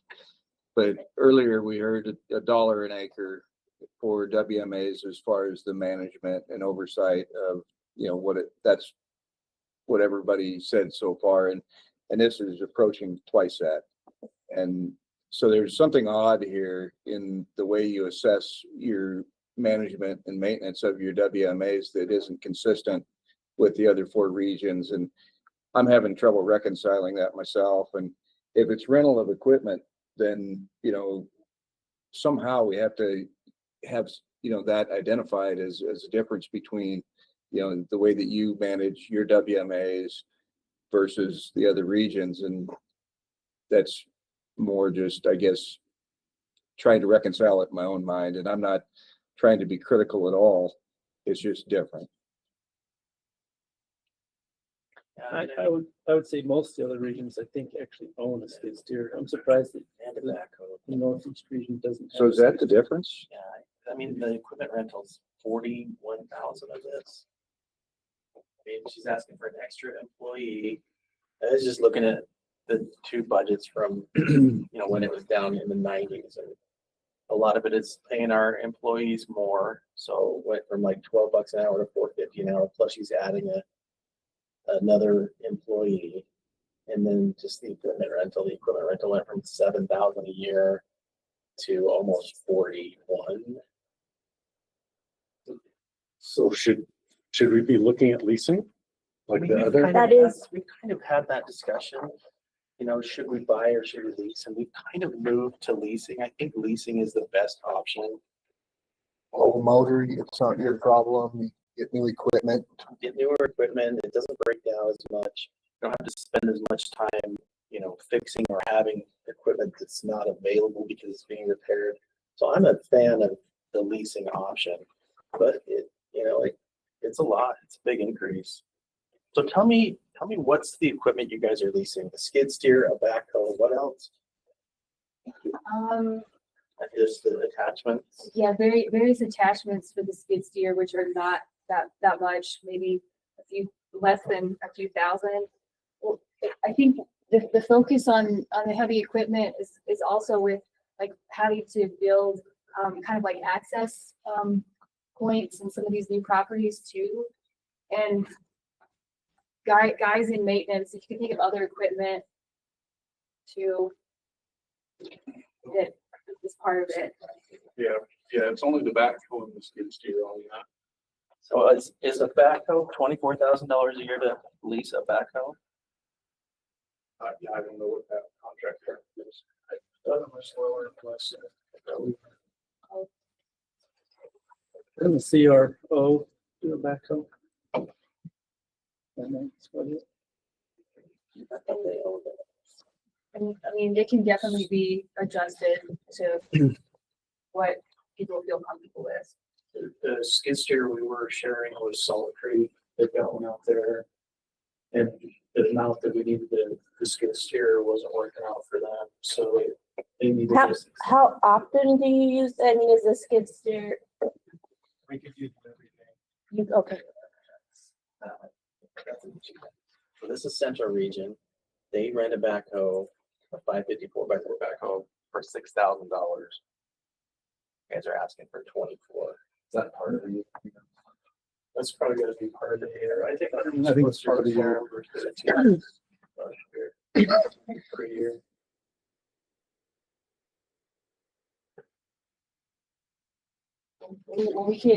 We could drop that to something significantly lower in that 24. If that helps. I mean, do you need a backhoe for the full year? That's the other good thing about leasing is you can lease it for the time you really need it. You guys are the boots on the ground. Do you use it all year? I mean, we're buying new properties like Swimming Creek, we're putting in gates almost every day. If we're up there like Swan Creek, we use it for a whole week and parking lot in. Like we use it a lot. That's in the creek right now. It's our hardware right now. We use the hardware to help replace that culverts. So you could use it all year. Yeah, we could use it. Like we used the last house for the culvert. Well, that's a good point. You're using it at hardware. Hardware comes with their own WMA maintenance budget. So it's kind of offsetting hardware then. I just had Chelsea run the updated numbers for Northern Region. They have 186,000 acres of WMA. So I mean, it really that dollar an acre thing is not too far off. I think you're gonna look at the $1 an acre too. You need to take into account of the population of people we're dealing with as well. Like that's $1 an acre is a lot different than our $1 an acre. Yeah, I mean, I think the Central Region and the Northern Region definitely have more weed spraying. And that's, we've always kind of given them a little bit extra for that. But that's interesting, those acres though. Yeah, so it's right there with But is that acreage including hardware? Yes. And hardware has their own management plan. Hardware's only 14,000.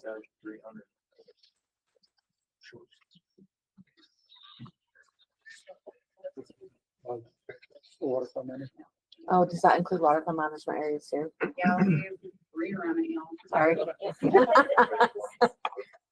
Feel like we're picking on her, but we're not. Yeah. picking on her. Under a buck an acre. Anyway, I was, yeah. All right, that changes things. You wanna take out waterfield management areas and everything, it's 69,000. No help there. Okay, never mind. Ignore what I said. Sorry, I mean, we're not, I mean, we're just trying to work through it, so like.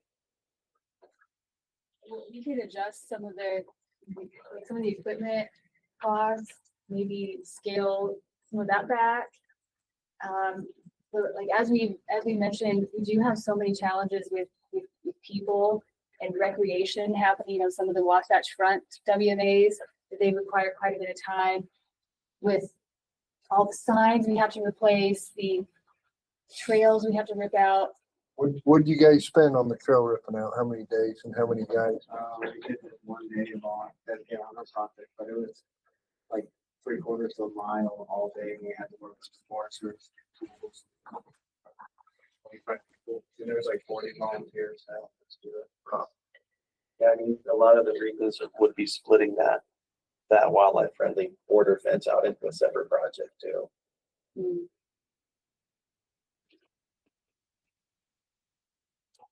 I'm not advocating adjusting your budget. I think, We're just trying. Tyler, you stated that the central region and northern region are unique and they are, I think, in all regards, just because of the increased, urbanization. If you need more, you need more. But I think, just be transparent about the uniqueness of the northern region is what I would advocate for. And I don't think you quite nailed it. Yeah, I think part of your pitch is, we hear a lot about the northern region, especially needing help habitat wise. And we talk a lot about the fact that we want our WMAs to be, the pinnacle of management. So I think that's part of the sales pitch too, is that, there's issues in the northern region with regard to habitat. We do own a lot of lands there. We want them to be better than everybody else. And so it might cost a little more. Thank you for the feedback. That being said, I think you could probably cut your budget a little. Yeah, I think with that, we have two options here. We can either table this for now and bring it back. Maybe rework some of these numbers. And have some more of our own oversight on this. Or if we think that we want to pull some of these off here now and I think we table it. and I have her- don't. I feel like northern Utah is left in the dust on habitat work for the first 20 years in this state, and I think we're playing catch up. I know we are. And I agree with you. Okay, but if we don't know if the rental is 24,000 or 12,000, if that's actually 12,000, well, that's 12,000 we could use on another project. I've got an idea. So you've heard all the other regions talk about how they used to put together this spreadsheet that kind of itemized it. Maybe that would help us with this one, is to have them go through that exercise, is to kind of itemize, find out we paid what they need. And then, yeah, it's a guess what they think they're going to spend it on. But maybe that'll help us justify it a little more. so let's Sorry, let's I do didn't mean this. to blow up your first piece of tape. No, these are good. These are good considerations, and to be honest, when I was looking back at it, I was just only looking at the last year's budget and comparing with that. I hadn't gone back further, but I would accept the motion to yes, table this temporarily. Let's talk about it and work some things out maybe, and come back with something that's maybe a little bit different at one of our next meetings. And if this is the right number, it's the right number. Yeah. But let's know that it's the right number. Yeah, and I think what they're doing is they're working hard to come up with, what really the needs are. And to your point, Steve, there are a lot of needs here, and you should recognize that. We do have a new big property there that we're trying to get up to snuff. How big is Cinnamon Creek? About 8,000 acres. Yeah. I mean, that's kind of what I want to see is like, we're in maintenance mode in a lot of the other WMAs, but Cinnamon Creek, you guys are still kind of the build up phase. So just showing that WMA is needing a bigger portion of this budget. If that's the case here though, Tyler, that should be a standalone project, right? You could argue that, yeah, for sure. I mean, and maybe that's a way to maybe look at what you have. I don't know. Yeah. I just know what other people claim is their maintenance level and this, and maybe that's, the way that the Northern region looked at their budget was Cinnamon Creek and needing to, do a lot of work there and maybe look at it a little differently. Do you guys have a standalone Cinnamon Creek this year or no? Yes. That's a fancy project. No, not for sure. Not for fiscal year 26. No. That was part of the Northern region fencing. Okay, well, Okay, I'll make the motion to table it and have it come back with some of our questions. Okay. I'll second it. Okay, a motion from Tyler, second from Blake. We're gonna revisit this project again, sharpen our pencils a little bit more. Daniel, when do you think this might come back? So that, I think we can bring back February. Waterfowl would be a great time to do it, I think. okay, That what you guys- so by that time, let's have some discussion about this and I want to make sure that whatever we do, that we have enough resources for the region to do what they need to do for the next year. That's paramount important. But we do need to look at the cost. Okay. So we have a motion, we have a second. All in favor, say aye. Aye. Any opposed? Aye. Thank you, Steve. Noted. Okay. We will bring this one back in February and look at the region to see how we can make some adjustments. Okay. All right. Okay. Okay, so, I think I know most of y'all, but Introduce yourself. I'm Brad Hunt. I'm the manager for Hardware Wildlife Management area up in the, northern region outside of Hiram. Those of you that were here last year, you'll notice this, project was part of our, roads improvement project. This is the, parking area that accesses the, Pole Hollow area. As part of our camping action plan, we decreased the size, overall size, as we directed camping to selected sites. And this area is been eroded pretty heavily. It's pretty low, collects a lot of runoff, turns into a big mud bog during the spring and makes access difficult. So what we were able to do this last or this current fiscal year is, as the region's been working on a cleanup at East Fork of the Little Bear WMA by Porcupine. They cleaned up a lot of pit run and stuff out of the parking area. We've relocated 18 dump truck loads up here to build up that area. So that was a significant cost of the project last year that we've been able to get by repurposing some material that's no longer being used. And so this project would be to pay for GBRC's crew to come in and do the work, buy the gravel that would top the pit run once it's filled up, and to install a culvert right here that would handle spring runoff and a ditch that would collect all that water and redirect it back down to the creek. And that would protect that parking area I didn't get any, pictures in there. Right now, we just have a few mounds of pit run piled in that area. We're estimating about 27,000 for the crew for 2 weeks, work, their equipment hauling and all that goes with that, about 15,500 for the material and 1,800 for the culverts and things to go in there. We are in the process of applying for a grant through what's called Recreation Infrastructure Restoration Grant through the Division of Outdoor Recreation to cover about half of that. That grant period closes, I think, the first part of May or March or middle March.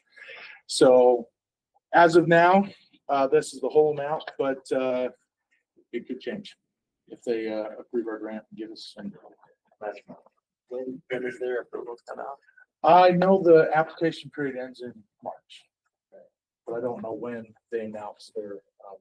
Do you know, Melissa, when they announce their approvals by chance? No. Okay, I can find out for you. How much fill are you putting in there, Brad? That seems a little high for We're- the parking lot. We're going for the pit run will be 5-inch deep, and then the gravel top will be 3. So I want to say, I don't have the numbers on hand, but I want to say the gravel top is about 150 yards.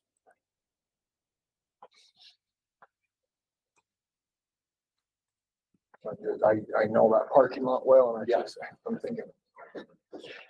Talking with Scott Caldwell, who's the project manager of the heavy equipment crew, there's probably a significant buildup of material to get it up to grade and make it nice so that we don't have the continued problem where we've got that low spot in the middle. And it's really high up on the side where the road is. And so we've got that low spot that collects water and gets really rutted and muddy as you well know. So.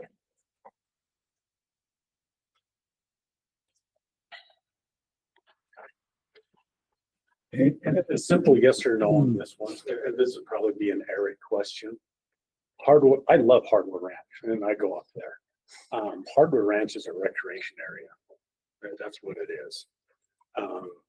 Is there any way to tap access fees or anything for up there for other than just the DWR taking it in the shorts? Because it should be a state park. It should be, they should have a hunt license to recreate on WMA. At least that.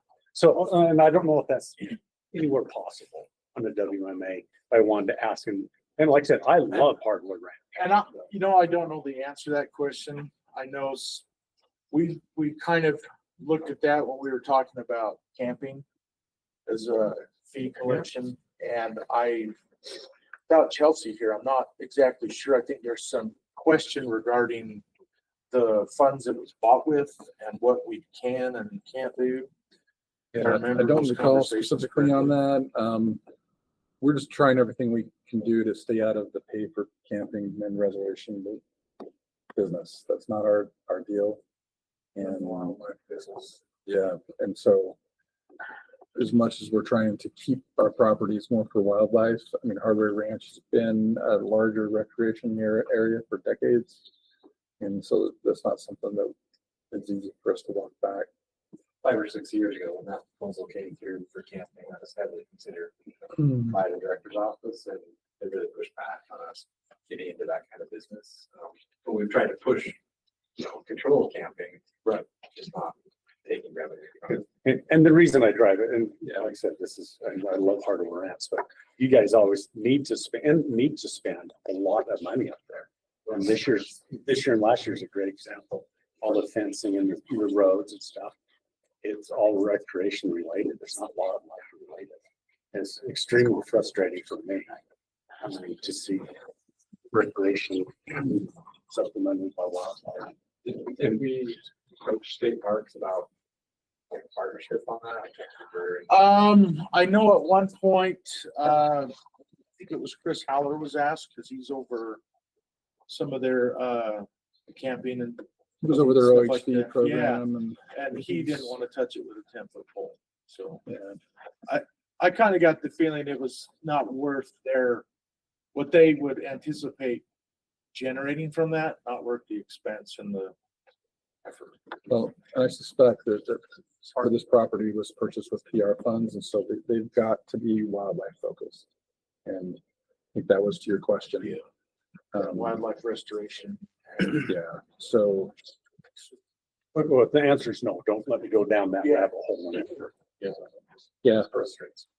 But thank you for applying for that recreation Yeah, grant. that's what I Yes, thank appreciate you. that. You're doing the right thing there.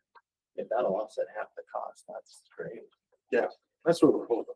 So, looking over the grant, package, I think it's a good fit for what that type of grant is. And if we wanted to on this project to make it contingent on that grant, we could do that, or. Well, that's why I was I think wondering. it's necessary. It's needed. And we put it off last year and it's needed. Yeah, Yeah. I think it's needed. I I will don't. find out for you guys, when their, announcement of like what they approve and accept is out. That'd be great to So know. that you know that. But yeah, I don't have that date right now. Can I also recommend you just put a line item on your funding, saying that you applied for that recreation grant with contingency that it still is not Yeah. funded. Can do. I actually just added a note.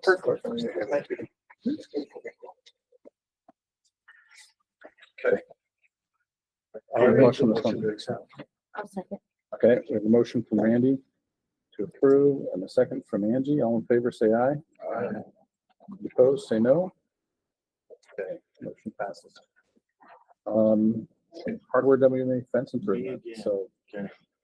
So this one, it's got, one of the fences that we took off the, project last year, which is, this small fence right here. That fence is comprised, it's right along the, Lake Town Road that runs from through Hardware up over to, Bear Lake. It is T-post and net wire. It's in poor shape, disrepair. Definitely potential hazard for elk and deer to get caught in. We want to replace it with, it's one of our permanent fences. We want to replace it with a drill pipe fence. It would be like what we did in Pole Hollow. So I think the specs should be in the documents, but I think, want to say it's 42 inches finished height with the bottom sucker rod being 16 inches off the ground and one sucker rod splitting the difference. So it should be easy for wildlife to move over and under. And it will also keep, this is private land over here, Miller's. Every once in a while we do get cattle out on the highway. It will keep them from getting into our production meadow over here. And then this one, I added this one. This is a more serious need than the one we brought before because of the type of fence it is. It's where we keep the division-owned draft horses during the summer. It's a 10-foot tall net wire mesh. We've had elk get caught in it. We've had horses get caught in it. It's in poor shape. What I want to do is replace it with a let-down electric fence so that when the horses are in there, it's electrified. And then when we move them down to Amp Flat after hunting season, we can lay that fence down and allow elk and deer to move through there unimpeded. As part of this project, so what we would be replacing is the square. Right now, this also, all of this is that net mesh fence. We would be removing this section entirely, so we'd be reopening that back up to wildlife use. And then this section here, our contracted permit grazer will rebuild with a wildlife friendly barbed wire fence to prevent their livestock from getting into the meadow when they're using that pasture in late May and early June. So I've already talked with them. They're super on board with that. We'll provide the materials and they'll do the labor. And then this one, we're going to use dedicated hunters to remove all this fencing. And my seasonal staff will do the work on doing the posts and running the electric wire and everything for that. I think this project also includes, we have a power pole. Yeah, this is the current fence. We have a power pole up on the hill where USGS has a seismic site to power their site.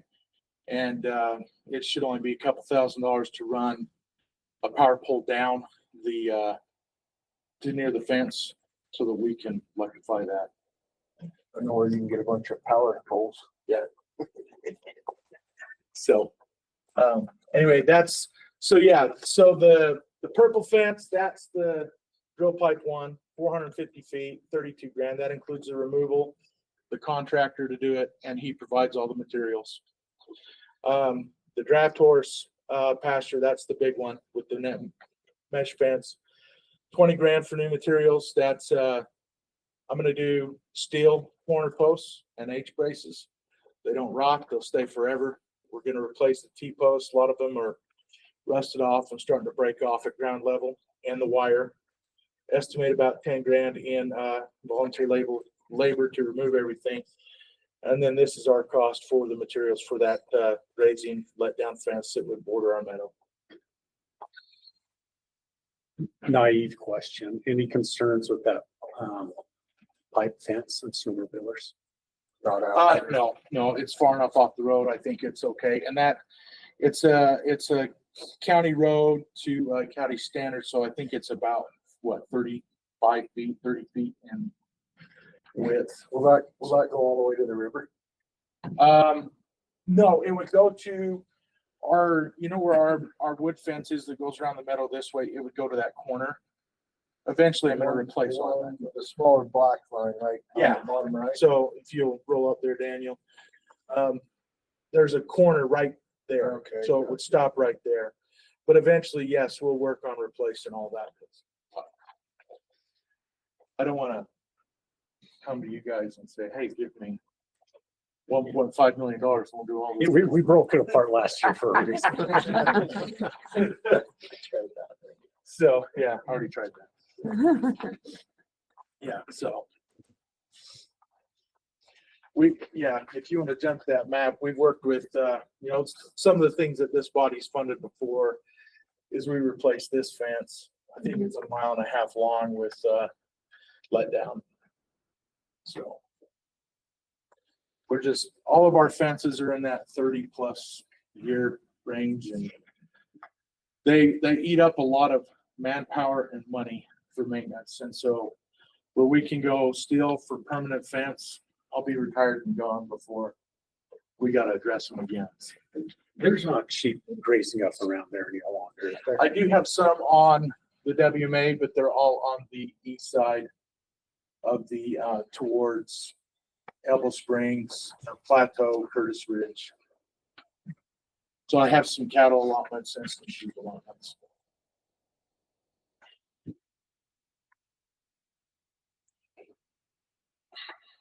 Okay, any other questions here? So, I mean, looking at this, we got a bunch of frenzy projects here. It's a lot. And so we need to consider that.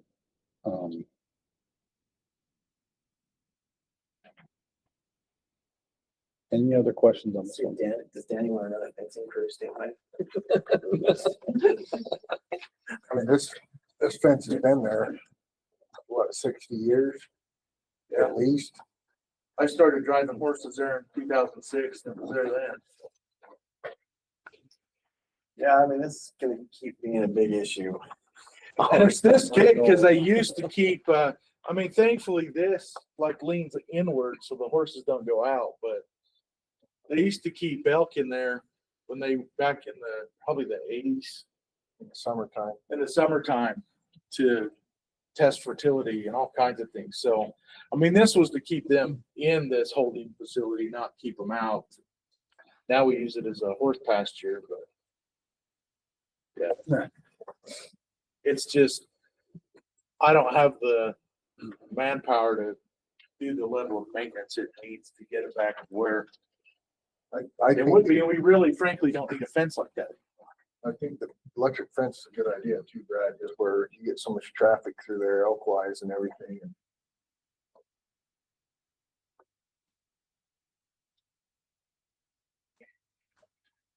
I'll make the motion to approve it. I'll second it. Okay, we have a motion from Tyler to approve and a second from Steve. Any other discussion on this one? Okay, all in favor, say aye. Aye. Any opposed, say no. Okay, motion passes.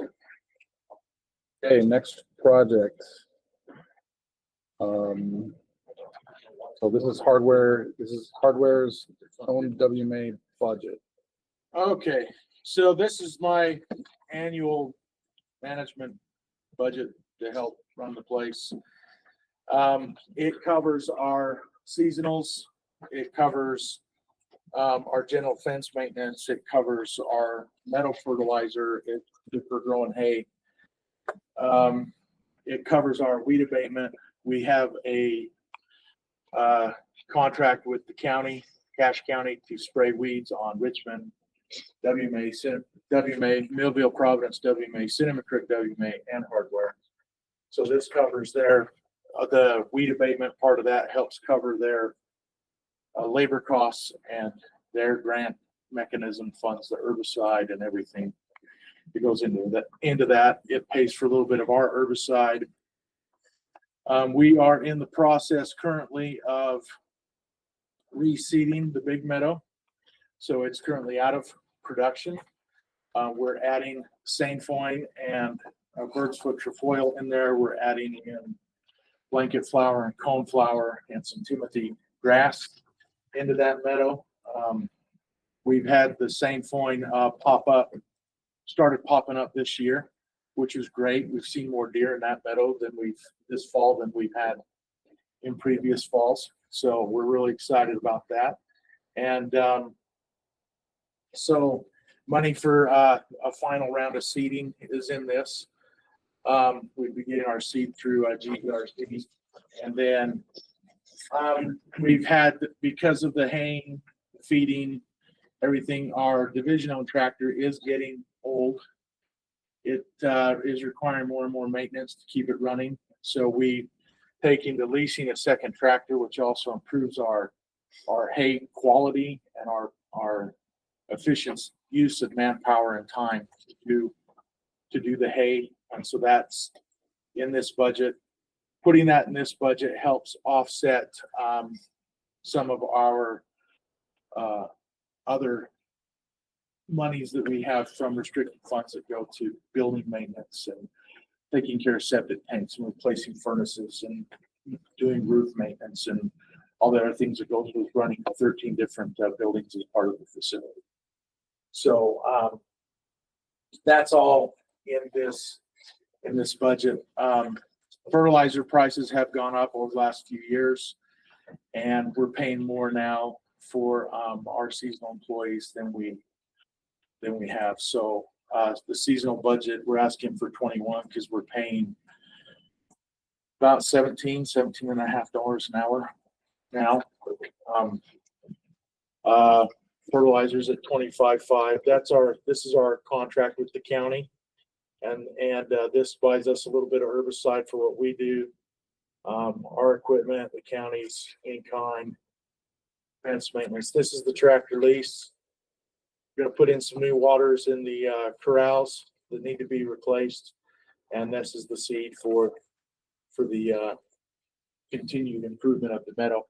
After this year, we won't harvest that meadow this year. We're just going to let it grow and reseed, and we'll irrigate it. But then after this year, we're hoping next year to put it back into production, and hopefully as it gets going and we see good return on it, then we'll move to working on the other meadows and bring them the same way. You will keep cutting it after next year. You'll start cutting it again. Yeah, we'll start cutting it again. It's my best producer. It's got the best soil. It's more loamy. It's easy and it stays well watered. We're working on. I'm hoping here in the next year or two we'll get to come to you guys with for some help funding moving it in phases to pressurized irrigation. I've got engineered plans with the NRCS. We're looking at working with UDAF as their water optimization grant, and we're exploring funding sources to make it a reality. If your power line's going underground that runs right through the middle of that field, we could put a pivot in. And we've talked about that too. So yeah, we're exploring some options, and it's something I've wanted to do for the last 5 years. It's slowly getting closer to becoming a reality, so I'm excited. You seen all the guys up there duck hunting the river, just below the hardwood? Uh-huh. Jumping ducks off the river, yes. So So you fertilize the same area every year? we did. So just looking at your fiscal 22 budget, it's gone up 150%. Your fertilizer got from, it was $10,000 back then to now 25,000. Yeah, so, if you look at 22, then I think if you look at 23 was the biggest jump. And, the contract fertilizers through IFA and the cost of fertilizer went up like 60%. And it hasn't really gone back down. The rate of increase is slowed, but it hasn't gone back down. So, well, I think we were asking 20,000 and we weren't getting our full 120 acres covered. We were only getting about 9. So I'm asking for a little more to try and encapsulate that full.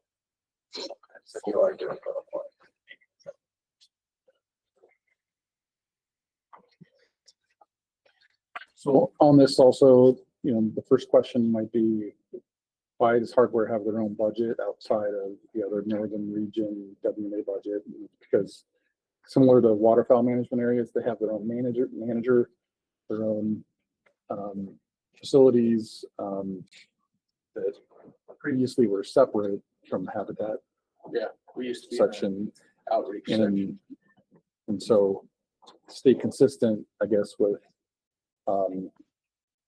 how waterfowl management areas are kind of managed from the budgetary standpoint. We kept hardware with its own budget.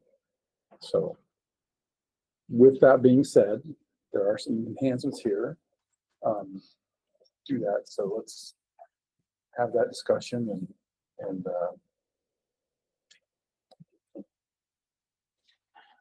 this is an important asset for the division. We want to ensure that it can continue. It's got a unique role with the elk in the winter.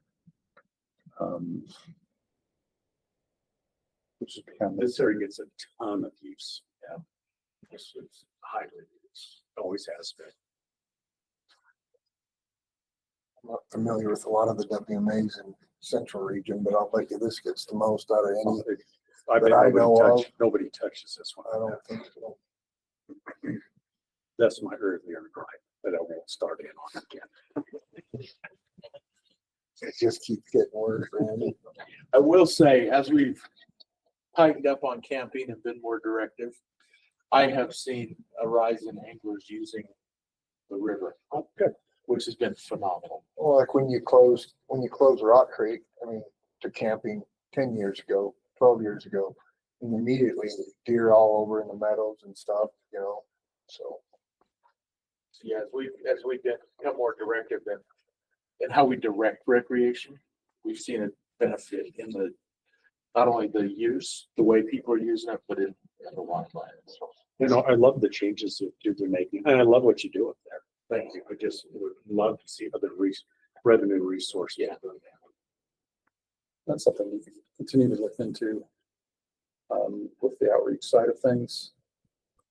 They do take in a little bit of money, but I'm not exactly sure how that gets utilized. So, okay, any other questions on this? I've got a comment. I don't know if this is, I've been thinking about this for the last 2 months.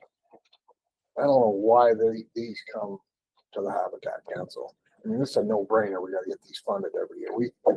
I'd like to look into making the legislature do funding for these instead of us, Might be down the road, but start talking about it because, they've gotta be funded and, why we use Habitat money to do it. It's it goes hand in hand. I get that, but I'd like to see it funded It doesn't meet any of those criteria laid out at the very beginning. So I'm supporting you, right? But it doesn't matter. They're not gonna pick up this tab. It just keeps popping in my head for the last 2 months, and I'm just like, why, you know?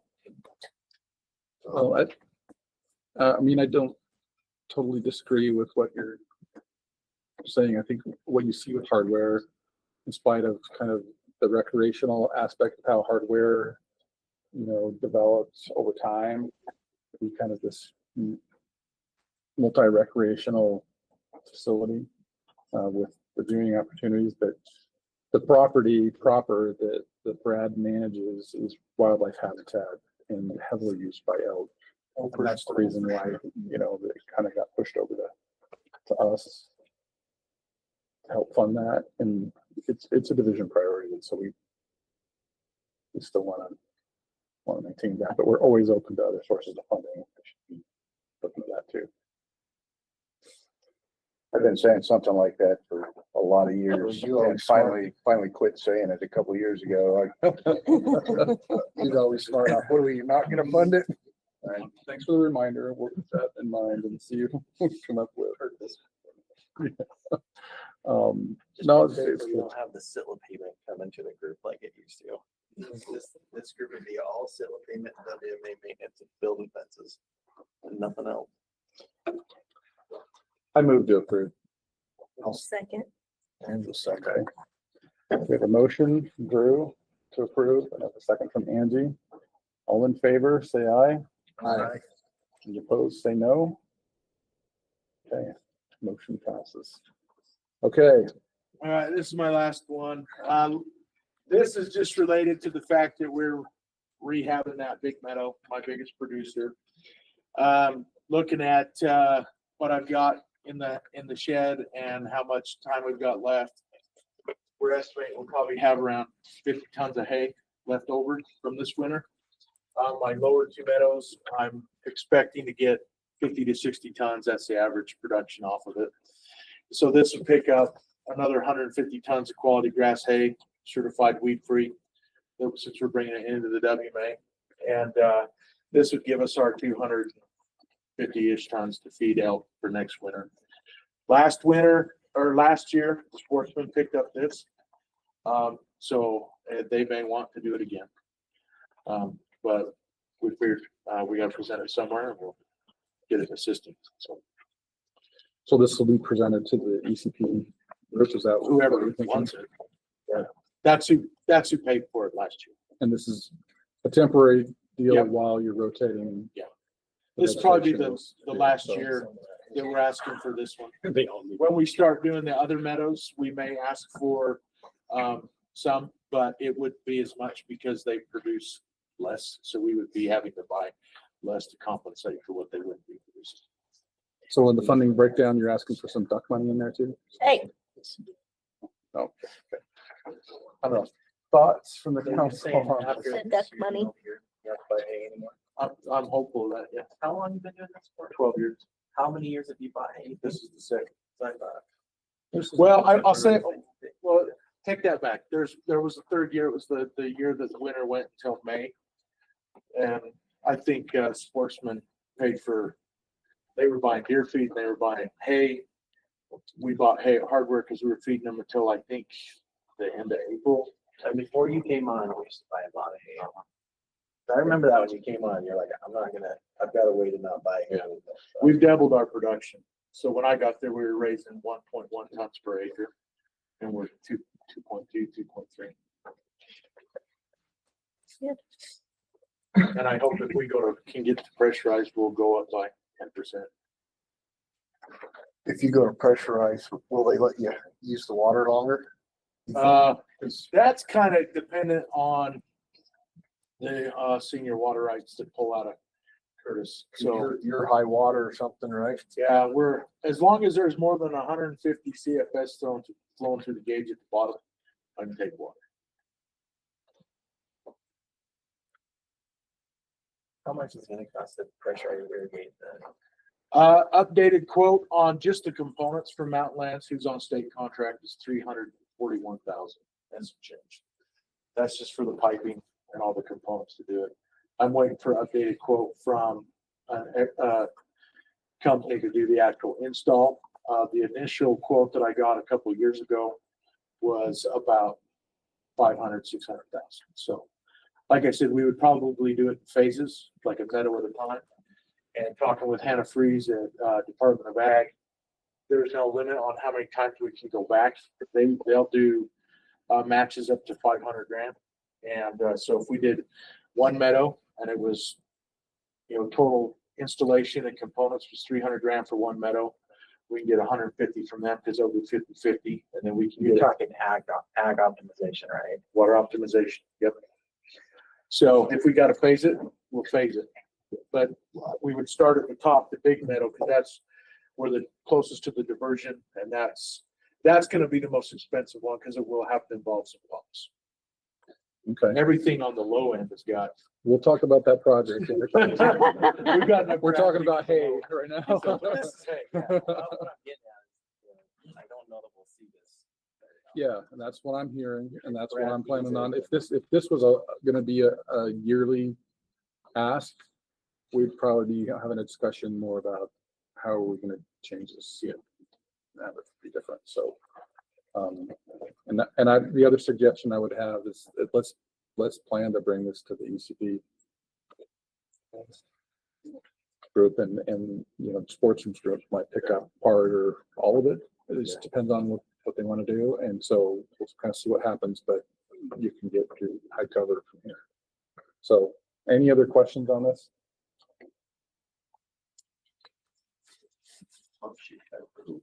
Okay, we got a motion from Tyler. I'll second it. A second from Randy. All in favor, say aye. Aye. Any opposed? Say no. Okay. Cool. Thank All you. right. Okay. Thanks, Brad. Now we're going to WMA Big Game Winter Range enhancement. Kind of vague, but You said kind of vague. it's kind of vague, yeah. That's okay. My name is Zach Doman. I'm a habitat biologist in the northern region. This is a project that we hope to come to you guys with every year, as we want to build a more robust shrub planting program in the region. So we had one last year, and here we are again this year. I do have a presentation on it. So the two WMAs we're looking at this year are going to be the Millville Providence WMA and Middle Fork WMA. Millville Providence WMA was funded last year, so we'll have a project going this fall for that from last year's money. It burned back in 2007, so it's looking pretty rough. There's not much of a shrub component on those lower hills there. That's a picture of it right there. And so, yeah, we're just working to restore that. The Forage Range and Research Lab's been partnering with GBRC and Shane Hill prior to me being in this position. So this summer they planted just under 3,000 sagebrush and bitterbrush plants, and they plan to do the same this next season. Middle Fork WMA, as you can see from the picture there, those lower elevation slopes are struggling with the native boards and shrub components, largely due to an increase in annual grasses and invasive grasses. So started the conversation with GBRC. We'd love to establish some pest plots up there using herbicide to try to figure out if we can find a way to treat this property on a large scale. And also we're gonna go in there this fall and scalp and seed in there as well. So the breakdown would be, you can go to the next slide. Breakdown would be 7,500 plants between those two properties. And then establish some test plots to hopefully get a large scale treatment going on that Middle Fork WMA.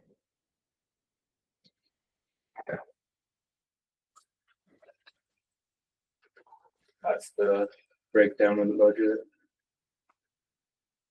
The Middle Fork I'm familiar with in that area. I'm glad you're gonna try doing something because I've been involved forever. And you do have a few Chuckers, a few Huns in there. Millville, I don't know that one as well. What do you have in there? There's certainly, there's a good, yeah, there's Is there a lot of truckers truckers? on, yeah. It gets hit hard by the trucker. Truckers and turkeys. Closes on the first. Okay.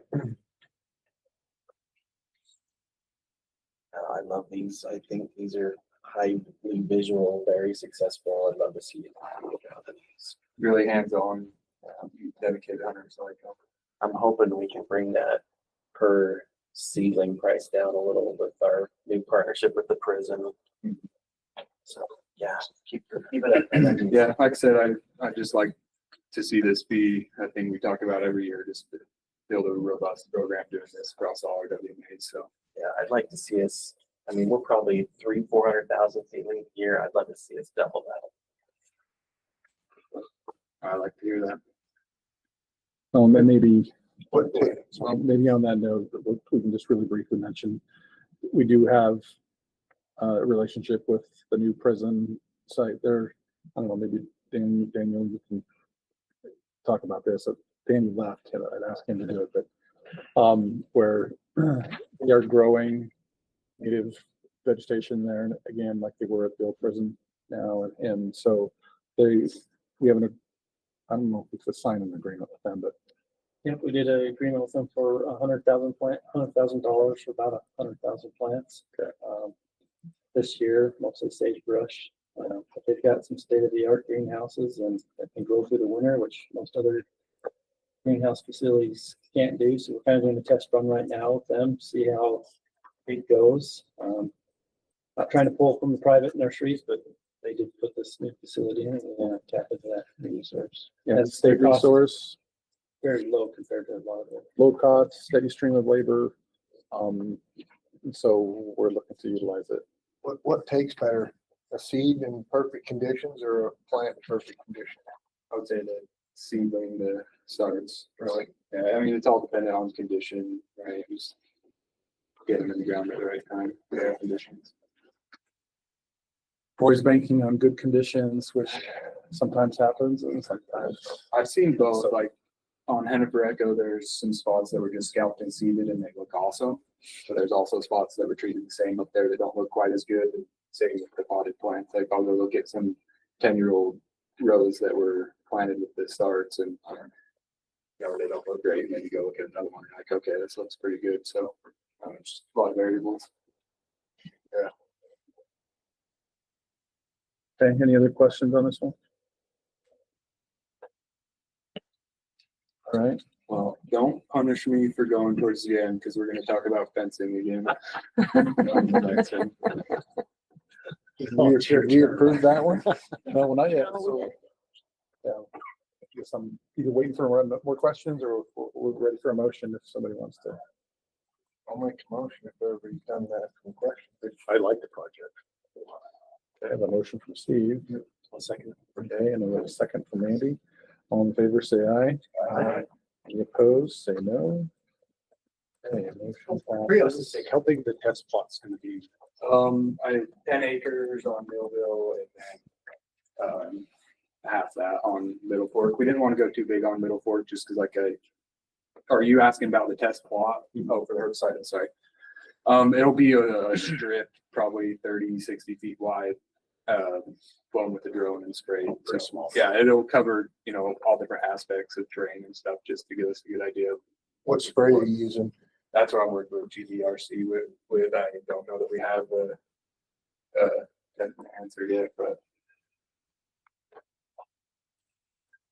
Okay, our next project is number 7445. Some fence improvements. There will be a presentation for this one as well. So where there's a lot of fencing needs across the state apparently, but especially in the northern region. And rather than coming to you with a list of our priorities and having you look at $700,000 worth of fencing projects, we kind of sat down and prioritized our top two, being one at Swan Creek and Cinnamon Creek, both of which these properties we have habitat management plans being either revised or established. And so these projects will complement the changes of those habitat management plans. So this picture here is a parking lot we built this summer at Swan Creek.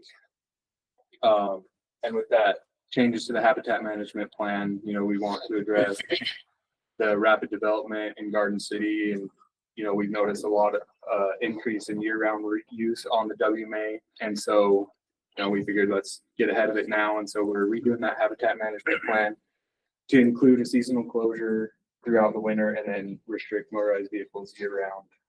And so with that, we built a parking lot to help us enforce those changes. Looking here on the northern border on the Idaho state line, we kind of see that as being an area we're going to have some issues with. In that cabin community there, there's a 2-track that comes in from the community onto the property. And so what we'd like to do is put a fence line there on that northern border to help address that issue. You can go to the next slide. So we've been working with Forestry, Fire, and State Lands a lot up there and told them about this project. They got excited about it. They have some money that they can spend on fuel mitigation work. And so they came to us and said, yeah, we'll help you with your fence line. We'll put in 40-foot fuel break, clear that fence line. They're also going to do the east side of that property as well, even though we're not planning on fencing that at this time. And they'll help us maintain those fuel breaks and everything. So they're excited to do a little work managing that urban wildlife interface there with all the development that's going on. And we can go to the next. This is the Cinnamon Creek WMA, unique in the region in terms of the vehicle restrictions. Vehicles are restricted to restricted from that property in the summer months. So you can see here in this picture, clear as day, people going around the parking lot, around the lock gate, up into the property. And so to address that, the plan would be to drill pipe right here that we're looking up that alleyway here. And so the plan would be to drill pipe up that access spot to eliminate that issue, to help us enforce these closures. So again, with Cinnamon Creek here on this piece of it, you know, this is our new property and we put in some infrastructure, people are going around it, and we need to further harden and prevent that from happening. Again, this is still a priority for the division to have a good start to this journey with Cinnamon Creek. So that's so you guys have the unfortunate thing that we're from Northern and we know the areas. Yeah. I love this area. I've gone up here for years and years and I like this. But my question is on the south fence, why aren't you going up to the private property line? Where are you looking? Do you see the red line coming on up? this on here? Yeah. So there's a private, there is an existing fence there. I mean, we could drill pipe farther. It's going to be a lot more expensive, but we figure, you know, so last year you guys funded fencing projects up here to get our borders established. So this border here is currently fenced, as well as some others that didn't quite get done before snowfall. But after this next season, it should be looking pretty good as far as the border of the property goes. But I just don't see, they would have to drive all the way up past that Aspen Grove. Well, and the reason I bring it up, unfortunately, I know the area. You've got that private property owners right there using this as a private driveway. Yeah. And that's who's going around these fences and going up there. If that would be an easy issue to address if we install this new fence and it's clear as day that it's one private landowner. Well, it is. They cut down the fence and then put cones up so that other people want to go on their property. So I would encourage you to go all the way up the property post where that up to where he has his gate up a little because higher. This is going to be a problem. You're saying up to that Up line, red I mean, line, if no, right that's there. the Keep going. suggestion Right there. from the council here, I mean, it's going to be more expensive, but there's This guy camps in here and this is his private driveway. There's a couple that go in there and they all You the have a time. gate right on the Ant Flats Road too? Yeah, so where I'm standing here taking this picture is a gate with the parking lot to my back, and they're coming off Ant Flat and just driving right around it. could you make it more simple by going up the private line, going up the Cinnamon Creek line, just 100 feet and then putting a gate? You mean gating it up Get it higher? further? No, gating it 100 feet off the Ant Flats Road, but putting steel pipe on both sides. It's the I'm not parking sure I lot they follow. built 2 years ago. So you're saying putting, go laterally Go instead steel of, pipe here, and then gate. That way they can't. Yeah, I mean, And then you can talk to the landowner. Threaten him with his life. yeah, I mean, we could do that. There's still gonna be a chance that they're gonna drive around it if it's only, 100-yard section right there, but. The nice thing down low, you have the river. Yeah. That makes it And you can hard. see they've been driving right through it. I have another picture of them coming from this side too. So, the other part here is we'd replace some of this fence and the snow is. Yeah. You had a beautiful friendly fence up there and it got smashed the It's first gotta year, be which was left pipe unfortunate. fence in that country. and that's what we're doing with everything else. And is that, you're going up both sides of the road with that? Okay, the one doesn't look as, I'm colorblind, the one doesn't look like. So the other thing would be a possibility to address my concern, just to think about, I'm not telling you what to do, is maybe it'd be cheaper to drop rocks, boulders, past the fence. Because they don't have the right to trespass on and use us as a right of way. The issue is the enforcement's hard, and this way, boulders, they're gonna find a way this way. A little bit Big more. tractors Yeah. and stuff that can move it. And then to piggyback on this, all these improvements and stuff that are happening up there, I love. But where's the management plan at? You'll see it probably next meeting. Will it? Okay. Finalized. It's in their final stages right now. Yeah, I'm not sure it's ready for next meeting, but. This cycle, It'll be this cycle of habitat management. Okay. Maybe April though for next year. Because that could impact some of the things that you can and should be doing. I don't know how familiar you are with that, but that was a pretty long No, process. I'm wound up Many about it. meetings, yeah.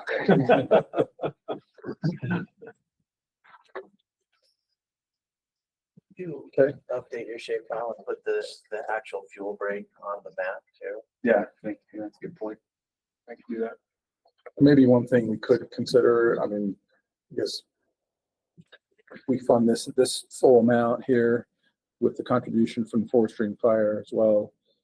I'm wondering, as a point of discussion, could we, to your point, Randy, is run the fence the full amount to the red line and then just short it on that northern part, the western part You're of saying the. run this one longer, but Run that one this shorter, run that one shorter, So- that would.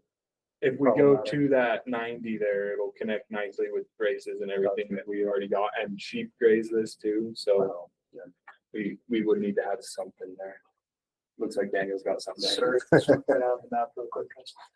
I think they're camping in this property, so to shore that up, you probably need to go to here. Oh, I have the wrong property. Yeah, so it's okay, Randy, I know what you meant. Yeah, Does he have any This other property access that has to that issues. piece of property? they do, we don't. Well, we do as the division. No, I'm talking about the private piece. They have a private, so this parcel has a road that comes in down here. And then it doesn't have a developed road. There's just a little like four-wheeler trail to this part of it. So that to bring their campers in, they want to come up our nice road and pull in right here instead of in their road and then through all this rough stuff to get to there. Well, it says property, you can make his own road. Yeah. So that adds a lot. On the Just Swan as Creek, on the things. Idaho border where that 2-track is, that's gonna be pipe fence.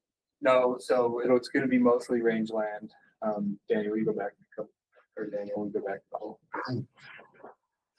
So it'll be mostly rangeland. There's this corner here is really close to a cabin.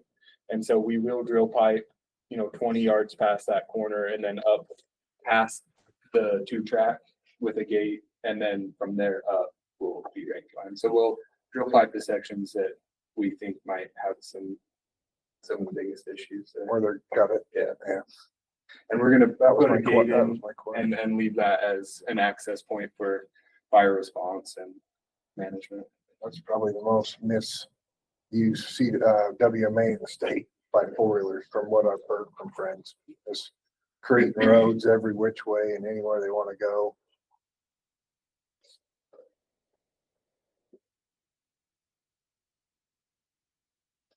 Okay. Any other questions on this? So before you guys go to making a decision on that, do we put the caveat that I extend that section there on Cinnamon Creek, so it might be a little bit more expensive? So it's further than, what I would, It's what I would, substantial. It'll add. So, yeah, we that would be probably need to It finish almost that doubles. to- but what I'd like to see you guys look and explore other options that we can do in there.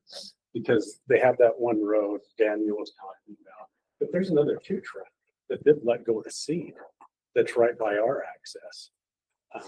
So I just, maybe it's a pet peeve, but let's explore other options that would be in there. I don't know if we could add on, we'd almost put a third more fence on there to add that. I doubt we could do that this year, but something needs to be done. I got a suggestion. Oh, was there no questions? Sorry. No, just my face. We're good. So there's Didn't they have a road right along their fence Yes. line Yeah, at they one did. time? I remember. They let it go to seed because our road's better. So that northern part of the fence, you potentially take that, Zach, and tack it on to the southern part It's not this year, and then if we have issues with the northern part, that could be done later. I know we will have issues because they have, this summer they were going around both sides of that parking lot, so. I guess it depends on who's doing it. Yeah. So Is there a way to I put think the it, other side's a little tighter, if I remember right. I think it was their bikes going through that side, but they've certainly been using both sides around the parking lot. But if this pipe fence, I know you want to tie into that corner on that northern fence. Does it really need to be tied in if it's pipe fence? Can't you stop anywhere you want? Sheep, I mean, it would look a lot nicer, but there's gonna be sheep grazing that neighboring property. Oh, there's sheep in there. Yeah, I mean, could approve this point with what's asked and then plan to bring it back next time around for that additional part. Yeah. I like how we're cutting one guy's fence and trying to add to another guy's fence. Yeah, and maybe we, like Randy's saying, maybe we put these in and we can think of an alternative solution there for that. And maybe it's just more fence next year. I hate paying for fence, but this is one that I think's very unbiased, but this is one that I think's worth it. I'm assuming there's signage, right? Oh, yeah. So they're violating. Oh, they know. Do we have a trail cam? Can we put a trail camera up there? That's a law enforcement. You do have service up there, don't you? Yeah, we've got trail cameras all over the property. The cameras only work in certain locations up there. I don't remember if we have data connection in the parking lot. Yeah, there's not. Telling me they have a hard time making cases with trail cameras too. I don't know why. That's why fair. that would be the case. There's Good service question. with That's some fair. provider out in the middle, right in the middle, and flats. I was digging a guy out in a razor with tracks and he's talking on his phone. So. My experience Fair. is Just a only question. on that Mineral Point areas where I've been able to get coverage, both on my T-Mobile, my Verizon. Yeah, I've got one of these. I think AT&T's got it better up there. That's shocking. Okay. All right, do we have any other questions on this or somebody want to I make a motion? recommend we approve it. Okay, a motion from Angie, second from Steve. All in favor, say aye. Any opposed, say no. Okay, motion passes. Okay, Just think of solutions for next year. Put the spikes right there. The spike is tight, so I'm good. get some. I mean, we have horses. We maintain. Outdoor Rec said they will do their scoring meeting end of April, 1st of May, and contracts will go out mid-May for their grants. That's not what we wanted to hear. Yeah, that's definitely later in our process. So this could have probably been tied to the management budget that got ridiculed. This is a new property, and so we figured, it needs a lot of money, and so we might as well create own project for it. So, this is for the newly acquired 2,500 acres adjacent to the East Canyon WMA, we call Golden Hills. Historically, this property has been managed for livestock with sheep grazing pretty heavily in the spring and the fall. As we work out those management details with state parks who helped fund this purchase, and as we transition the management of this property to wildlife, there's going to be some infrastructure needs. And so this perimeter fence that follows the highway here is in really poor or non-existent condition. So in order to establish property boundaries and also allow us to use cattle as a tool in the future on the property, we would need to get, I think it was 3.5 miles of fence done there. As well as no sportsman's access or parking anywhere on this side of the WMA. And so we wanted to put in a semi-temporary parking lot over there to create an access point for sportsmen's use. I'm asking for a little bit of money for herbicide so we can build that noxious weed program up there. Obviously, we've never sprayed that portion of the WMA before. And then while we were up there this summer doing projects, I wanted to do a little bit of wet metal work and build some Z-dike structures that I'm not asking for any money for that. All the materials for that will be able to be found on site. So that's kind of a rundown of that one. It's showing pictures of weeds and the ephemeral stream where we'll probably put in some Z-dike structures. How many do you think you'll put in? 3 to 5 maybe. And there's a few spots that really would benefit from it on the WMA, and so it's cheap. It doesn't cost. Yeah, exactly. It just takes volunteers and time. So we'll do these ones and start focusing on other places up there. So Daniel, can you go to the database version of this in the map?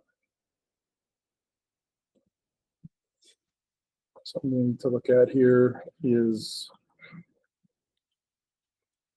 so the state park, you can see where it says it's labeled state park is right to the south. And I guess I'm hoping Chelsea will kind of look at this too, it's still unsettled. We haven't settled with state parks as to how much of this property is going to become part of the state park. And I'm seeing that what I feel like is this fence is going to go in right where might be part of what state parks wants. Chelsea, do you think? So this is the ownership layer? Yeah, so I think that's correct. That's a good.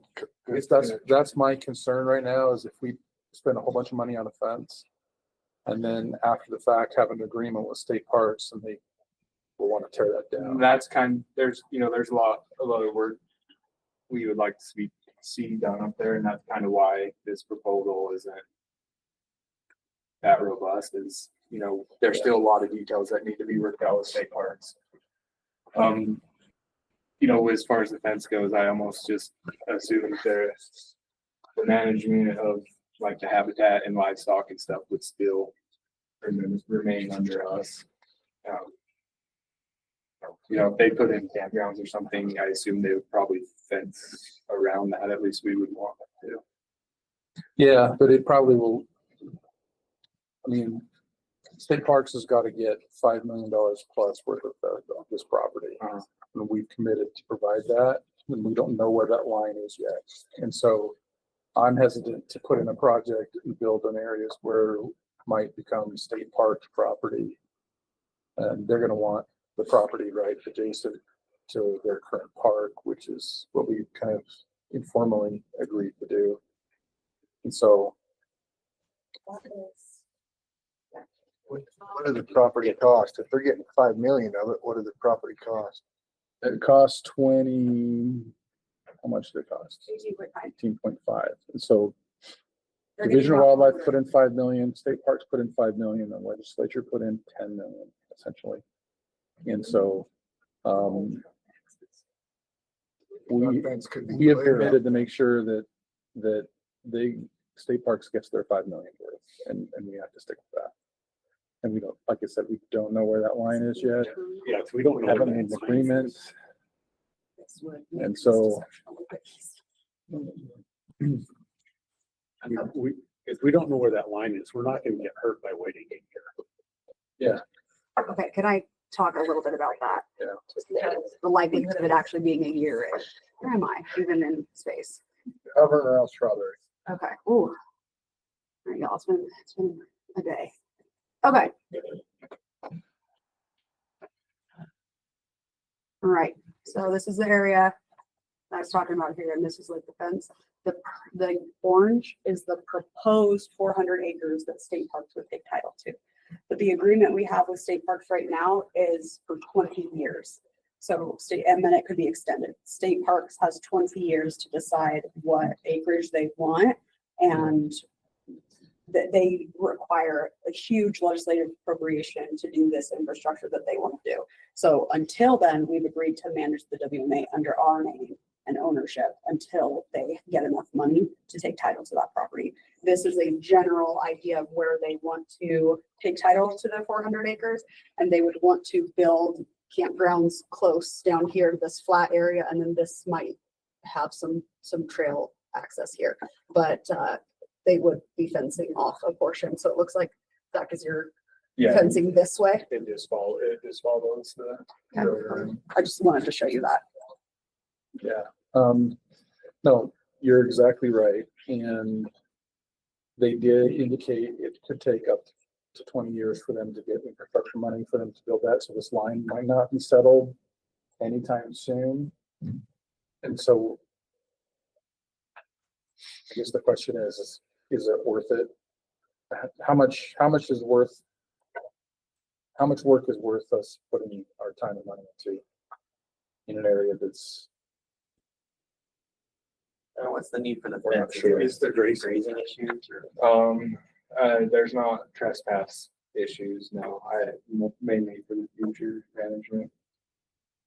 Well, so the trespass issue hasn't been an issue because it's been private land, and so people have stayed off of it. Public lands. And it would be good if we did have a temporary access regardless of what the state park version's gonna look like. Yeah, the thing too is it does have seasonal closures, so defining that border could be important. I just hate for us to be in a waiting game for 20 years. And Parks has the chance to also extend that contract if in 20 years they don't just get money for infrastructure. Really gonna take them 20 years now? I would think the pressure. Yeah, I agree. Something The county don't get is general gonna fund. pressure them. They just I want an agree. option to be able to wait, get Yeah. out as long as they want. Like 5 to 10 years, probably reasonable. But I bet they're gonna, I see that they're gonna want to, at least, the very least, figure out that boundary. Even if they don't have the money for their infrastructure yet, I bet sooner than later, they're gonna wanna have us all come to the table and figure out, here's the line, here's our 5 million, here's the other stuff. At least make the line straight instead of up there. Well, they're trying to accommodate some certain values on there. There's an old pioneer trail that goes through this area that they want to make sure that they have control over that piece, which. There's already a trail. There's Yeah. old roads down. Well, I'm just looking at this, where it says East Canyon State Park, they've got nothing developed there right now. So if we put a fence there and it splits their current border with with the orange border, it's not really dividing anything that's already developed, something that's going to be developed. Unless they develop in that area right now. Does that make sense? Yeah, I mean, this boundary is just kind of what they express their interest is. It's not based on that $5 million value at all. And so it might be more or less than that. Probably more, I think. Realistically, that's pretty small. More than they have to pay themselves. Unless they decide to build a bigger campground. And realistically. They're gonna want it and they'll just let it sit. I mean, they manage Wasatch Mountain, which is huge, and a lot of it's really wildlife. And you know, it's not being used for camping, but other recreation really. Anyway, Well, that seems like we made a mistake in getting them 20 years to decide what they want. Kind of- well, it happened really fast. And, so. Is there a portion due, phase it somehow? I mean, is there a Yeah. part that's critical right now that doesn't impact Well, I think this? you know, probably moving forward, it'll be critical to get some of that access set up. There's already that parking lot up there. Probably, I don't know if that's what you're targeting Well, you know, we talked about that. We or were a different access. that same spot, but Mhm. rather than funneling people all the way to the end of that cul-de-sac, just putting a parking lot down bottom of the gate. That way, you know, that's left untouched. Cause if State Park's gonna put infrastructure in, it's gonna be right in that. For sure will be there. And Where's that parking lot on that map you're thinking about? About right here. Were you, the one that you're wanting to put in? Yeah, the one we would want to put in would just be right in here in the flats somewhere. so, But that's. pull that map down. Looking. Yeah. Yeah, so that other parking lot is just past where the new pavement ends right there. Yep. And like I mentioned, I said semi-temporary parking lot, knowing Who's in charge of the relationship with the state park within the division over this?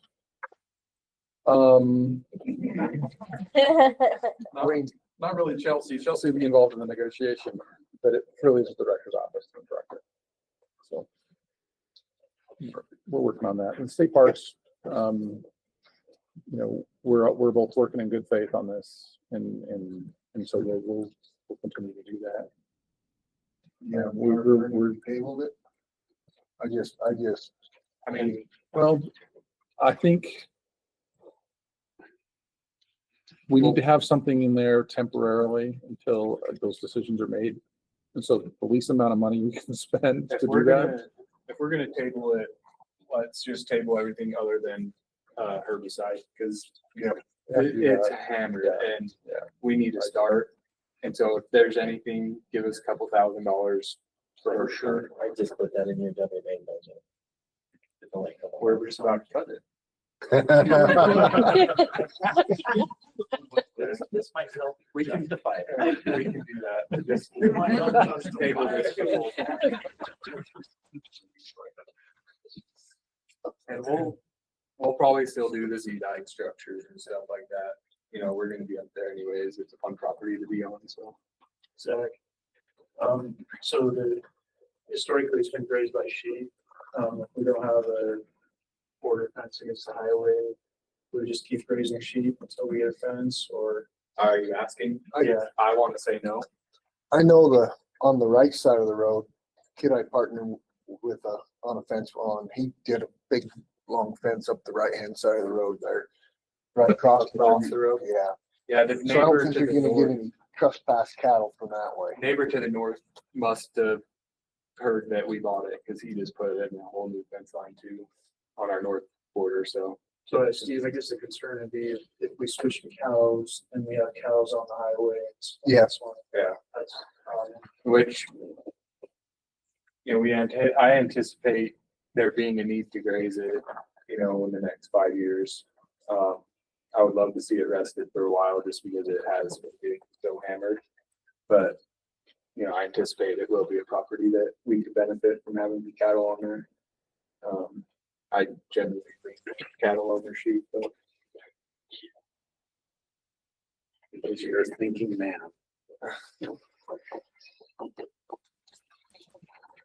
Okay. I guess going back to tabling it.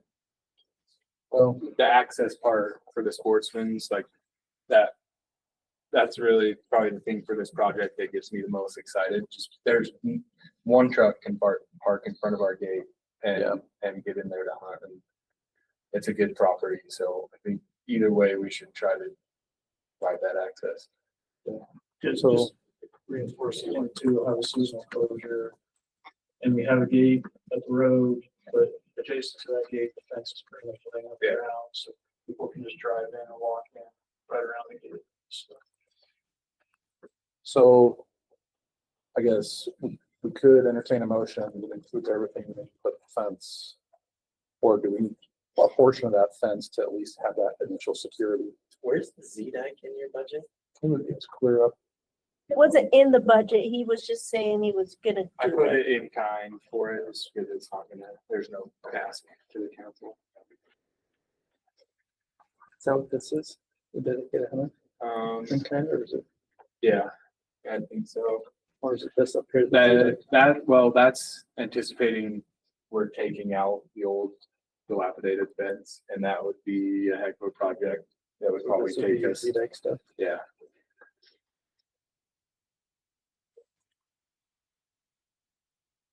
And you got that wrong this stuff already. Yeah, there's plenty of material on site. All right, I'll make the motion to approve it for funding consideration with the fence removed. I guess this question is, do you still need some of that fence? I do around think, that parking lot? like Daniel was saying, we've got a locked gate, but there's fence on the ground on either side of it. So it might not be a bad idea. So any thoughts to? Or we can amend wait that? and see So- how big of an issue it really is. Friendly amendment to the motion to table until you get a new estimate for the fence you need. Well, I can give you $9.50 a foot, however much. Just need to decide on what we want to do. I don't know if we went a half mile on each side of that gate. So 5280 then total, so a mile total. Sure. So it's 5280 times 950. You'd be putting that fence in that parking lot right where the state park's already said they want it. I'm a little heartburn with that. Yeah. Well, or the other option is we put in a parking lot. Don't do anything about the fence and see how big of an issue it really is, but I just know it's most likely gonna be an issue and People are gonna drive. Yeah. The topography there doesn't stop people from driving. It's like, it's relatively flat, easy just to go. Yeah, it's a tough spot. So one mile of fence would be $50,000, is that? Yeah. Is That's high. When I got some up-to-date bids, it was, they were saying $750 to $950 a foot, and I went off $950, so. So how about I make a motion to approve it for funding consideration with the fencing reduced to 50,000? Yeah. I'm more comfortable with that, but that's, you guys get to. And then you'll need to make all the changes to the maps and everything, and look at your budget, and if it's less than 50, then change it. Guys, whatever you actually. Second. And the Z-Dike work all has to be done because I've got bird money in there. That's good. Okay. And some sage grouse around, so. There's a lot of sage grouse up there. I just like the fact that we want to get some access so that sport can start enjoying it. it's More than just the one truck in front of them. No, it's an Yeah, I awesome agree. piece of property. I agree. It's not hard to get into some good areas from the road there. It's just. I agree. why We, would we need to spend- do something, but knowing this, there's this looming thing with the state parks, which I think will have a good, successful outcome. I think state parks is gonna work with us really well. We appreciate their cooperation, but I don't want to spend tons of money on something that's gonna change. But for now, a good temporary situation. Yeah, so my notes on this one were I just needed to reduce the fence to $50,000. And update. Yeah. So we have a motion from Tyler, and who was the second? Drew. All in favor, say aye. Aye. Okay, any opposed, say no. Okay, the amended motion and amended project plan is approved. To move it for consideration. Thanks, guys. Thanks for the discussion on that. That was a good discussion. Yeah. So, okay. The last part of what we're gonna be looking at, and we're at 3:30, is some other additional Salt Lake office. There's one more in order. Is it? Oh, no, I'm this one. Did we get the winter range? Yeah. That's what we were talking about, middle board. Oh, that's right, that's right. Thank you. Sorry. Hey, were you sleeping in that one? You were talking. No, we've been commenting on. Like you use your words. Talking in your sleep, Randy? Okay, 7338, introduce yourself. And we're gonna look at this. So my name's Austin Greeny. I'm with Sage Line Collaborative. And I figured we'd talk about something we haven't talked about all day today, and that's fence restoration. So, yeah, if I had known how many fencing projects were going to be on here, I wouldn't have had the next slide in there. But basically, we all know that wildlife are getting caught up in fences throughout the entire state. And so what we're proposing for this particular project is really to figure out a way to integrate data that we already have on where wildlife are going across the state, and then figure out the most priority landscapes on those state lands or on those private lands that have walk-in access, where small-scale retrofits may actually lead to some really big gains for wildlife permeability across the state. So that's really what we're proposing here. So if you had taken a look at this project before, you'd notice there was nothing mapped, because we're looking at the entire state, and we really want to partner with a number of different people across the entire state to really figure out and pinpoint where it is we're looking to actually do this work. And this is also part of a much larger program called the Fence Restoration Program, where we have a number of different land management organizations and partners working together across the entire state to really kind of, like I said, integrate the data we already have and figure out the most important spots for where this type of restoration work can give us the biggest bang for our buck. So you can go ahead and advance this. But again, this is the need, and we all know exactly what this is showing. Wildlife getting caught up in fences.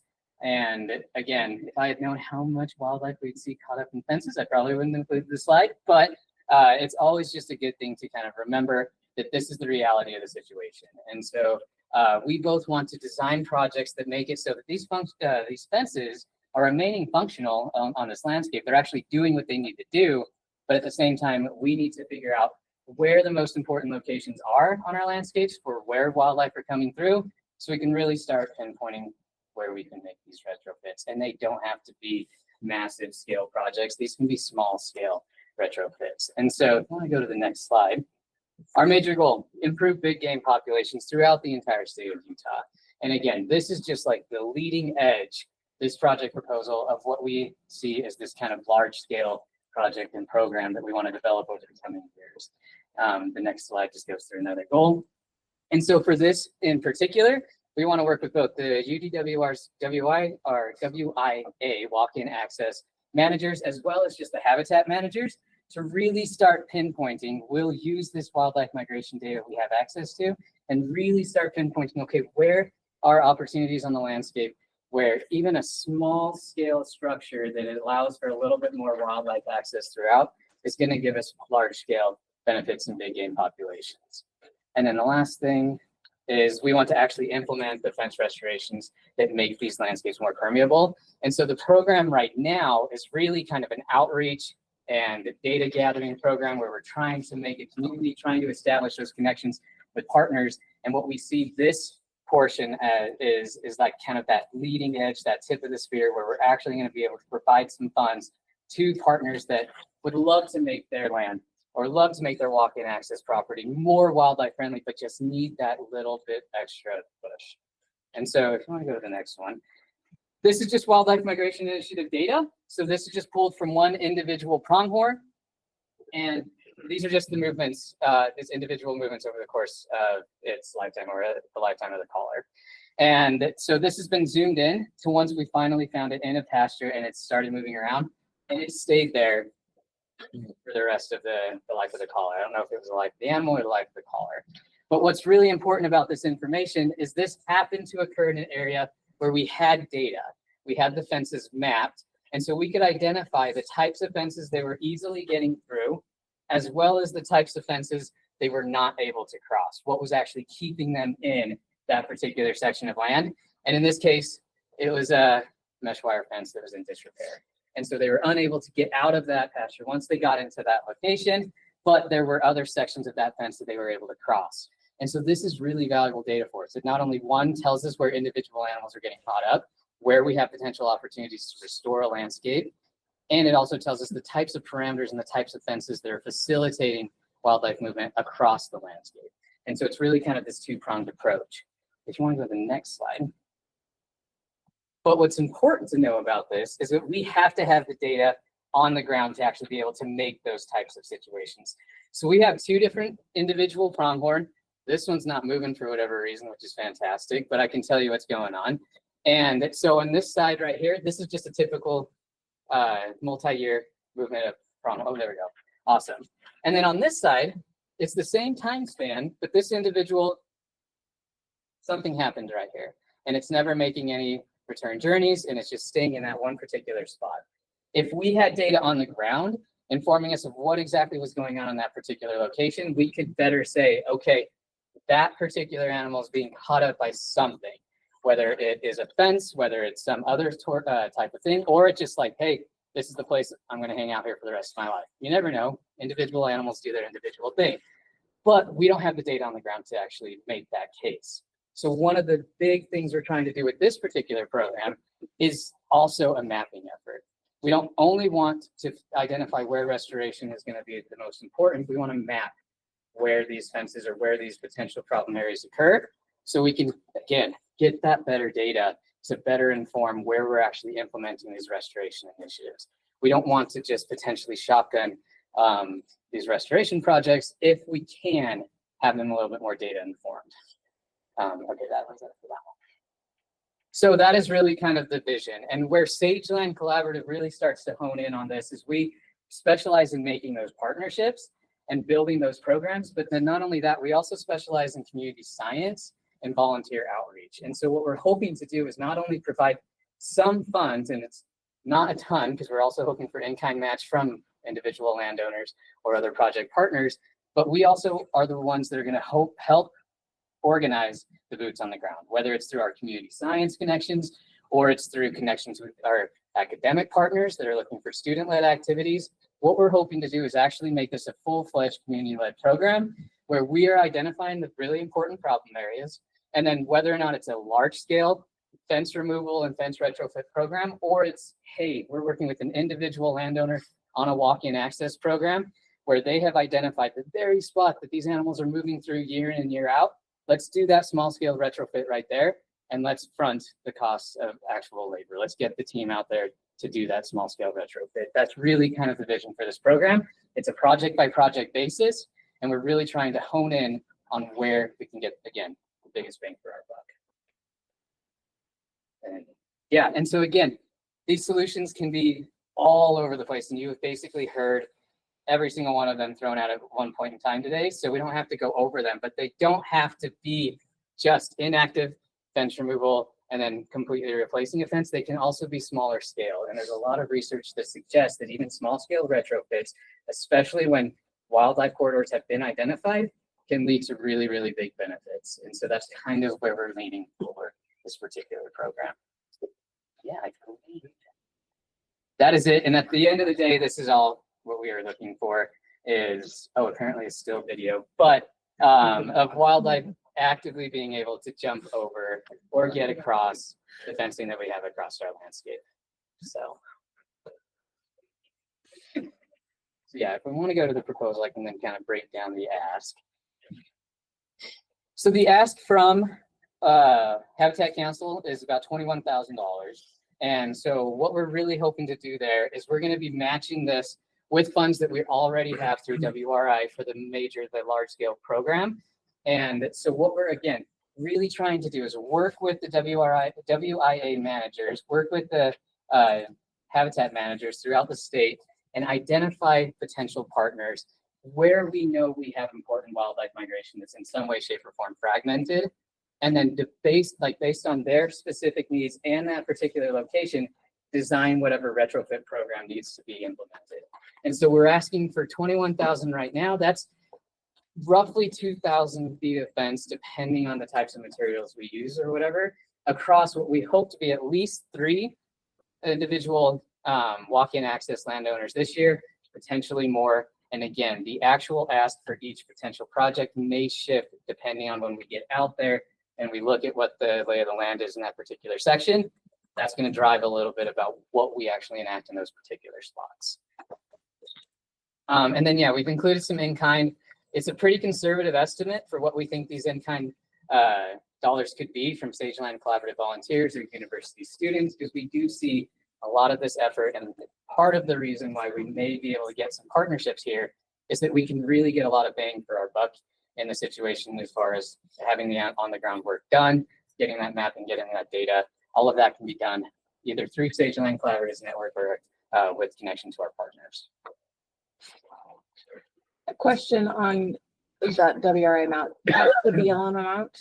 That is the BLM amount, yeah. So it's already being tracked in another project, so we don't want to double count it. Okay, that's very good to know. So you'll want to take that out. Okay, yeah, we can absolutely remove the. And if you want to put somewhere else, you know, a note somewhere, say, refer to this project or additional, you know, like somehow tie together if you want to. Yeah, yeah, that's really good. That's really good. So is this funding just adding to what is in that existing BLM project that she's talking about? Yeah, so the existing BLM project has to be targeted towards BLM or BLM adjacent lands currently. And so although we can still use the type of information we're using to target those projects, it does limit a little bit of where we're actually able to do the work. And all those funds are very much kind of personnel based currently, and as well as like going out to meetings, establishing those connections. What these funds would actually allow us to do is kind of provide a little bit of teeth in other potential areas that are not potentially BLM adjacent, that allow us to actually have those materials that we can present to if there's a specific like landowner that is on walk-in access program that would love to provide some type of more wildlife friendly habitat on their particular land, but just need that additional funds. That's the kind of idea here. So whether it's a one-to-one match type of situation, or it is that they need a small scale retrofit that we can front the cost for, that's what this money would be used for. Did you hear, were you here when Mark was talking about his WMA maintenance, but also his P4P of doing a database of all the WMA fences in the central region? I don't believe, I might have missed that. I came in around 11. Okay, I was just gonna say, make sure you're talking with him. If you're looking at other fences, they're not BLM. Yeah, and even just being here at this meeting has actually really kind of opened some potential doors, and I want to be in contact with a lot of the program managers that you've already heard from, because we may be able to kind of, again, extend this even further if we're able to work with them on some of these existing projects that they have proposed. I think this is a really cool concept. I really do. And I think it's got a lot of potential. I've seen these things fail, and it's because, you know, a lot of the I guess the relationships and the conversations with the land management agencies, or, you know, habitat managers, or whoever, you know, the on the ground people are, weren't, you know, taken care of ahead of time. Have you had those conversations and with, you know, those land management agencies, and can you just describe them if you have? Yeah, so it's actually why we didn't propose this project last year. It just took so long to establish those connections, and honestly to establish any type of community with the individual people we may be working with. Yeah, when we first initially started proposing this project, we first thought it would just be kind of a mapping effort generally across the entire state. And then if we identified problem areas, we could then go on a case-by-case basis, talk with the land management agencies or the ag producer permittee and say, hey, this is the problem, this is how we fix it type of thing. Quickly realized that's probably not the best way to go about doing that type of situation, which was great. Had a lot of really awesome conversations with ranchers, ag producers, just potential partners on the project. A few of them yelled, and that's okay too, and that's awesome. But at the end of the day, we really tried to figure out that this needs to be something where if we have a goal in this particular case, and let's say a landowner has a goal in this particular case, there's always a spot where those two things overlap. And so we've really got to identify where that overlap is, and then how we can actually facilitate it. And so instead of it's a, I need you to do this, or you need me to do this, it's a, let's find where that common ground is, even if either one of us doesn't get exactly what it is we're looking for. So this is, for me, this is a very small dollar amount, you know, that affects me. But everything you're focusing on, let me back up. this has the potential to get much bigger, which would be a good thing. Because I agree with the concept of everything's happening, but nothing you're doing addresses sage grouse. So and like I said, this is a very small dollar amount. So I'm just setting some precedents for the future. Right now, what you're doing is great for big game. And if you come to me and say, like, I'm doing this for sage grouse, getting those fences away from legs or whatever. Flagging the fences. Yeah. Well, I love sage grouse, but they're dumb as rocks. I see them fly into flags and fences all the time. But but that's what we do. That's so in the future, if this expands and it comes back and you have things that will impact sage grouse, I'm 100% in. Yeah. But at this point, I'm not, because this is 100% big game right now, if that makes sense. Absolutely. So again, I'm just establishing things from the future, because we're going to see you again. And you're going to be asking for a lot more money, which is fine. Yeah. But there has to be something directed at Upland for Upland to be involved in it. That's a really, really good point. Yeah. Just so you know, Randy really likes turkeys too. Yeah, I mean, it is our hope. We'll consider it a success if I'm able to come back and ask for a little bit more money for sure. Again, this is kind of where we want to start piloting this. And again, we spent the entire last year really trying to establish those connections, make those connections, and start building those partnerships so we can actually put boots on the ground. But yeah, this is basically our initial effort. But yeah, the hope is 100% to really start coming back and saying, okay, we've got proof of concept. This is really working.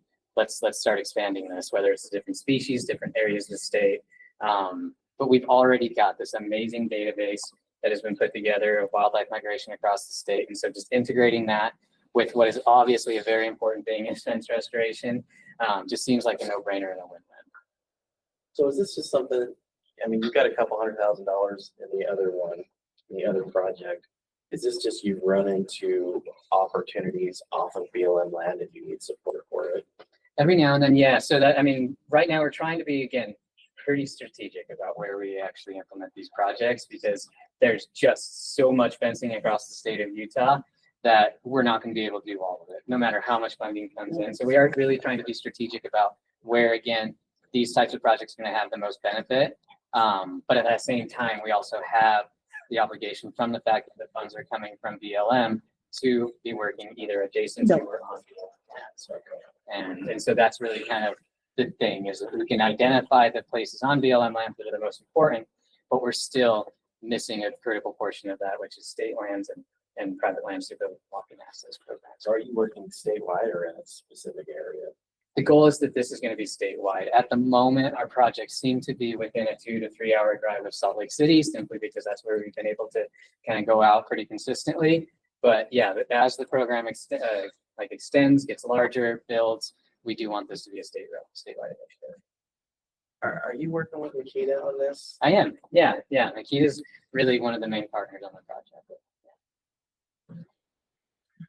So I'm just gonna throw out here from just the council standpoint, and these Habitat Council funds come from license dollars and permit fees and how we tend to look at fencing projects. You've heard a lot of fencing projects proposed, but they're always associated with a wildlife management area. We could spend our entire Habitat Council budget 50 times over in any given year just on fencing projects that could be proposed. And so we're trying not to do that. I mean, we're trying to focus this fund on habitat projects, often which can include a fencing component. And we traditionally focus this money on wildlife management areas, basically our own properties. And so with that in mind, I don't know, I'm interested in the thoughts of other council members on this proposal. It's not a substantial ask. I'm not so sure what the future, even if we had maybe approved this today, what the future of that could look like. Does the migration initiative have money for stuff like this? I'm looking at you because you used to run it. I don't know. The project to go see if we can actually pay for it, or it would be federal money though, right? Yeah, it would. And again, you know, especially when you get involved with like the Department of Transportation and all of their wildlife crossing work, we've shied away from fencing projects because they're just so substantial and so expensive. And we don't want to spend our entire budgets just on fencing projects. And so in an effort to prioritize, you know, we prioritize fencing projects that we do pay for. They're associated with typically with WMA work. That's not to say that like even sportsmen's groups have funded lots of other fencing projects that weren't that, which is great. So yeah, that's kind of one of our core values with our Habitat Council funds.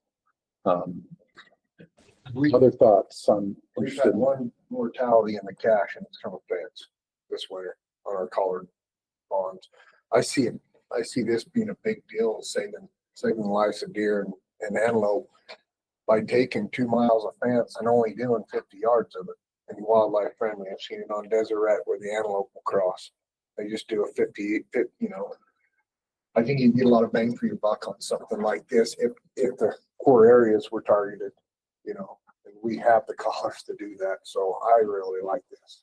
Just dead deer doesn't do anything for sportsmen.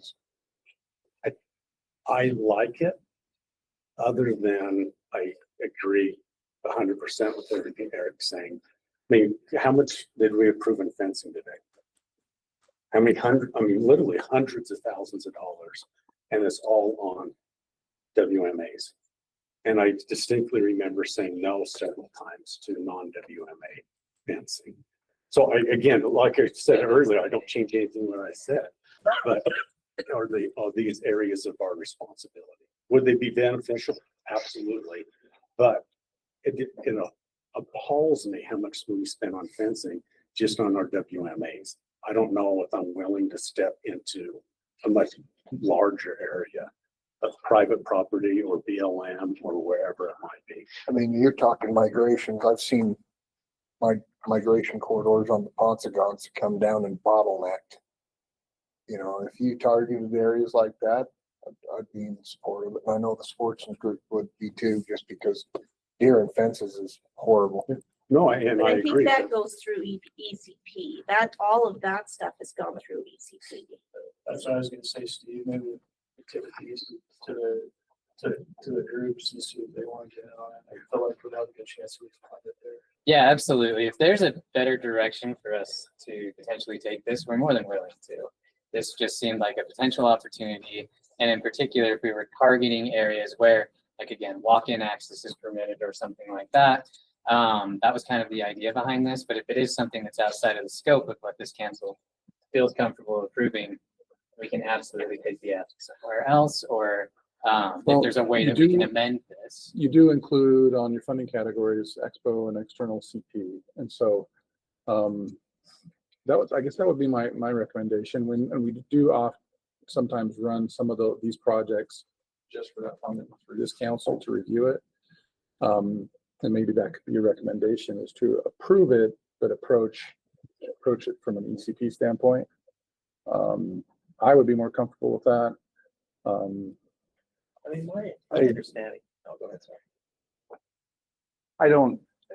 I think that the private property and land management concern is not valid. You know, if we're talking about wildlife movement from private property onto public land or anywhere else, it's a value to sportsmen. So, you know, I don't feel as strongly about that as others in this room. What I really like about this is it's the first time that anyone has approached at least the Habitat Council and had what I consider to be at least a potentially strategic approach to handling wildlife movement in the state of Utah. So I applaud you for that. However, you know, if you let an animal cross the fence, the next thing you're going to do is get hit on the road. So, you know, it's about half the battle. But, you know, the strategic approach is something that is the first time I've seen it, and I say good job. Yeah. I mean, my understanding is this is kind of why we built the migration initiative. I mean, I know we see the migration initiative do all about collars and movement data and stuff, but I mean, this was kind of part of that initiative too, wasn't it? To kind of start dealing with movement and start, dealing with fencing issues on private, public lands. But The fence mapping, where it kind of originated in PWR and then just kind of city lands kind of take over that on our state. So it takes a lot of capacity to run a statewide program. But I don't know how many miles of fence do we think we have in the state of Austin? I mean, There's 100,000. at least 10 times more than the miles of roads we got. So yeah, a pretty decent numbers. But another thing too, we are more than welcome to also, again, we've got so much land across the state. We can also be targeting these particular areas so that they are WMA adjacent or boundary fences that are between private land and a particular WMA as well. It does potentially limit the scope of where we actually identify the wildlife moving through, but it is another potential way to amend the said proposals so that it could be more conducive for what Habitat Council like specifically wants. I was just gonna say that, identifying those areas is important throughout the state. But if you were to come back saying, identify those areas and come back, say, next year with a proposal that wasn't for fencing improvement that wasn't on a WMA land, this council may not like that idea very much. Yeah. Well, I mean, if it's on, I don't care where it's on, if it's on private, public, and these animals go everywhere. And if you're saving animals' lives, I'm all for it, because we can do habitat work till we're blue in the face, but if we don't have deer to eat it, that's a problem. So it's a big door to open though. It is, and this, yeah, I mean, I get your point of view on that. This council's fund is for habitat projects, and we talked about how many hundreds of thousands of miles of fence, and I'm going to say I don't think the division wants to spend our entire budget on just fencing projects that we could that are probably really good. And so my recommendation to the council for this project is potentially approve it with the caveat that we go to the sportsman's groups for some additional funding for this year. Or you suggested if you can specify in your locations that those are like border WMAs, that makes it easier to move forward. that's so easy to do on that migration. Yeah. Okay, so. Yeah, so for this council's funding, that is going to be my recommendation to the council and to you. And I really think, Steve, to your point, it's more appropriate for the sportsmen's groups who those monies can be used more generously across lots of landowner types, I think. And let's see where that goes. The money that he's asking for right now, it goes through ECP, and I bet you somebody picks that up. I agree. But what about next year when he comes? Yeah. and asks But for again, if $500,000? he's tied to, if it's tied close, like Eric's saying, if it's tied to the WMA. I almost think the migration initiative needs to build their own process. With their own board and their own, go get some of their own funding, and because to me, that's a huge issue. And it's Chris has got to take off, but I know Kobe has mentioned that in the past. He wants to be able to fund migration initiative projects that would be its own funding stream somehow. But I'm still having trouble, with the long-term concern of these types of projects. It seems like our concern is that, we want wildlife to live long enough for sportsmen to enjoy them, right? And because the fence that we're talking about, wildlife-friendly fences, they're not a value to the landowner. They're a value to sportsmen and the wildlife that use those crossings, right? And that's why I think, I think if I was to recommend something, it'd be to see where it goes. You know, it'd be to approve it and see what information you glean from this effort and bring that back. And if we're concerned about the expenditure, the location, let's have that conversation then. Yeah. I see this as the first time that I've ever heard anybody say, you know, we're going to use this migration initiative information for a strategic person or purpose. And I don't think we should put through that. I think this is a paradigm shift, and I don't think we dismiss it. I agree. I think there's a path forward based on what I've recommended already, and I would entertain a motion along those lines. I will make a motion to approve with the caveat that you approach the ECPs for additional funding or To cover that amount. to cover funding. I'll second that. Okay, we've got a motion from Blake and a second from Steve to amend the project to look to rely on the expo funds. And all in favor, say aye. Aye. Any opposed, say no. Okay, that motion carries. Also with a commitment from me to work with you over the next year to consider how we move forward on these projects from a division standpoint. Sageline Collaborative is a great partner on a lot of our projects through WRI and other habitat work and whatnot that we do. And they are a great partner and a great resource. And to Drew's point, I agree. Let's figure it out and have those discussions. Absolutely. Yeah, thank you all very, very much. I appreciate it. Okay. So did we basically just approve it to, kind of like the council does when they're not asking for Habitat Council Yeah. funding, right? We just gave it a review and sent it to ECP. Yep. Yep. Thank you. Okay, thank you. Bring that up. Okay. We're past 4 o'clock. Chris had to leave, which is okay. We're grateful that he was able to be with us. We're gonna move on just to three other items that we need to review. 7351 Property Acquisition Fund. Chelsea, tell us who you are.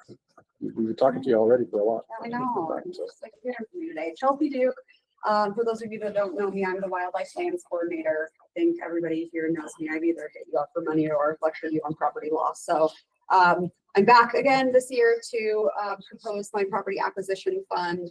This is the less glamorous side of property acquisition, but it's still very, very important. This is the fund that I use to pay for appraisals and title work and all of the things that go along with property acquisition. It's been really fun today to sit in this room and see all of the land that we purchased in this last year and see the next phase of its life, coming here to ask you guys for other funds to turn those properties into great showcases of what WMA should be. So this is kind of the starting off place for it.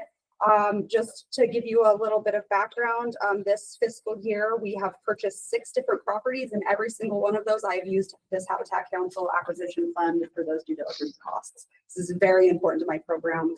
A lot of the times, the funding sources that we use can only be used for purchase price, not due diligence price, which doesn't make any sense, but that's another issue. So this is super, super important to me. And every single fiscal year, I use every single penny. Daniel and Allison hate it when I come begging them for even a couple $100 more because I have to overspend my account. So this is the same breakdown that I do every single year because you never know what property acquisition projects I'm going to be working on in the next coming fiscal year.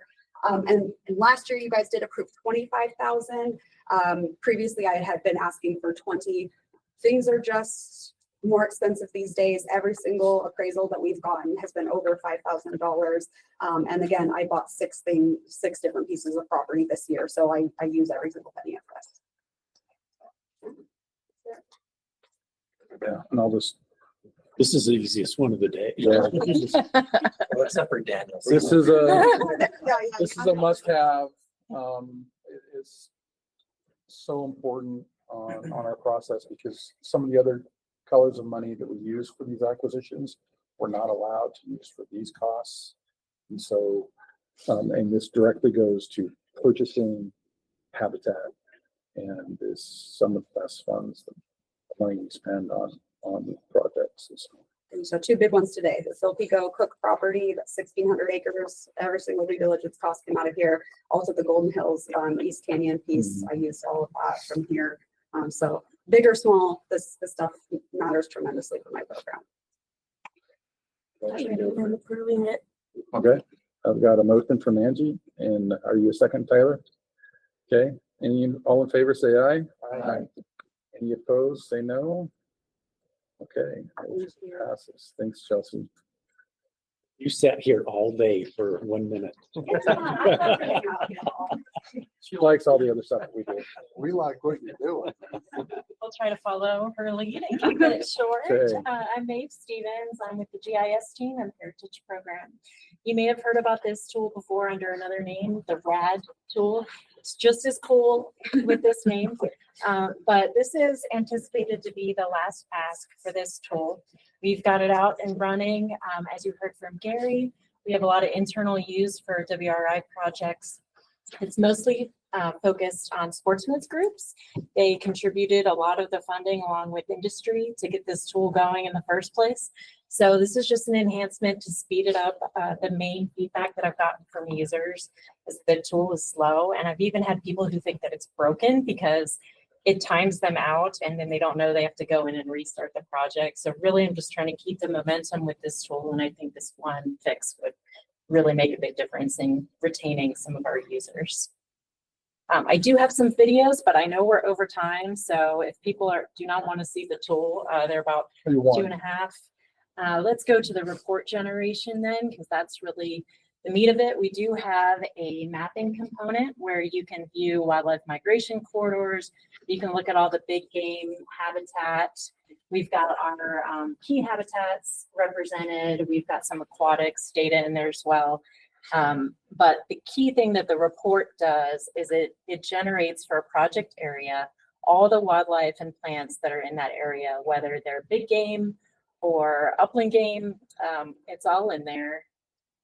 Within, we do buffer it, so you're not going to get the locations, you're just going to get a printout of the species. And so I think this comes in handy for WRI because it helps with that tab with what species are available. It links to our field guide.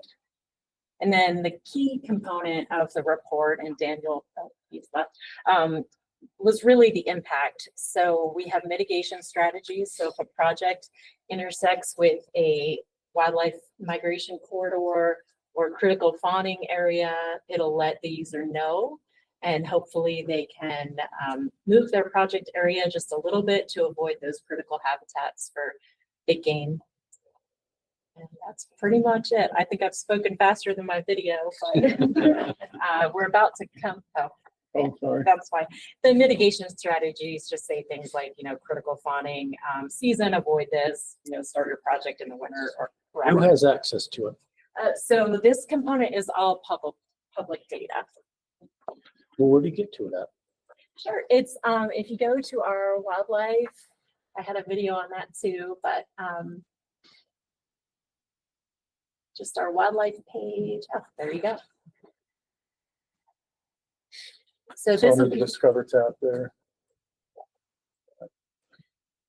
Learn more about Utah's wildlife. And then, sorry, if you could actually click on the Discover and then come to the page that has all the drop downs. Like the Discover banner. There's a. Yeah, he's clicking on that. You're on the page already. Yeah. This is the tool, but if you click on, I think this banner, it takes you to the overall Discover. There's like a bigger screen that has all the links. Broken. I know. Well, yeah, this is it. Okay, so Okay. then if you go down to the GIS tools, it's right there, wildlife habitat analysis tool. You can also just go to what.wildlife. yeah. So I'm just going to add on this. So this was brought to the council last year and to the conservation groups, and we provided funding both from this council and the conservation groups, as well as the non-game endangered species mitigation fund, which is now called the species protection account, also provided substantial funding. We also provided some internal conservation permit monies. So this is a big priority for us because industries, especially the oil and gas industry, they came to us and asked us for this information.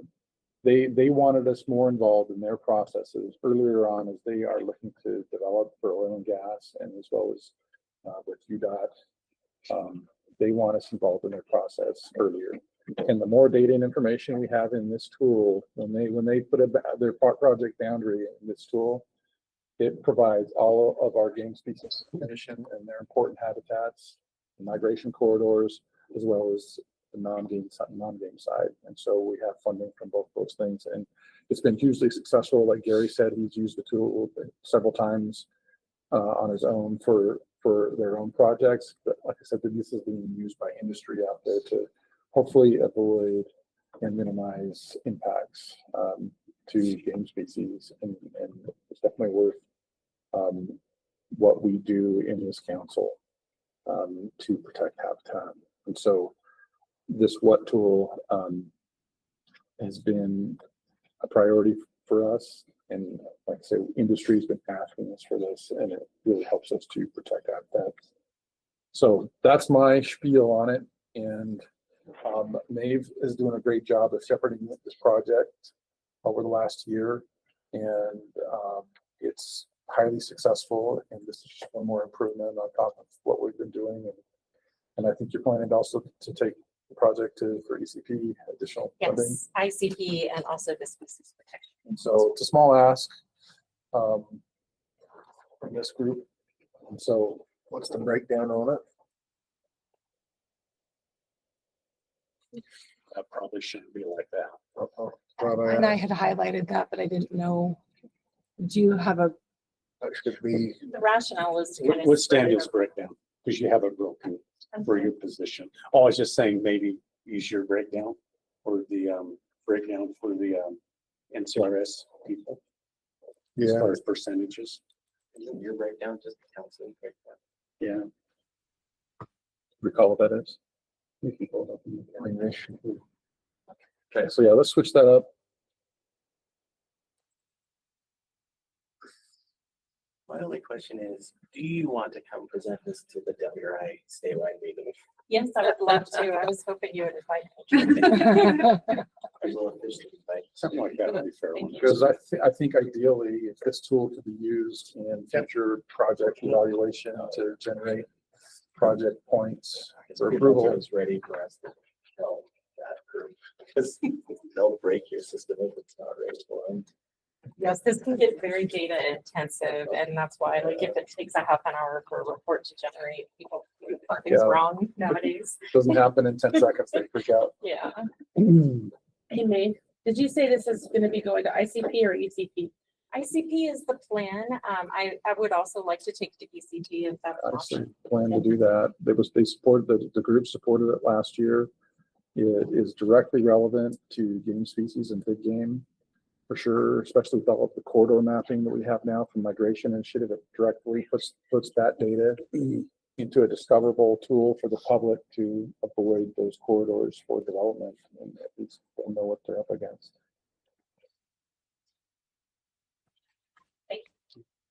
Okay. So I'd make the motion to approve it, just update the percentages that we talked about. Okay. Second. Okay, we got a motion from Randy and a second from Steve. All in favor, say aye. Aye. Any opposed, say no. Okay, motion passes. Okay. Our last one on the list is the council program administration FY26. So Daniel, you got that one. Yeah, so this just kind of funds my position in the council. So when we go out to do field tours, it also helps fund our fiscal folks over here, a few that we eat, stuff like that. For sake of time, I may not go through this, but under the documents tab, I did put together a little PowerPoint presentation that just kind of talks about what we've accomplished in fiscal 24, what's being currently proposed in 25, and kind of what was cool to see. proposed through 26. We won't go through all this because we're out of time, but if you want to go take a look at it, it just kind of highlights the program. The tour that we did this summer out to Central Region. It just has some figures and graphs if you want to take a look at some of those to see what we've accomplished. This is what we want to show. You know, in fiscal 24, 122 projects, 22 million. This kind of breaks out fiscal 25 projects, where the money's coming from, 3.4 that the council put out, the matching monies, the number of acres and stuff that we accomplished. And then fiscal 25 or 26 right now, we have over 151 projects. You're not going to see all those, but that's what the take request has been for. You can see the breakout by region. Anyway, we're out of time. So Take some time. You need to have your picture on there next year. That big old cheeser at the end. Yeah, so take some time to look at that if you can. These guys, Daniel and Allison, do so much for the whole habitat machine, which this is only one component of, but they handle all of the WRI side of it as well. And that project work to the tune of almost $40 million last year that we ran through the machine, the business system, as I call it. And, between Daniel and Allison and now Lindsay Crane helping out, Danny Summers and Tyler shouting orders at us. No. He doesn't shout. But, and other partners, all of those monies, the ECP monies all go through this business system, and these guys are the ones that did it. So, okay, a motion. A request to approve it. Okay. Second from Andy. All in favor, say aye. Aye. You opposed, say no. Okay, motion carries. All right. Thank you, everyone, for being with us today. Sorry we're over time. Apologize for that. Our next meeting is February 25th at 9 a.m. somewhere. Yep, I think that one's in calendar here. for all those. Right, that one's in here. So it'll be the next, the blue ribbon one that will probably be in the auditorium. So next meeting on February 25th here at 9 a.m. Thank you, everyone. Appreciate it. Say, we have a motion to adjourn. Motion to adjourn. Okay, all in favor, go for it. Aye. You want me to do everywhere? Yeah, we'll be, I guess. Yeah, one more meeting and then.